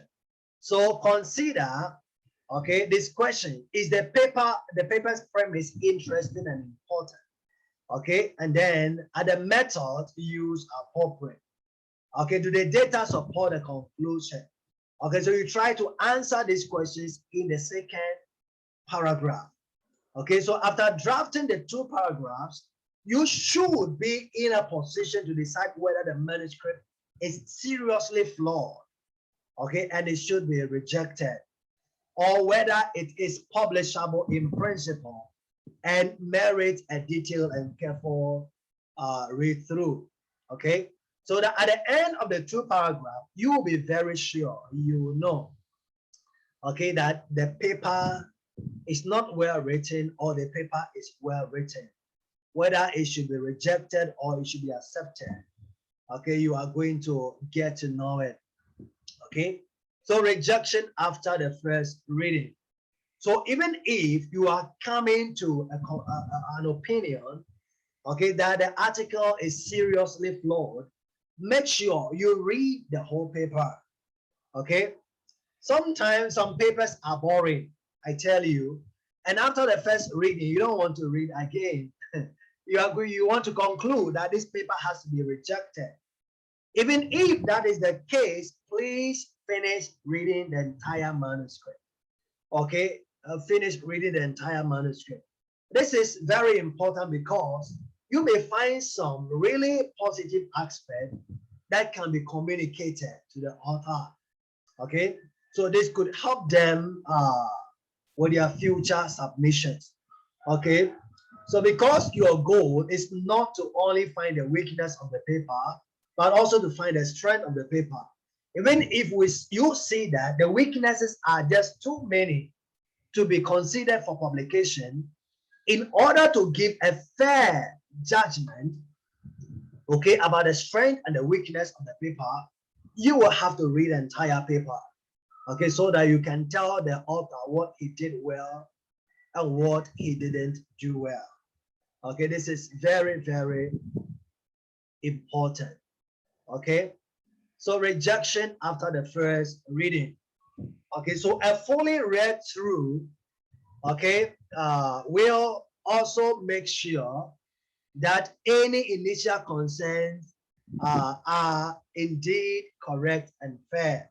Okay, and then after all, you need the context of the whole paper, okay, before deciding to reject it. So even if after your first reading, you feel like this paper is not fit, okay, before you reject, please read it. Read everything. Like I mentioned, read everything. Okay, just to give a proper overview of the whole thing. Okay, so I want us to let's have another 10 minutes break. Okay, and then we will resume again. Okay, coffee break, CR break. So please, just a short break. We'll be back just in 5 to 10 minutes. Okay, 5 to 10 minutes. We'll be back. Okay. If you agree with me, give me a thumbs up. Okay, very good. So we take just 5 to 10 minutes break and then we'll resume again.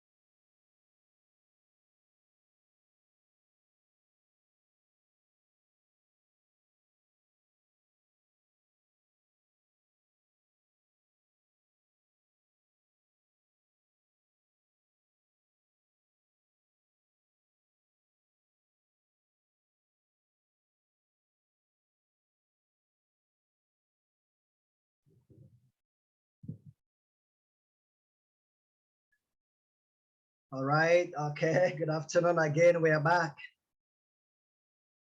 Okay. So let's continue from where we ended. All right. So before starting the second reading, okay, once the paper has passed your first read, okay, and you've decided the article is publishable in principle, okay, detailed read through will help prepare the manuscript for publication.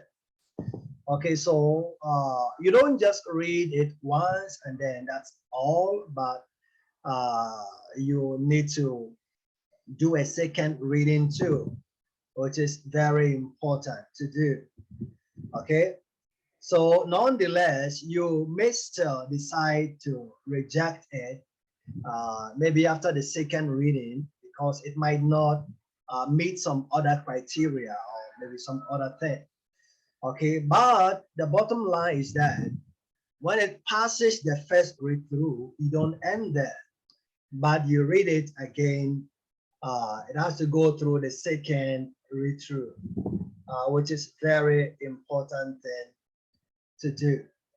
All right.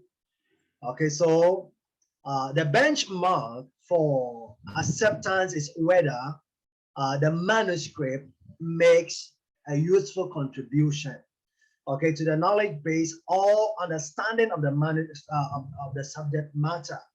So the bottom line, okay, a paper could have grammar issues, a lot of problems here and there, but then if the paper contributes, okay, to knowledge base, and then the understanding of the subject matter is very strong, okay, then it could be considered for publication. Okay, so it need not be fully complete research. Okay, it could even be an interim paper or a short communication, okay, or even a review paper. Okay, so after all, a research, okay, after all, research is an incomplete ongoing project, okay, by its nature. That's why after you are done with your research, you are supposed to give suggestion for future study because no research is complete by nature. No research is complete. Okay, so you are going to need the detailed read through to make sure that your judgment is thorough and your judgment is not skewed toward one particular direction. Okay, and then that will also make you a good reviewer. If you don't do your work lazily, okay, like that. Okay, let's move on. And then you need to offer clear suggestion, okay, for how the manuscript, how the author can address the concerns you raised, okay, clear direction. In other words, if you are going to raise a problem, you have to provide a solution, okay? You have to provide a solution. Providing a solution means that you have to make suggestions of how the problems you have raised can be addressed. Okay, don't just say, look, the methodology is not well written. What do you mean? So what should the person do? What should the author do? You got a point? So instead of saying the methodology is not well written, you can say like the sample size should be increased to this number, or you can say that the author is recommended the author will use this type of sampling or blah, blah, blah. Instead of saying that it's not well written, okay, because it's redundant and then, I mean, vague, it doesn't make sense at all. So these are some of the things we need to understand, okay? And then let's talk about preparation. So to save time, okay, and simplify the review, this is what you need to do. Don't rely solely upon inserting comments, okay, on the manuscript document, Okay, but you have to make notes. That is in your second reading. Okay, so in the first reading, you just write some comment. In the second reading, you are going to make notes by providing the suggestions, okay, that the reader needs, no, the author needs to note, okay, and then try to group similar concerns or praise together. Okay, you have to do that. So things which are similar concerns, you group them together. For example, all the comments about methodology, you put them together. Comment about that, you put them together, like that. So note note line numbers of the text upon which your notes are based. So this help you find items again, and also aids those reading your review. So if you are in Microsoft Office, okay, if you go to insert, there is something called line numbers. Okay, so if you click on that, it's going to number all the lines in the paper. So if you do that in your review, every comment you make, okay, you indicate the paragraph and then the line number, okay, so that the author can easily identify what you are talking about in the book, in the paper. So use line numbers whenever you are doing doing the review. If you don't know how to find a line number in Microsoft Office, maybe I will show you later how you can do that. Yeah, but line number one, the author should insert blah blah blah blah. Line number two, this and that should be fixed. Line number three, methodology need to blah blah blah. Okay, so that the author, when he reads it, he knows exactly where to find what and how to fix what. Okay, and then keep images, paragraphs, and data tables in a clear view. Either print them, okay, off, or have them in a view on a second monitor, computer monitor or window. So when you are doing the review for images or for figures and tables, you should print them, or you should use a separate monitor to display the table so that you can see it very well. Okay, usually when they are in the text, things can get messed up. Okay, and then you can see clearly. But when you print the table, you can look at it clearly and see everything. Or if the table or the figure is just on a monitor alone, you can see things clearly and be able to provide your judgment in a better way.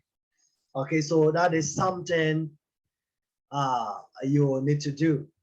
And then step number 4, okay, doing the second read through.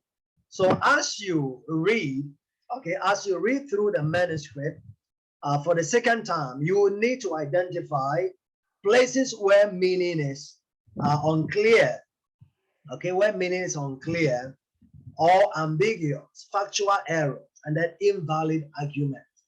Okay, so aside from writing your comments, okay, you are also going to take note of all these things. Okay, are there ambiguity? Are there factual errors? Are there any arguments that are invalid?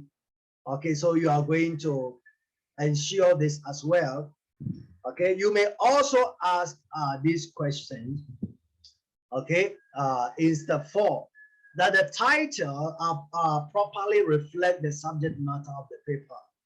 Okay, this is something you need to take note of. From my personal experience, I've seen this over and over. For one particular instance, there was this paper which was submitted. When you read the title and you read the content, it seems like the title is misleading. Okay, the title is too general. It can mean anything.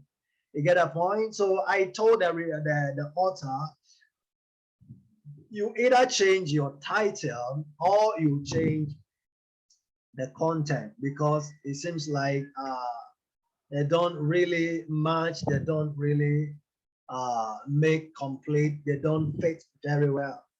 Okay, so that's one thing you are going to ensure.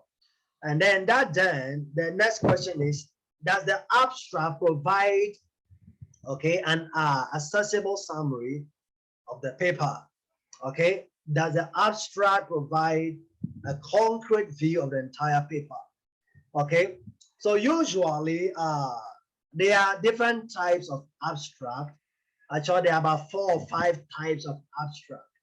Okay, but when you are talking about a standard abstract, okay, every abstract which is standard should have 5 components. Number 1 should have an introduction. Okay, then it should have an objective or a goal or a purpose.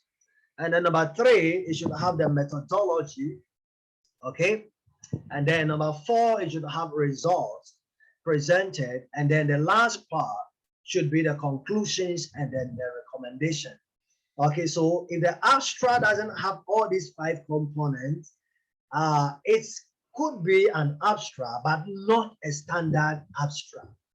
Okay, I've seen some abstract that begins right away with objective. Okay, it's an abstract, but it's not standard. Okay, because the standard abstract reflects the entirety of the paper. Okay, the heart of the paper. Okay, so a little introduction, and then the purpose of the study, then the method, the results. Okay, and then you talk about the conclusion. Okay, and then recommendation, like that. Okay, so you as a reviewer, you are going to check that the abstract has all these things. I have seen abstract with no method, and I've seen abstract with no conclusion. I mean, like that, and you have to point it out and tell the author what he has to do. Okay, and then the next thing here is, do the keywords accurately reflect the content? Okay, so the keywords should reflect the content. And usually it is advisable that don't use keywords that are found in the title. I know this is very difficult for most authors, but that is the truth. If you are able to find keywords which are not in the content, the tendency of readers finding your paper online is higher. Okay, because don't forget that your title, they are keywords. Okay, and then you have another set of keywords, so it means that your paper will be more visible online because the keyword range is wider. Okay, but for many people, almost every word in the title is in the keywords, which is not a good thing to do. Okay, so let's practice choosing keywords which are not found in the title. And the next thing is the paper an appropriate is the paper of an appropriate length?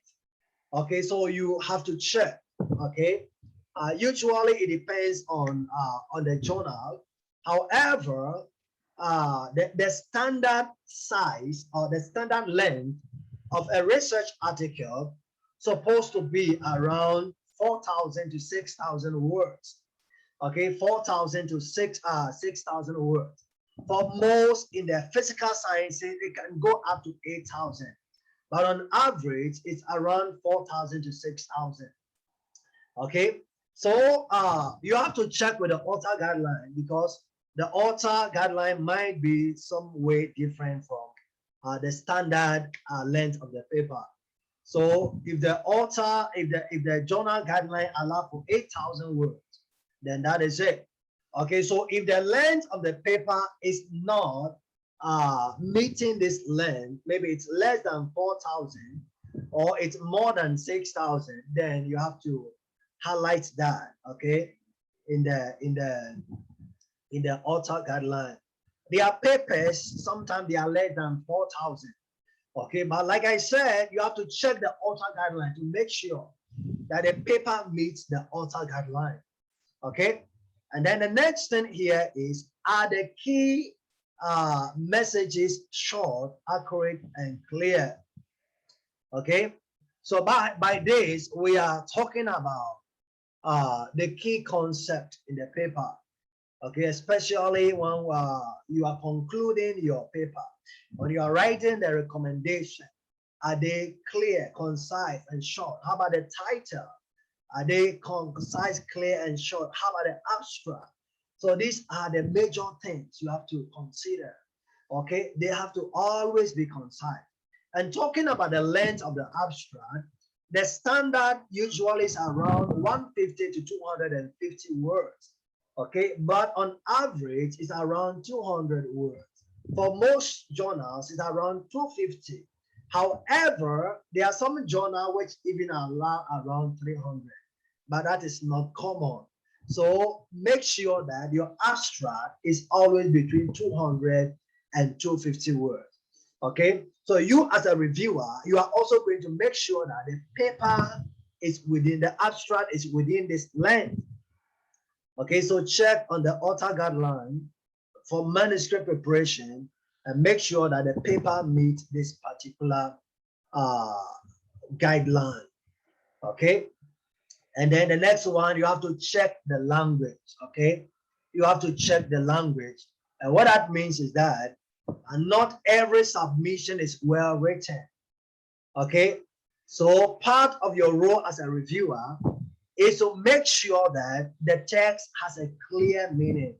Okay, everything is well understood. Okay, editors say if a manuscript has many English language and editing issues, please do not try to fix them. Okay, if it is too bad, note that in your review comment. Okay, in your review, and it should be made. It should be up to the author to have the manuscript edited. So you as a reviewer, your role is to point out, okay, if there are grammar issues or problems in the paper. Okay, and then it's not your duty to fix the grammar issues. Your duty is just point out what is wrong with the English language. That is why using Grammarly is very, very important. So if you have Grammarly, all you do is to upload the paper in Grammarly, and then all the errors will be pointed out. And you will see if the paper is edited or it's not edited. Grammarly will point out everything. So getting Grammarly as a reviewer will help you. And then as an author, it will also help you to do a good work. Okay? And then let's continue. If the article is difficult to understand, you should have rejected it already. If it's difficult to understand, I mean, the paper has to be rejected. Okay, however, if the language is poor, okay, not bad, the language is poor, but you understand the core message, okay, see if you can suggest improvement, okay, to fix the problem. Okay, the language is poor, but you can understand what the author means. Okay, then you can make suggestion. But if you cannot understand, then it's a rejection. Okay, so the question is, are there certain aspects that could be communicated better, such as part of the discussion? Next one, should the author consider resubmitting to the same journal, okay, after language improvement? Okay, this is the case in whereby the paper's language need to be improved. Okay, so you are going to make the suggestion and then recommendation. So you are going to tell the author, okay, after fixing the language problem, please submit it to the journal again. Or you are going to recommend the author submit to another journal. Okay, so whichever the case may be, you also need to make a recommendation. And the next thing here is, would you consider looking, okay, at the paper again once these issues have been dealt with? So let's assume that you made a recommendation to improve the language of the paper. So you have to indicate, okay, in the editor comment or the comment to the editor that I am available to check this paper again, okay, when the language issues are fixed, okay, so that the editor will be aware about that. And then on grammar and punctuation, your primary role is judging the research content. So don't spend time polishing grammar or spelling. Okay, editors will make sure that the text is at high standard before it's published. Okay, so like I mentioned, it's not your duty as a reviewer, okay, to fix grammar or punctuation or whatever. However, if you spot grammatical errors, okay, that affect clarity of the meaning, it's important to highlight those, okay, and then expect to suggest such amendment. It's rare for a manuscript to pass review with no correction. We talked about this earlier. Every paper will have a minor correction. I mean, that is how things are. Okay, so usually the journal will not accept your paper immediately. No matter how it's written, there will be some little corrections that will need to be made. Okay, so 79% of recommendations by reviewers are influenced by grammar and writing style, according to Shatter. So that is something you need to know. Okay, now the next thing we have to look at is step 5. So check section by section. Now you are going to go through the introduction. Okay, so you have to make sure that you have a well-written introduction. And then point A sets out the argument. So usually when you are writing introduction for a research article, there are some key questions that you want to ensure. There is a style which maybe you may know or you may not know. The 4-move structure for writing article introduction. So move 1 says that what is so interesting about a paper? Okay, what is interesting about the paper? Okay, what is important about the paper? Okay, interesting. Okay, is it a local issue or it's just a national or global issue? Okay, that is the first move. You are going to fix this one. Okay, you are going to look at it. Is the paper interesting? And then move 2, you are going to ask, okay, did the author connect, okay, this current studies with previous studies or previous theory? Is it connected? Is the study connected? That is move 2. Okay, so you as the reviewer, you are going to make sure that in the second and third paragraph, there is a bridge between the current study and previous studies. Okay, that is move number 2. Now, move number 3, you are going to ensure that, okay, the gap the study is addressing is highlighted, or the problem that is being solved is highlighted, or the objective being addressed is highlighted. Okay, that is going to be in move number 3. Okay, so you check this. Okay, then this is the gap of the study. Oh, these are the research questions. You're going to check that in move number 3. And then move number 4, you are going to talk about how the study is going to address, okay, the gap or the research questions or the objectives, like that. So if you are a reviewer and you are checking the introduction, these are the things you are going to go through. You are going to ensure, okay, that the study is following this, okay.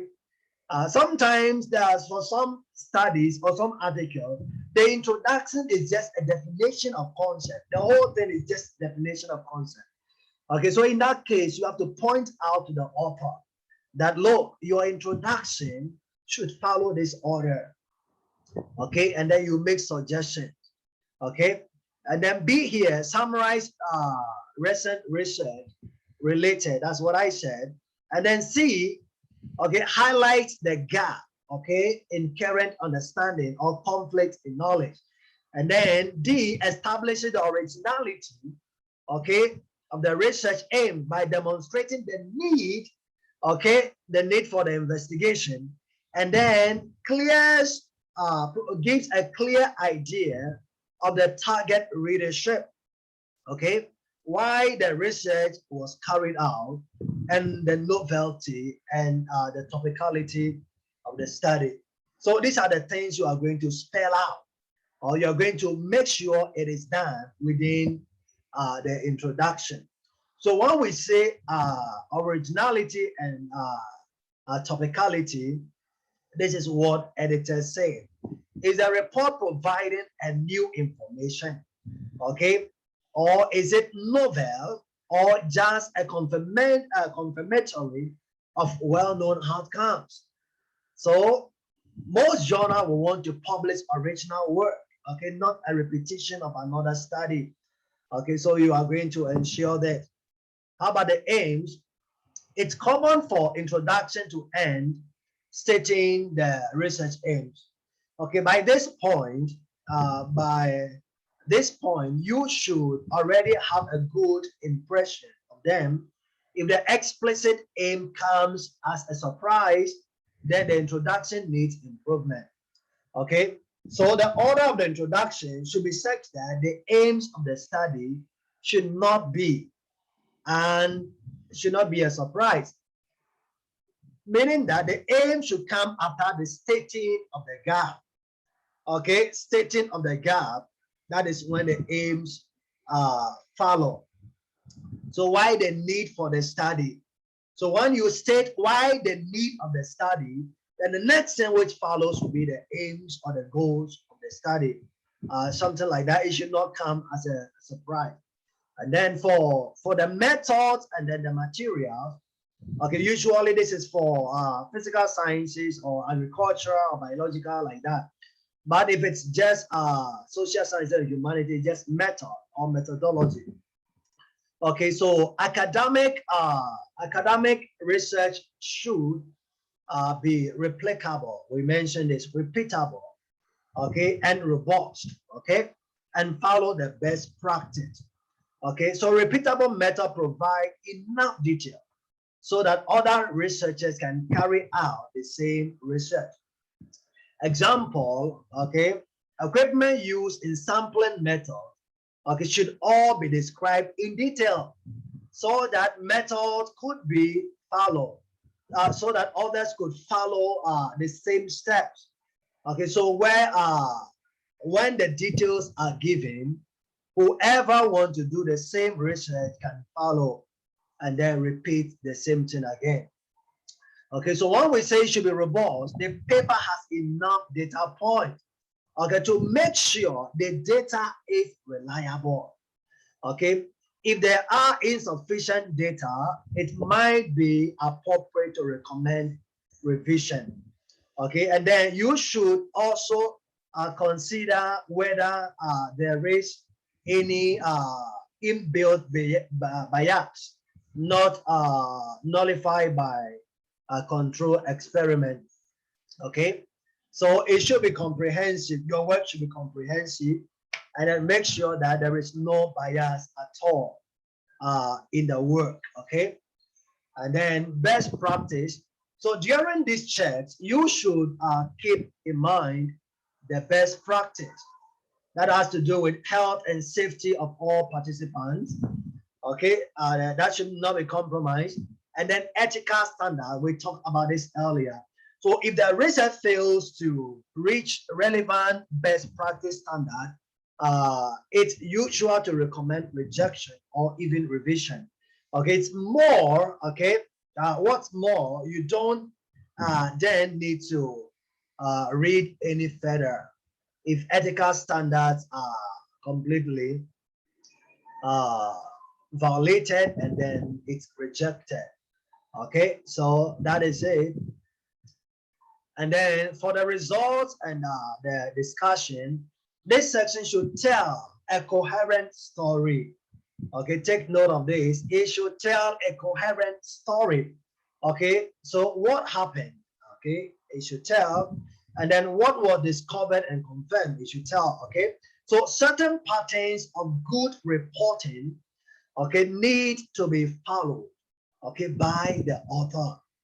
Okay, so they should start by describing in simple terms what the data show. Okay, So usually in results and discussion, like I mentioned, if they are together, it should have 3 levels. And then if they are separated, 1 level for the result, and then 2 levels for the discussion. Okay, so if the paper you are reviewing does not meet the 3 levels for result and discussion, then you can suggest for revision.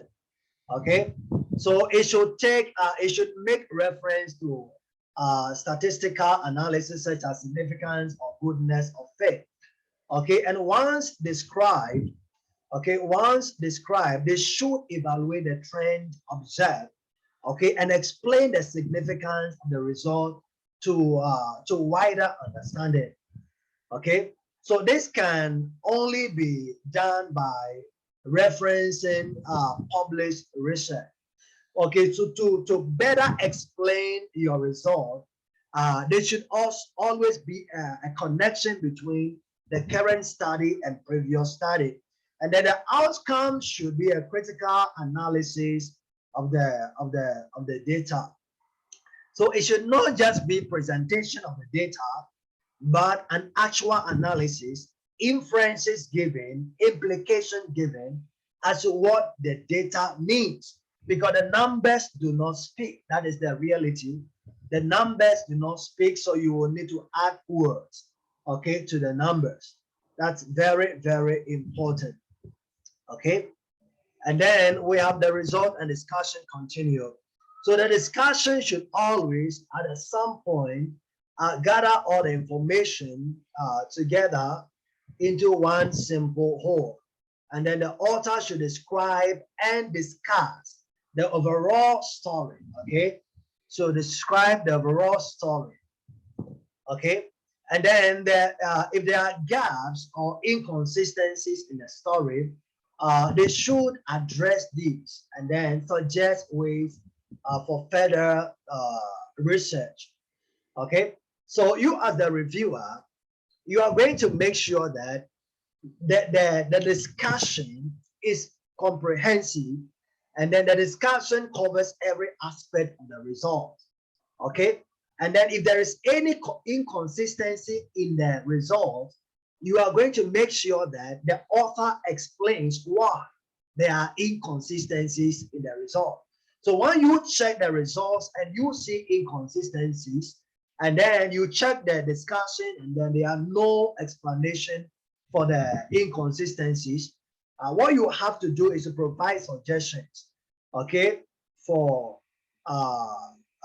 provide suggestion to the author, okay, to explain why those inconsistencies are in the results. So this is something which has to be done. And then when it comes to the conclusion, this section is usually no more than a few paragraphs, okay? So, and may be presented as part of the result and discussion, or as a separate paragraph, or no, as a separate section. So what that means is that in checking the conclusion, okay, number one, you have to make sure there's a conclusion, okay? And then aside from that, you have to make sure that the conclusion has been written in a way that it fits the style of the journal. So the conclusion to reflect upon the aims of the study, okay, whether they were achieved or not, okay, the conclusion needs to tell. Okay, so at the end of the day, if the conclusion are not evidence-based, then it's not a good conclusion at all. Okay, so the conclusion should be based on the results. Okay, it should always be based on the results, and then be based on the discussion. Okay, and then how about the list of references? So you will need to check the referencing for accuracy. Okay, and then by accuracy, we are talking about the style. Okay, so where a cited article is central to the author's argument, you should check the accuracy, okay, and then the format which has been used for the referencing. Okay, but you have to bear in mind, okay, that the citation need to follow the appropriate style. Okay, it should follow the appropriate style. That's something that needs to be done. And then reference adequacy. Okay, so you should consider if the reference is adequate or not.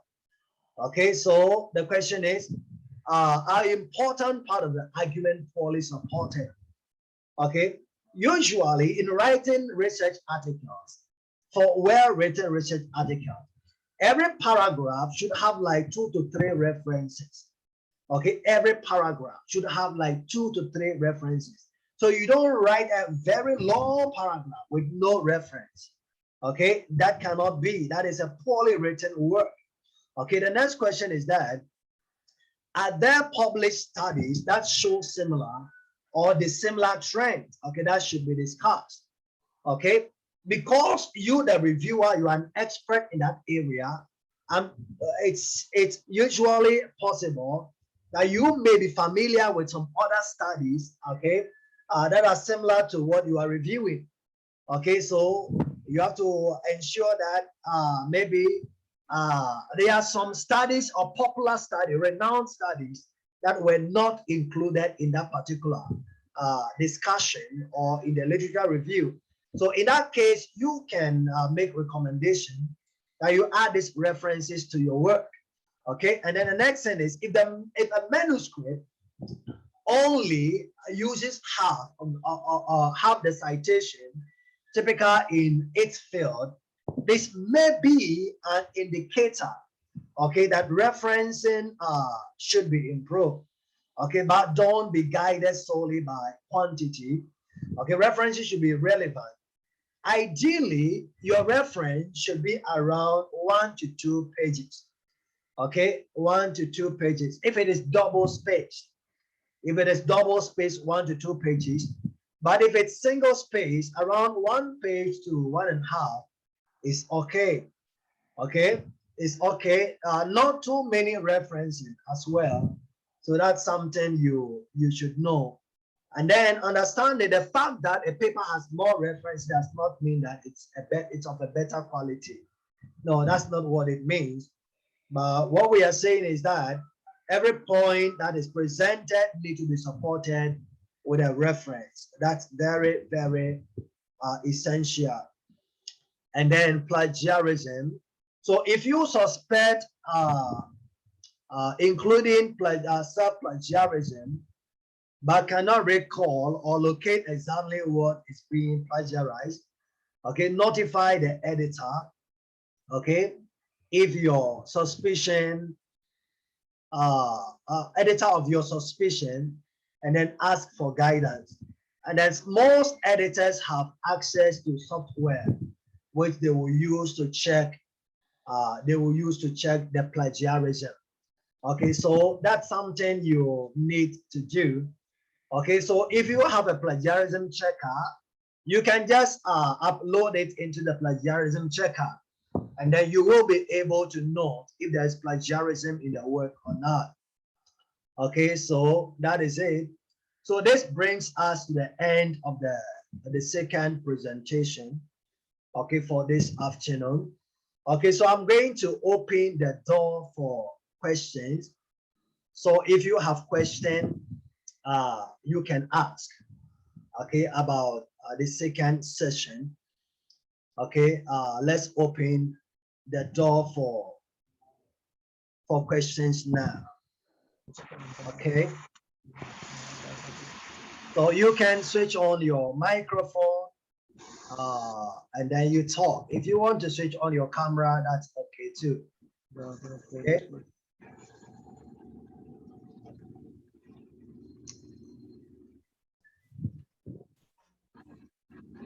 Hello, Sir McWenner. Yes, sir. Okay. Good afternoon. Good afternoon.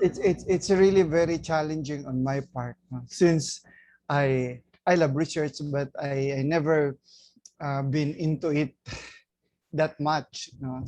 Okay. Okay. Now my question is, if you are part of the reviewer as a referee, Yeah. what's the proof that you have done such? If I understood you, if you are part of a review, Yes. how will Some, you know? how can I get the proof that I am part of it after everything was done and it was published or like that? Because in the Philippines, paper trail, paper proof is very important when you're into ranking, you're into anything, no? So it's not just enough that you write it on your on your curriculum vitae, but there must be a proof that Okay, okay. you're indeed one of those. Okay, so you are talking about publishing the paper after it's published, right? Now you are just part of the reviewer. You're Okay, just part of the referee. Yeah, you're if you are just part of part the of referee. a review team, Yeah. the journal will give you reviewer certificate. Okay. Okay, so you have a certificate which shows that you are a reviewer for this particular journal. Okay. So it's the owner of the journal that will gives us the certificate in case. Yes, sir. Okay. And then aside from that, some journals write the reviewer name on their website. Yeah. So sometimes you can find your name on the journal website, Yeah. but that is not the Not same. all. Yeah, not all. Because I've seen some, no, that there was nobody there, but I've seen also some that there are who they wrote the name of the editors on. Yes, sir. Okay. Okay. Another question is, you are also working or an editing firm, something like you accept editorial works. Yes, we Okay. accept editorial work, Okay. but we don't publish articles. Yeah. Because that's also my dilemma sometimes when they are asking for an editing is it's the pricing. How much is the pricing when you are doing a thesis or a dissertation editorial work? Yeah. Usually, since all of you are involved in doing research, I think you really know how difficult it is to prepare a research paper. Okay. Yes. So it's not really easy because for us, if you submit a paper to us, we have to not just check the grammar, but we have to check the structure and then fix every plagiarism issue because we take responsibility for publication of the paper. So at the end of the day, if the paper cannot be published, we take the blame. Okay, so we know there's a lot of work involved. That is why usually our editorial work for research article, we charge 8,000 because because apart from the editing, we check the plagiarism, we check the structure, we support you with the reviewer comment and everything. And that's really a lot of work. Yeah. So I understand. that is why. Yeah, okay. Thank you, Sir Youngman. You're Thank you welcome, very sir. much. Okay, any other comment, please? Or any question? Sure. That's my colleague there. Okay. Mr. Ray. Hello, sir. Sir, my question is up to when editing, it's just up to recommending journal, right? Am I right? Yes, up to recommending the journal. And actually, we take you through the submission. So when you are submitting, we are online with you, guiding you what to do. Because for those who have not submitted any paper, it could be a dilemma, I tell you. Okay, so while you are submitting the paper, we are online. We are telling you from this step, you need to do that and do that and do that. And then after the paper is submitted, usually it takes like 2 to 3 months, and then the reviewer report will come. So if the reviewer report comes, okay, we read through the reviewer report and we'll tell the author, okay, do this and do that and do that, just to make things easier for them. Okay, so that is actually how we do things. So your job stops there. it's up to us whether it's going to be accepted in your recommended journal. Yes, our job stops when the paper is accepted. However, we still support with the reviewer comment. Okay, so usually if the implication is like this, when the journal said you have minor revision, it implies that the paper is accepted already. When it's minor revision, if it's major, it's a 50-50. But if it's a minor revision, it means they have decided to accept your paper. So from that moment, you can begin jubilating. Okay, so our job starts after the paper has been accepted for publication. Wow, so that's a consolation. Mm-mm. Thank you. A follow-up questions. I just want to get your opinion. What's your take of the predatory journal? I've heard this is somehow a declaration of some groups regarding Yes. the journals. So what's your take on this? Yeah, there are so many predatory journals out there. And to know whether a journal is predatory or not, number one, look at how long it takes for publication. Okay, the predatory journals, 1 to 2 weeks, they will accept your paper. They will tell you your paper is accepted for publication. Okay, typical journal take like 2 to 3 months before your paper is accepted. Okay, that is one thing. Another thing is predatory journals, they are not indexed, okay, in a good database. Okay, they are not indexed in a good database. For example, like the top databases, okay, like Scopus, like Web of Science, like ACI, and so on and so forth. But that doesn't mean that every journal that is not in Scopus is a bad journal. No, that is not what it means. Okay, there are very good journals which are not in that are not in Scopus. Okay, but they are in maybe Asian Citation Index, or they are in EBSCO, or maybe they are in SEGI, or maybe some other database. Okay, so the bottom line is look at how long it takes for acceptance, and number two, look at where the journal is indexed. Okay, maybe I will show you after everyone is done asking questions. I'll go to Google and then I will show you practically how you can detect that one. Would that be okay, sir? Hi, sir. Sir, Yeah. one last thing. Sorry Yes, to sir. keep your time. What about Google Scholar and Academia publishing there? What's Okay, your Google Scholar and Academia are not peer reviewed. Okay, they are not refereed. Okay, so anyone can put a paper there. So when your paper is found in Google Scholar, or your paper is found in Academia or maybe ResearchGate, okay, it doesn't mean that your paper is published in a peer-reviewed journal. Okay, your paper is published, but not in a peer-reviewed journal, because those are platforms. They are not journals. Okay, Academia is a platform, Google Scholar is a platform, and then ResearchGate is a platform. LinkedIn is a platform. They are not journals. So you can publish your paper there, but that is not accredited by CHED. Okay, so you upload your paper, people will see it. Actually, people will cite the paper, but still you will not get credit for publication, even though your paper is found in those places. Thank you so much. Yes, sir. You're welcome. Sir, question. Yes, sir, Ma'am Josephine.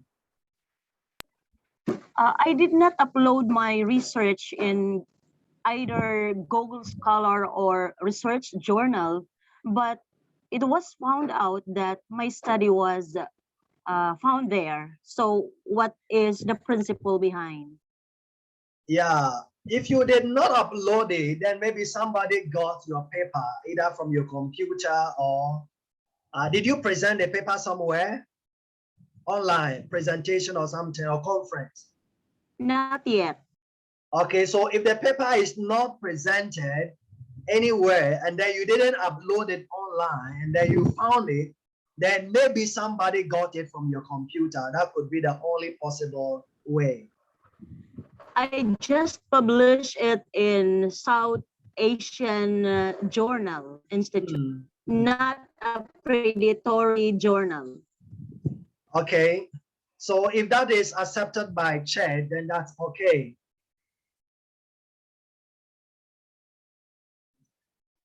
Okay, Thank but if it, you. go on, please. I'm sustained, sir. Thank you. Come again, please. Yes. Okay, so if the paper is online already, the platform that you saw your paper on, you can email that platform that is your paper. They should take it down, because the issue is that if you saw it online, not in a journal, you can publish again. Maybe you uploaded or somebody uploaded it in Google Scholar or maybe somewhere like that. You can still republish it in Scopus Journal or web website or something. But then if it's been published in a journal already, then you can't republish it anymore. Okay, that is the issue. But if it's just in maybe academia or somewhere, you can publish it in a journal.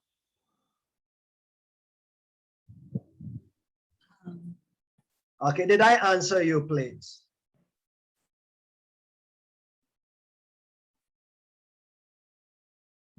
Okay, any other clarification or question, please? Good afternoon, doctor. Yes, ma'am, Ashley. I have a question. I was recently invited to review a paper named Sage Journal. It's I think a Scopus journal. I did the review, and they sent me an email granting, thanking me, acknowledging my review, and then granting me access of their website to download any article as a sign of as an appreciation, a token of appreciation for my review. I am not sure if it was really utilized, used. My review was used. Second question is it appropriate for me to send an email to them requesting for a certificate of the one you said earlier, a certificate of having reviewed a paper for their journal? Would it be appropriate? Thank you. Yeah, the first question is once you send your reviewer comment or reviewer report, okay, it's up to the journal editor to use it or not to use it. Okay, so your part is to just do your review, which you did. Okay, anyway, Sage has, it's a publisher. They have so many journals, I mean, in so many disciplines.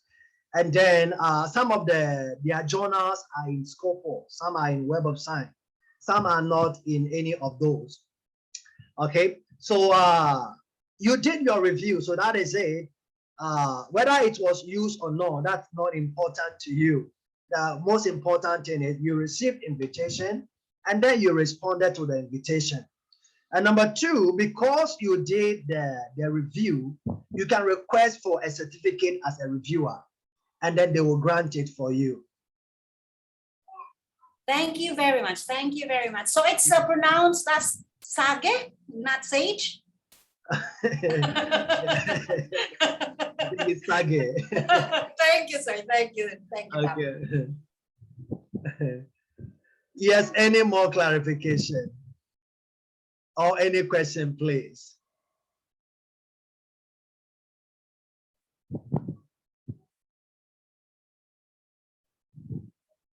Okay, no more question, no more clarifications. Mom Elino, you have something to say? Hello, good afternoon, Dr. Good Mac. afternoon, Mom. Actually, my query is with regards to what you mentioned, the example you mentioned a while ago, by Hmm. reducing the number of tables. Hmm. Yeah, of course, in our experience, it's very difficult to, and we cannot include especially paper with so many tables in our journal.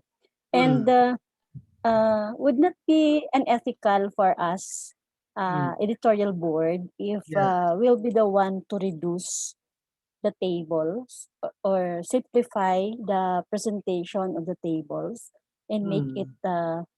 according to what we want for our journal. Okay.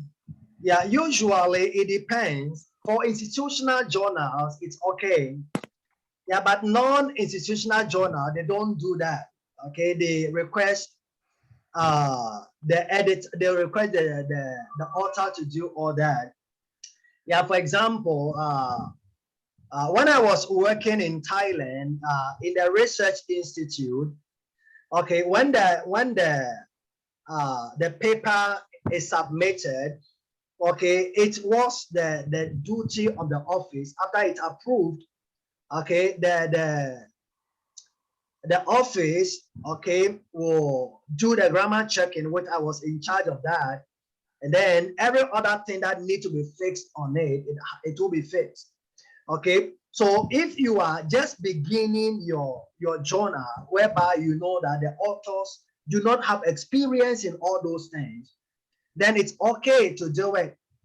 But you can do that after 3 to 5 years of operating the journal. Okay, so you are supposed at that level that your institution should be strong enough to do all those things. I mean, the students should be good enough to do all those things. But when you are beginning, you have no option. Okay, let's assume that you got some papers from the graduate school and then you are just beginning the journal.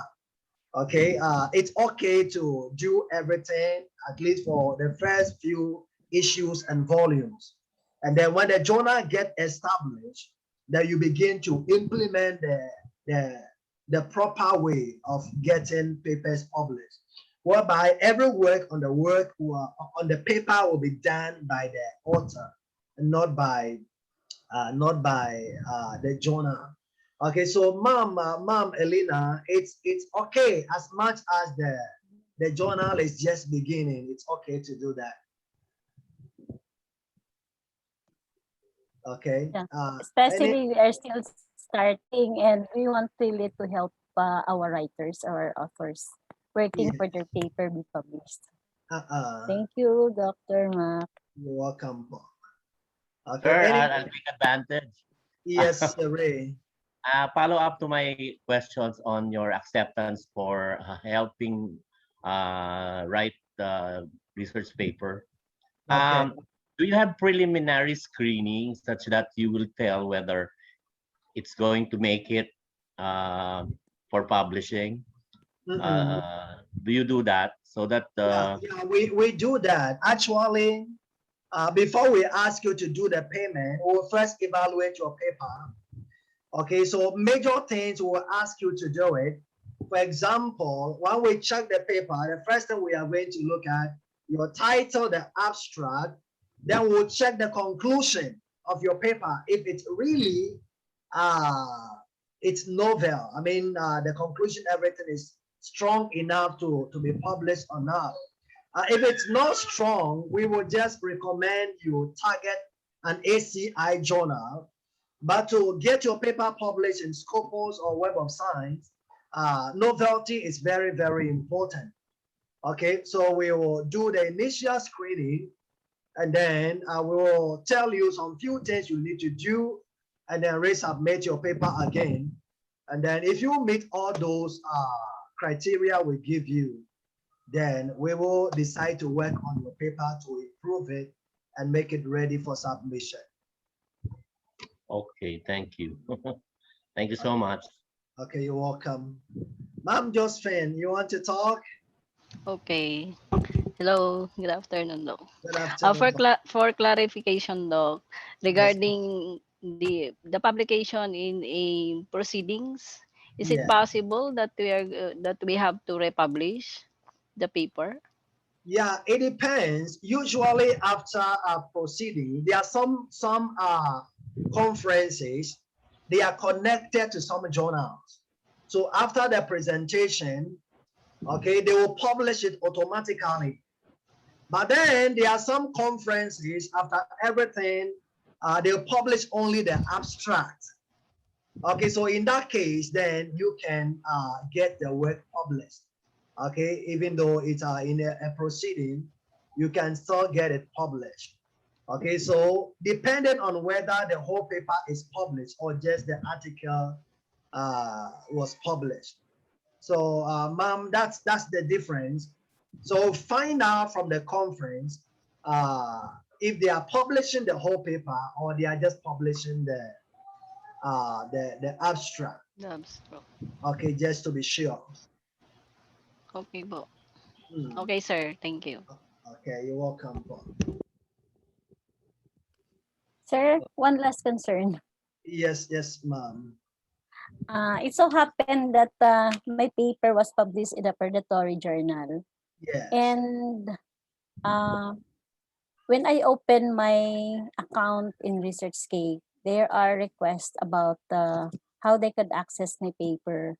And I personally communicate and provide what the researcher needs. So can I republish my paper considering that the journal is not available anymore, even in the Philippine e-journal, and could not be Yeah. accessed by other researchers? Okay, it's like this. Because of footprints, every published work is always on the internet. Okay, if the journal does not exist anymore and then the content is deleted from online, okay, then you can republish it. Okay, but as much as the content is still online, okay, if you submit to another journal, they will check and they will see that your work is plagiarized because it's already online. So they will note it. So to avoid plagiarism, it's usually recommended that you change about 40%, okay, of the work. So you can change all the literature review. The result might be the same, but you will change all the introduction and all the literature review and everything. Okay, up to 60% of the work must be changed. So in that case, then you can publish it again. But anything less than that, you cannot publish. Okay, and to do that, it's really a lot of work. Yeah, in fact, I started already the revision, and that is in my that is what I am thinking, that I need to republish it because there are no available or limited studies in line with IPs, and Okay. so many personnel in state universities and colleges so get interested because that is Okay. one of the criteria in the Uh, professorial accreditation, that your study oh, should also be related to indigenous people. And I'm an okay, advocate okay. of that study. Thank you, sir, for the idea. I hope you can help me on this. Thank you. All right. Any more questions, please, or clarifications? Sir? Yes, Dr. Maribel. Yes, sir. Good afternoon, sir. Good afternoon, Uh, sir. I have a concern. Would you like to share a template of on a review report so that because since we are a beginner, um, uh, we do not know yet on how to prepare this. So Okay, would you mind if you give us the template on how to make yeah. a review report? Okay, as part of the training, you will be required to review 2 papers. Okay, between today to next week, Saturday, you'll be required to review 2 papers. And because of that, we'll give you the template. Maybe by Monday, the 2 articles and then the review report template will be emailed to you. Okay, so you Okay, thank you. yeah, so you use it to practice how to review paper. Okay, so you have practical knowledge, and then when you review, when you are done, you are going to email your reviewer report, and then we will check and then evaluate it for you. For areas you couldn't do well, we'll provide suggestions on how you can make it better. Okay, so by Monday, we will email 2 articles and then the reviewer report template. Okay. Thank you, sir. Thank you. You're welcome, Paul. Any more question or clarification, please?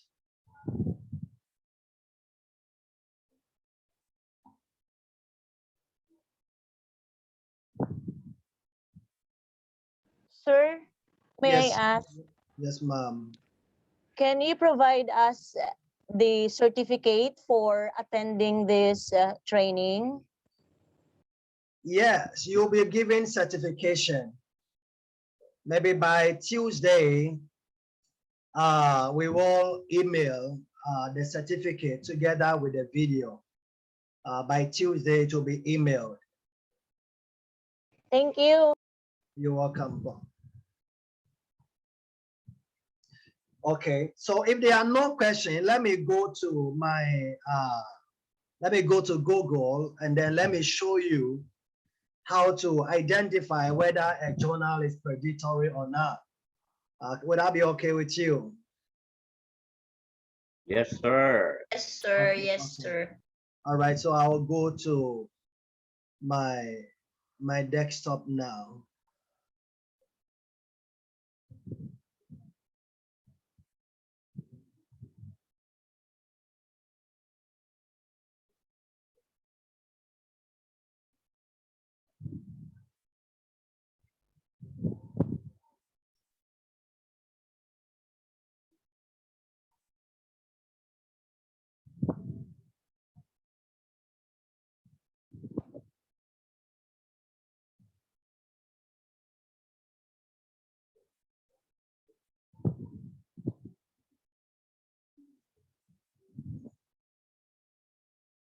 Okay, so I'm going to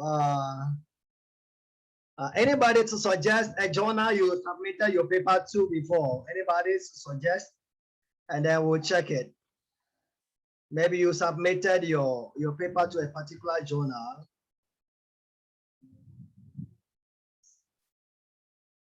Or maybe I will just do it. Okay, I will check Malaysian.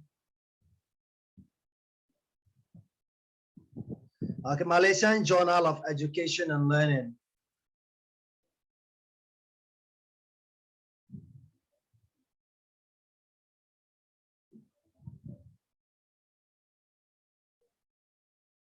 Okay.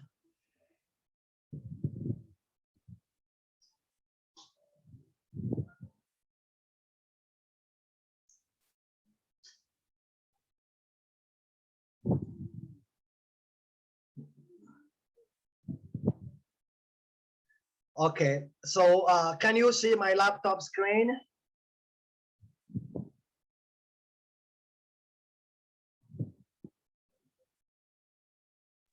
Yes, sir. Okay, so let's do it. Now I'm here. This is a journal that is indexed in both Scopus and Web of Science. So to find out whether the journal is predatory or not, now you have to check this here. There is indexing to check where the journal is indexed. Okay, so you check here. Now, if you go click on indexing, now this is where the journal is indexed. So this is Web of Science, Clarivate Analytics. This is Scopus here. And then this is Malaysian Citation Index. Oh, okay. And then this is ERIC. Okay, ERIC is also a very good database. Okay, also accepted by Chen. And then this is EBSCO host. Okay, this is also accepted. Okay, and then you can check. Okay, but the key thing you want to see here is that, okay, it's found in Scopus, it's found in the Web of Science, it's in ERIC, it's in EBSCO, okay, and all that. So this means that it's a very good journal, okay? And then when this is done, you also want to check other information. For example, I'll go to about the journal. Okay, so about the journal, we have the scope here. Okay, so you check through the scope. Okay, usually good journals, most of the time, not all the time, but most of the time, they are designed for one particular field. Okay, there are few cases, there are multidisciplinary journals, but even if they are multidisciplinary, it's just about 4 to 5 fields only, not about 10 to 20 different fields. And for predatory journal, they want to publish anything they get. And because of that, their multidisciplinary is about 20 different fields, all published in the same journal. Okay, so usually multidisciplinary should be like 4 to 5 fields only, like that, related fields, like that. So that's another thing you are going to check. And then when this is done, okay, you also check how soon the paper will be accepted. Okay, so in that you can email the journal. You go to the contact and then you can email, find out how soon, like that, the editorial process. There are times the editorial process is found there. Okay, how long it takes to get paper published, especially when you go to the author guideline. For example, if I click on guideline for writers, okay, so this is the template. There's a template of the journal here. So if you open this and you check, it's likely you will see the editorial process, how long it takes and all that. Okay, so if it is just 1 month or 2 weeks, then it's not a good journal. The truth is that when you submit the paper, they will publish it just as you submitted. They will not review it, nothing like that. Okay, so you check that one too. Okay, and then apart from that, you may also want to check the fees. Okay, some journals, it's free. Some journals are paid.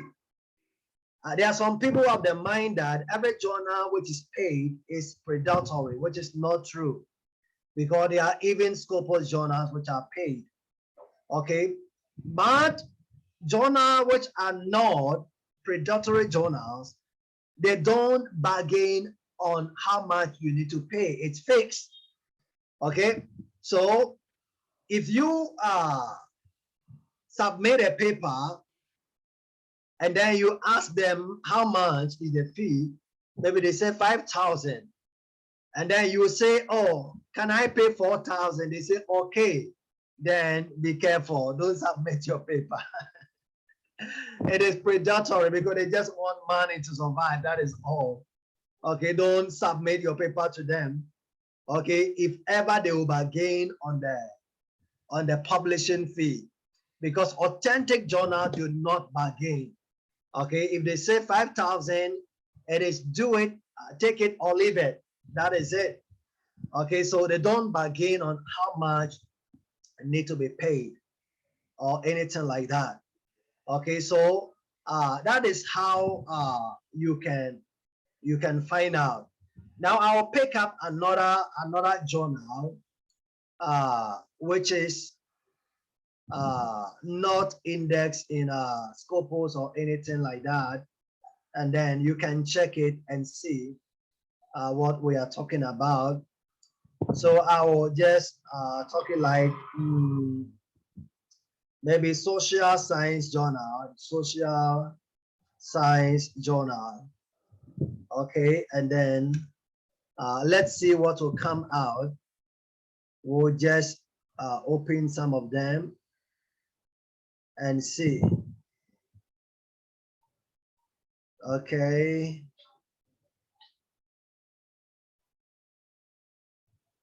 Okay, I will just open this and see.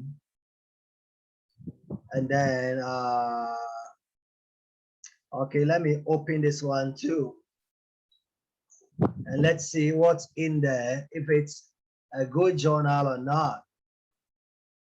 Okay. So if we look at this journal, okay, so let's go to indexing. Let's see where the journal is indexed. Okay, so I'm going to click here, and then let's see if we can find indexing. Okay, there is no indexing here. I'm going to go down and see if I can find indexing here.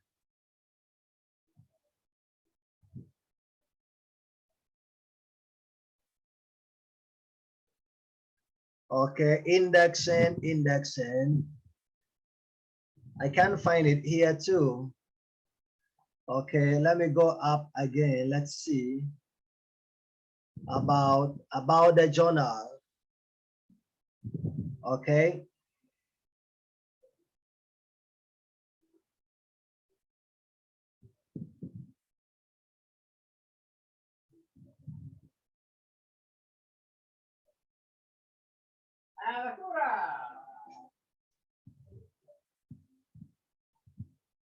Okay, so I'm trying to find out where the journal is indexed.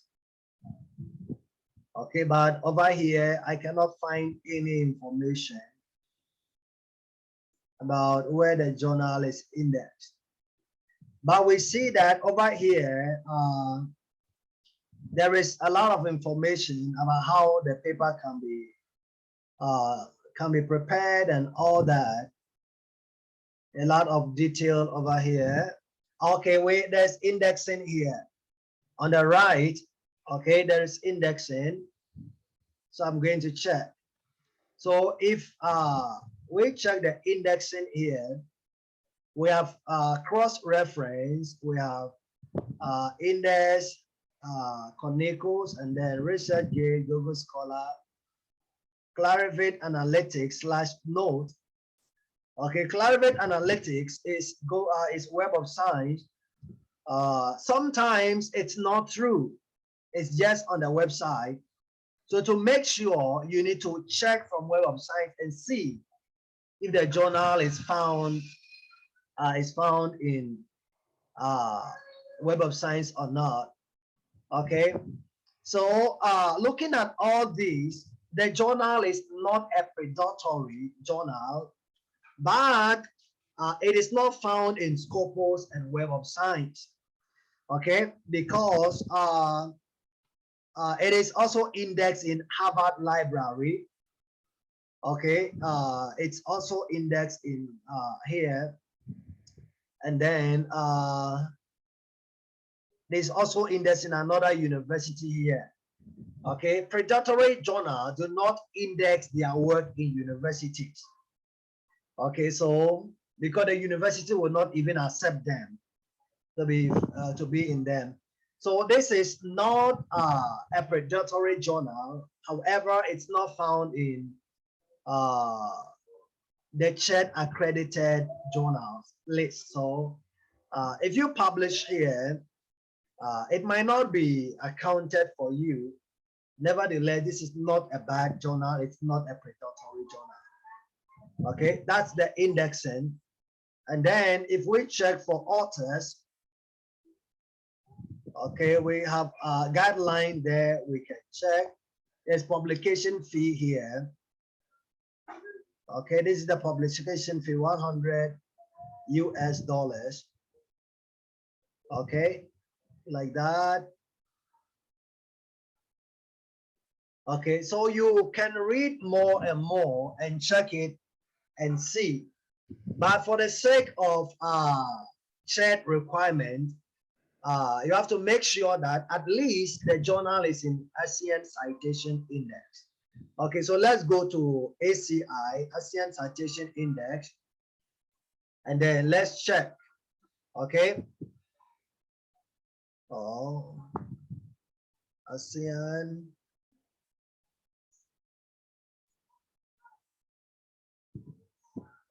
citation. Okay, so let's open and see if we can get into the website.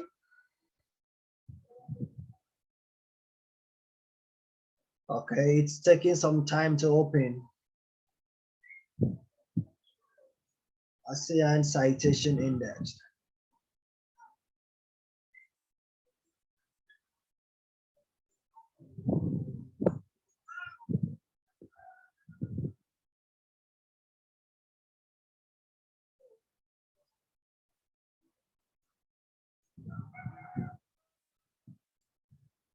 Okay, the last time I visited here, the site was under maintenance.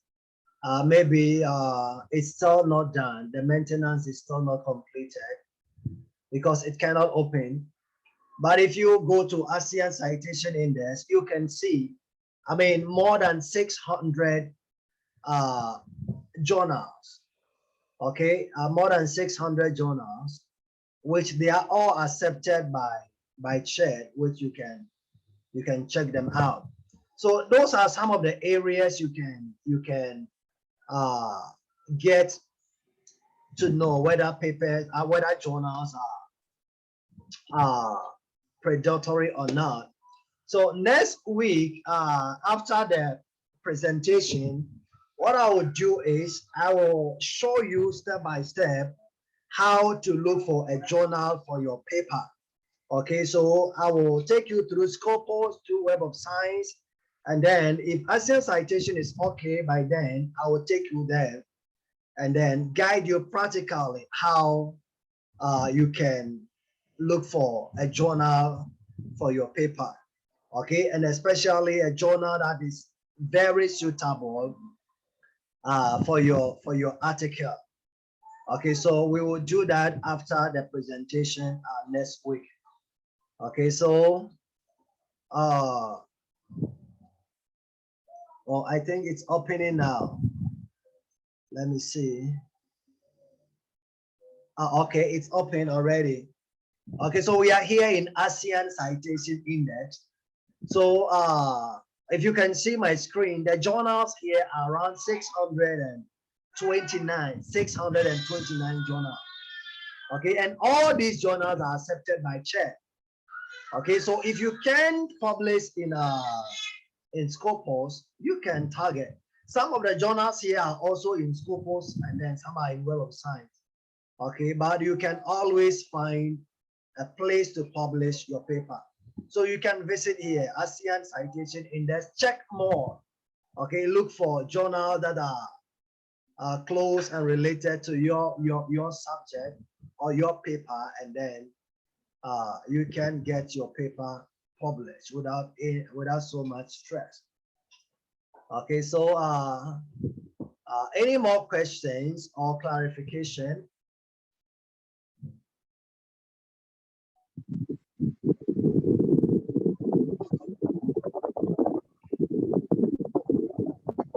Sir? Yes, sir.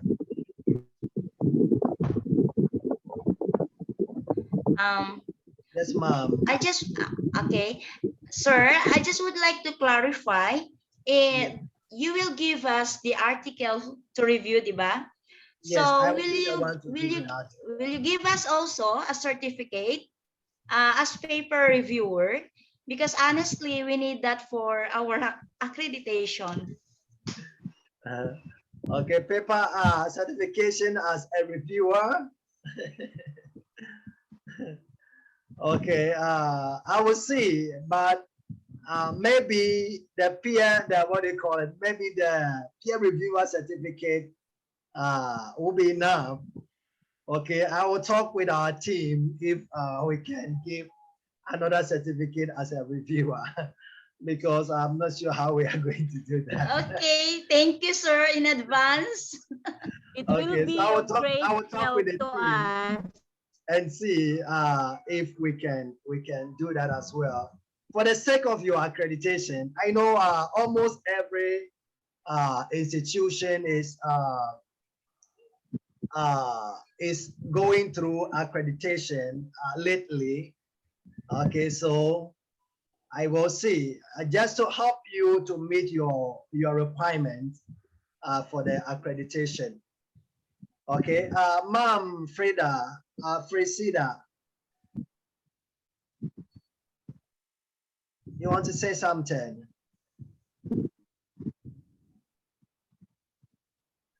Your microphone is off. Your microphone is off.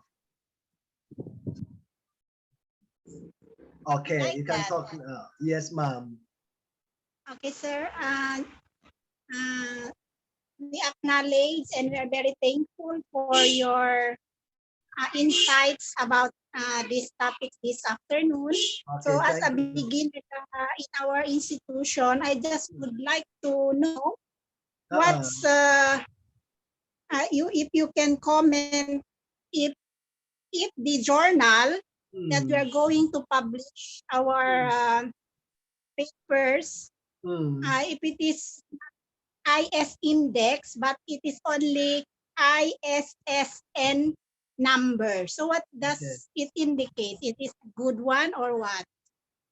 Okay, if the journal is published, okay, when we talk about indexing, it means that the journal has been uploaded in a database online. Okay, so when you start the journal, first it's going to be a print journal, maybe the first issue, the second issue, and then when you have budget, you can bring it online, because the journal hosting online per year is about 60,000 pesos. Okay, and then the professional fee for setting up the journal, apart from the hosting, the setting up, the fee is around 25,000 pesos. So to bring your journal online, probably you are going to need around 90,000. Okay, to bring it online. Okay, and then when you bring online, that is where the indexing begins. Okay, but when you begin the journal and it is ISSN only, it is not an index journal yet. Okay, however, I can help you to upload the journal on Google Scholar. That is a good place to be, which means that your journal is indexed on Google Scholar. Okay, then after that, you can host it online on an online database. And then as it gets better and better, okay, you can host it in another, you can upload it in another database. So the indexing is all about having the journal available online in various databases. Okay, but the first issue, the second issue, the journal will not be indexed yet. Okay, it's going to be a print journal. And then within that period, your team will need to get experience. Okay, within the first year, the team will get experience and get to know about the editorial process and all that. Because when the journal gets online, people will submit paper from other schools, other institutions, or even other countries. And then if your team is not experienced, you cannot handle that. That is why in the first year, you gain experience and momentum. And then after that, you target bringing the journal online and then promoting the journal. so that others can submit their paper from other institutions as well. Okay, so having ISSN does not automatically mean that the paper is the journal is indexed. Okay, so that's one thing you have to know. Okay, that's one thing. But Okay, it is still okay as a beginner that we publish in ISSN journal. Is come it again, okay? please. Come again. Yes, sir. Is it okay still if for the first time we will publish our paper in a ISSN number journal? Okay, so every journal, actually, if it's not having ISSN, it's not called a journal. Okay, so the ISSN is what makes it a journal. Okay, so immediately you have the ISSN, it means you have a journal already. Okay, now the next step is to train your editorial team, okay, and then focus on bringing the journal online. That will be the next step. So after the journal is set up, the next is training experience, and then you bring the journal online. So that is how it works. Thank you, sir. That's welcome. good. Okay, and then for those of you, maybe your institution want to start a journal, okay, we can help you to set it up.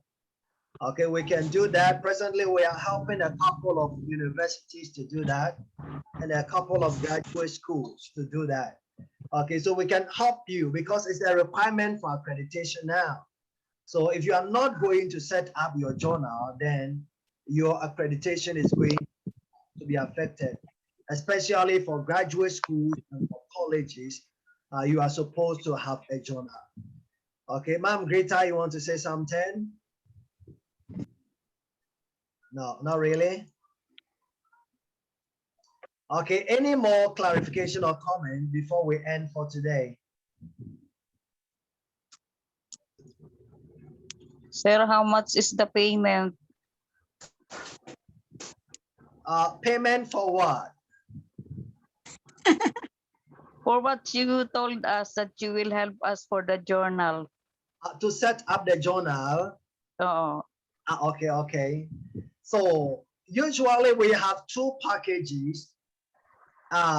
If you want to set up a journal with 10 articles, or you want to set up a journal with 15 articles. Okay, like I mentioned earlier, usually if we edit one research paper, the fee is 8,000. Okay, but for the journal, the 10 articles, we edit everything scholarly. Okay, and then we do the layout, the formatting, the page design. If you don't have ISSN, we apply for you. If you have it, then we will use it. Okay, and then we do the printing as well, and then we do everything. Okay, and the package is only 20,000 for editing 10 articles compared to if somebody want to, if it's not a journal, just an article, one paper is 8,000. But for the journal, the 10 article, the package is only 20,000, which means that one article editing will charge like 2,000 only. Okay, so that is the package. If you want 15 articles, okay, we will edit all the 15 articles, do the layout, do the formatting, the cover, the ISS and everything for 15 articles, and the fee is, the professional fee is 27,000. Okay, and then all the 15 articles will be professionally and scholarly edited. Okay, so these are the two packages we have. We have 20,000 and 27,000, which is for 10 articles and 15 articles journal. Okay, however, our goal is at the end of the day, we are going to train your team. Okay, so in the future, your articles will not have to be edited by us. Okay, so you do your own editing so that you can cut down your expenses. So for the first issue, the second issue, we can do it for you. And then as your team gain experience, then you begin to do everything all by yourself. Okay, so that is the package that we have. Presently, we have done it for a couple of colleges already. And then we have some of them, we just signed memorandum with them. Okay, with some colleges, we just signed a memorandum to do the journal, to do the training of the editors, to train the peer reviewers and all that. So if your college needs that, we can do the same memorandum with you. And then because of the memorandum, we give you more discount as well. Okay, in all the trainings, we provide discount. Sir, for the 10 articles, how many books will be produced for 20,000? Yes, for the 10 articles, the 20,000. complementary copies is two complementary copies. But if you need more copy, we'll print for you. Usually, the fee is just very small, maybe around 100 to 150 per journal only. For extra copies, we will print for you. So it's not really expensive, but as part of the package, we are going to provide you with 2 copies. Okay, thank you, sir. You're welcome, Paul.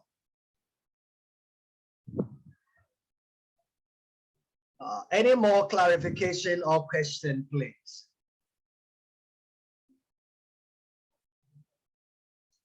Okay, so if there are no more questions, may I request you to provide us with your rating. Okay, 0 to 10, 0 is completely dissatisfied, and then 10 is completely satisfied. Okay, so in the chat, please provide your rating in the chat for today's training. And then after that, well, I will take photo. Okay, when the photo is done, then we'll be done for today. So please provide your rating in the chat. Okay, from 0 to 10, so that we will know how things are.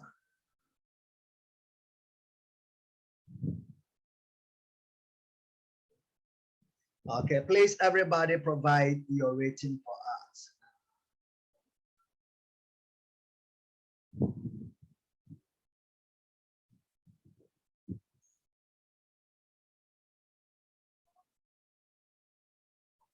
Okay, and then those of you who need software, you can just message in the messenger.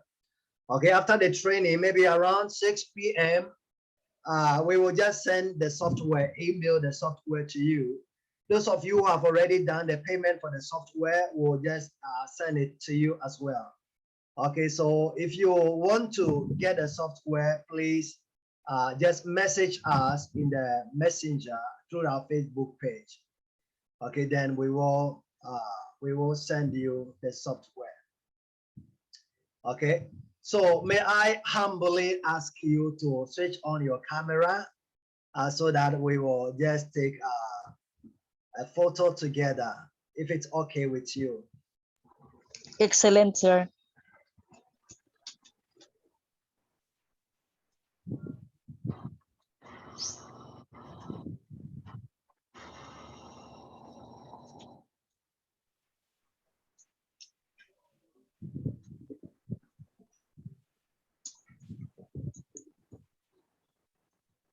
Okay, so I'm going to capture.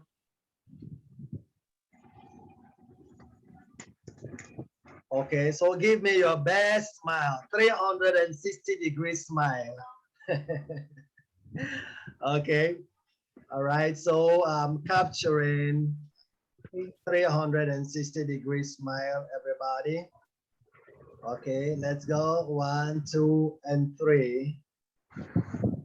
Okay, I'm going to take one more. Just one more. Isa more. Isa pan. Okay, give me a yes. Okay, give me a like. Let me take one more. Okay. All right. One, two, and three. Okay. All right. Maraming salamat po. Thank you so much for being our audience for today. So see you again next week, Saturday. And then Monday, I will send the papers for your review exercise. And then Tuesday, we'll send the certificate and the videos. Okay, and then later this evening, those of you who need the software, we will send the software later this evening. The promo is for 1 week, okay, until next week, Saturday. Okay, so you have the whole week in case you don't have the resources now, you want to get it later, that's okay. We can wait for you till next week, Saturday. All right, so thank you again. Salamat, salamat, ulit. Thank you, sir. Okay, thank you so much. Thank you, everybody. Open for more trainings. Thank you. Welcome.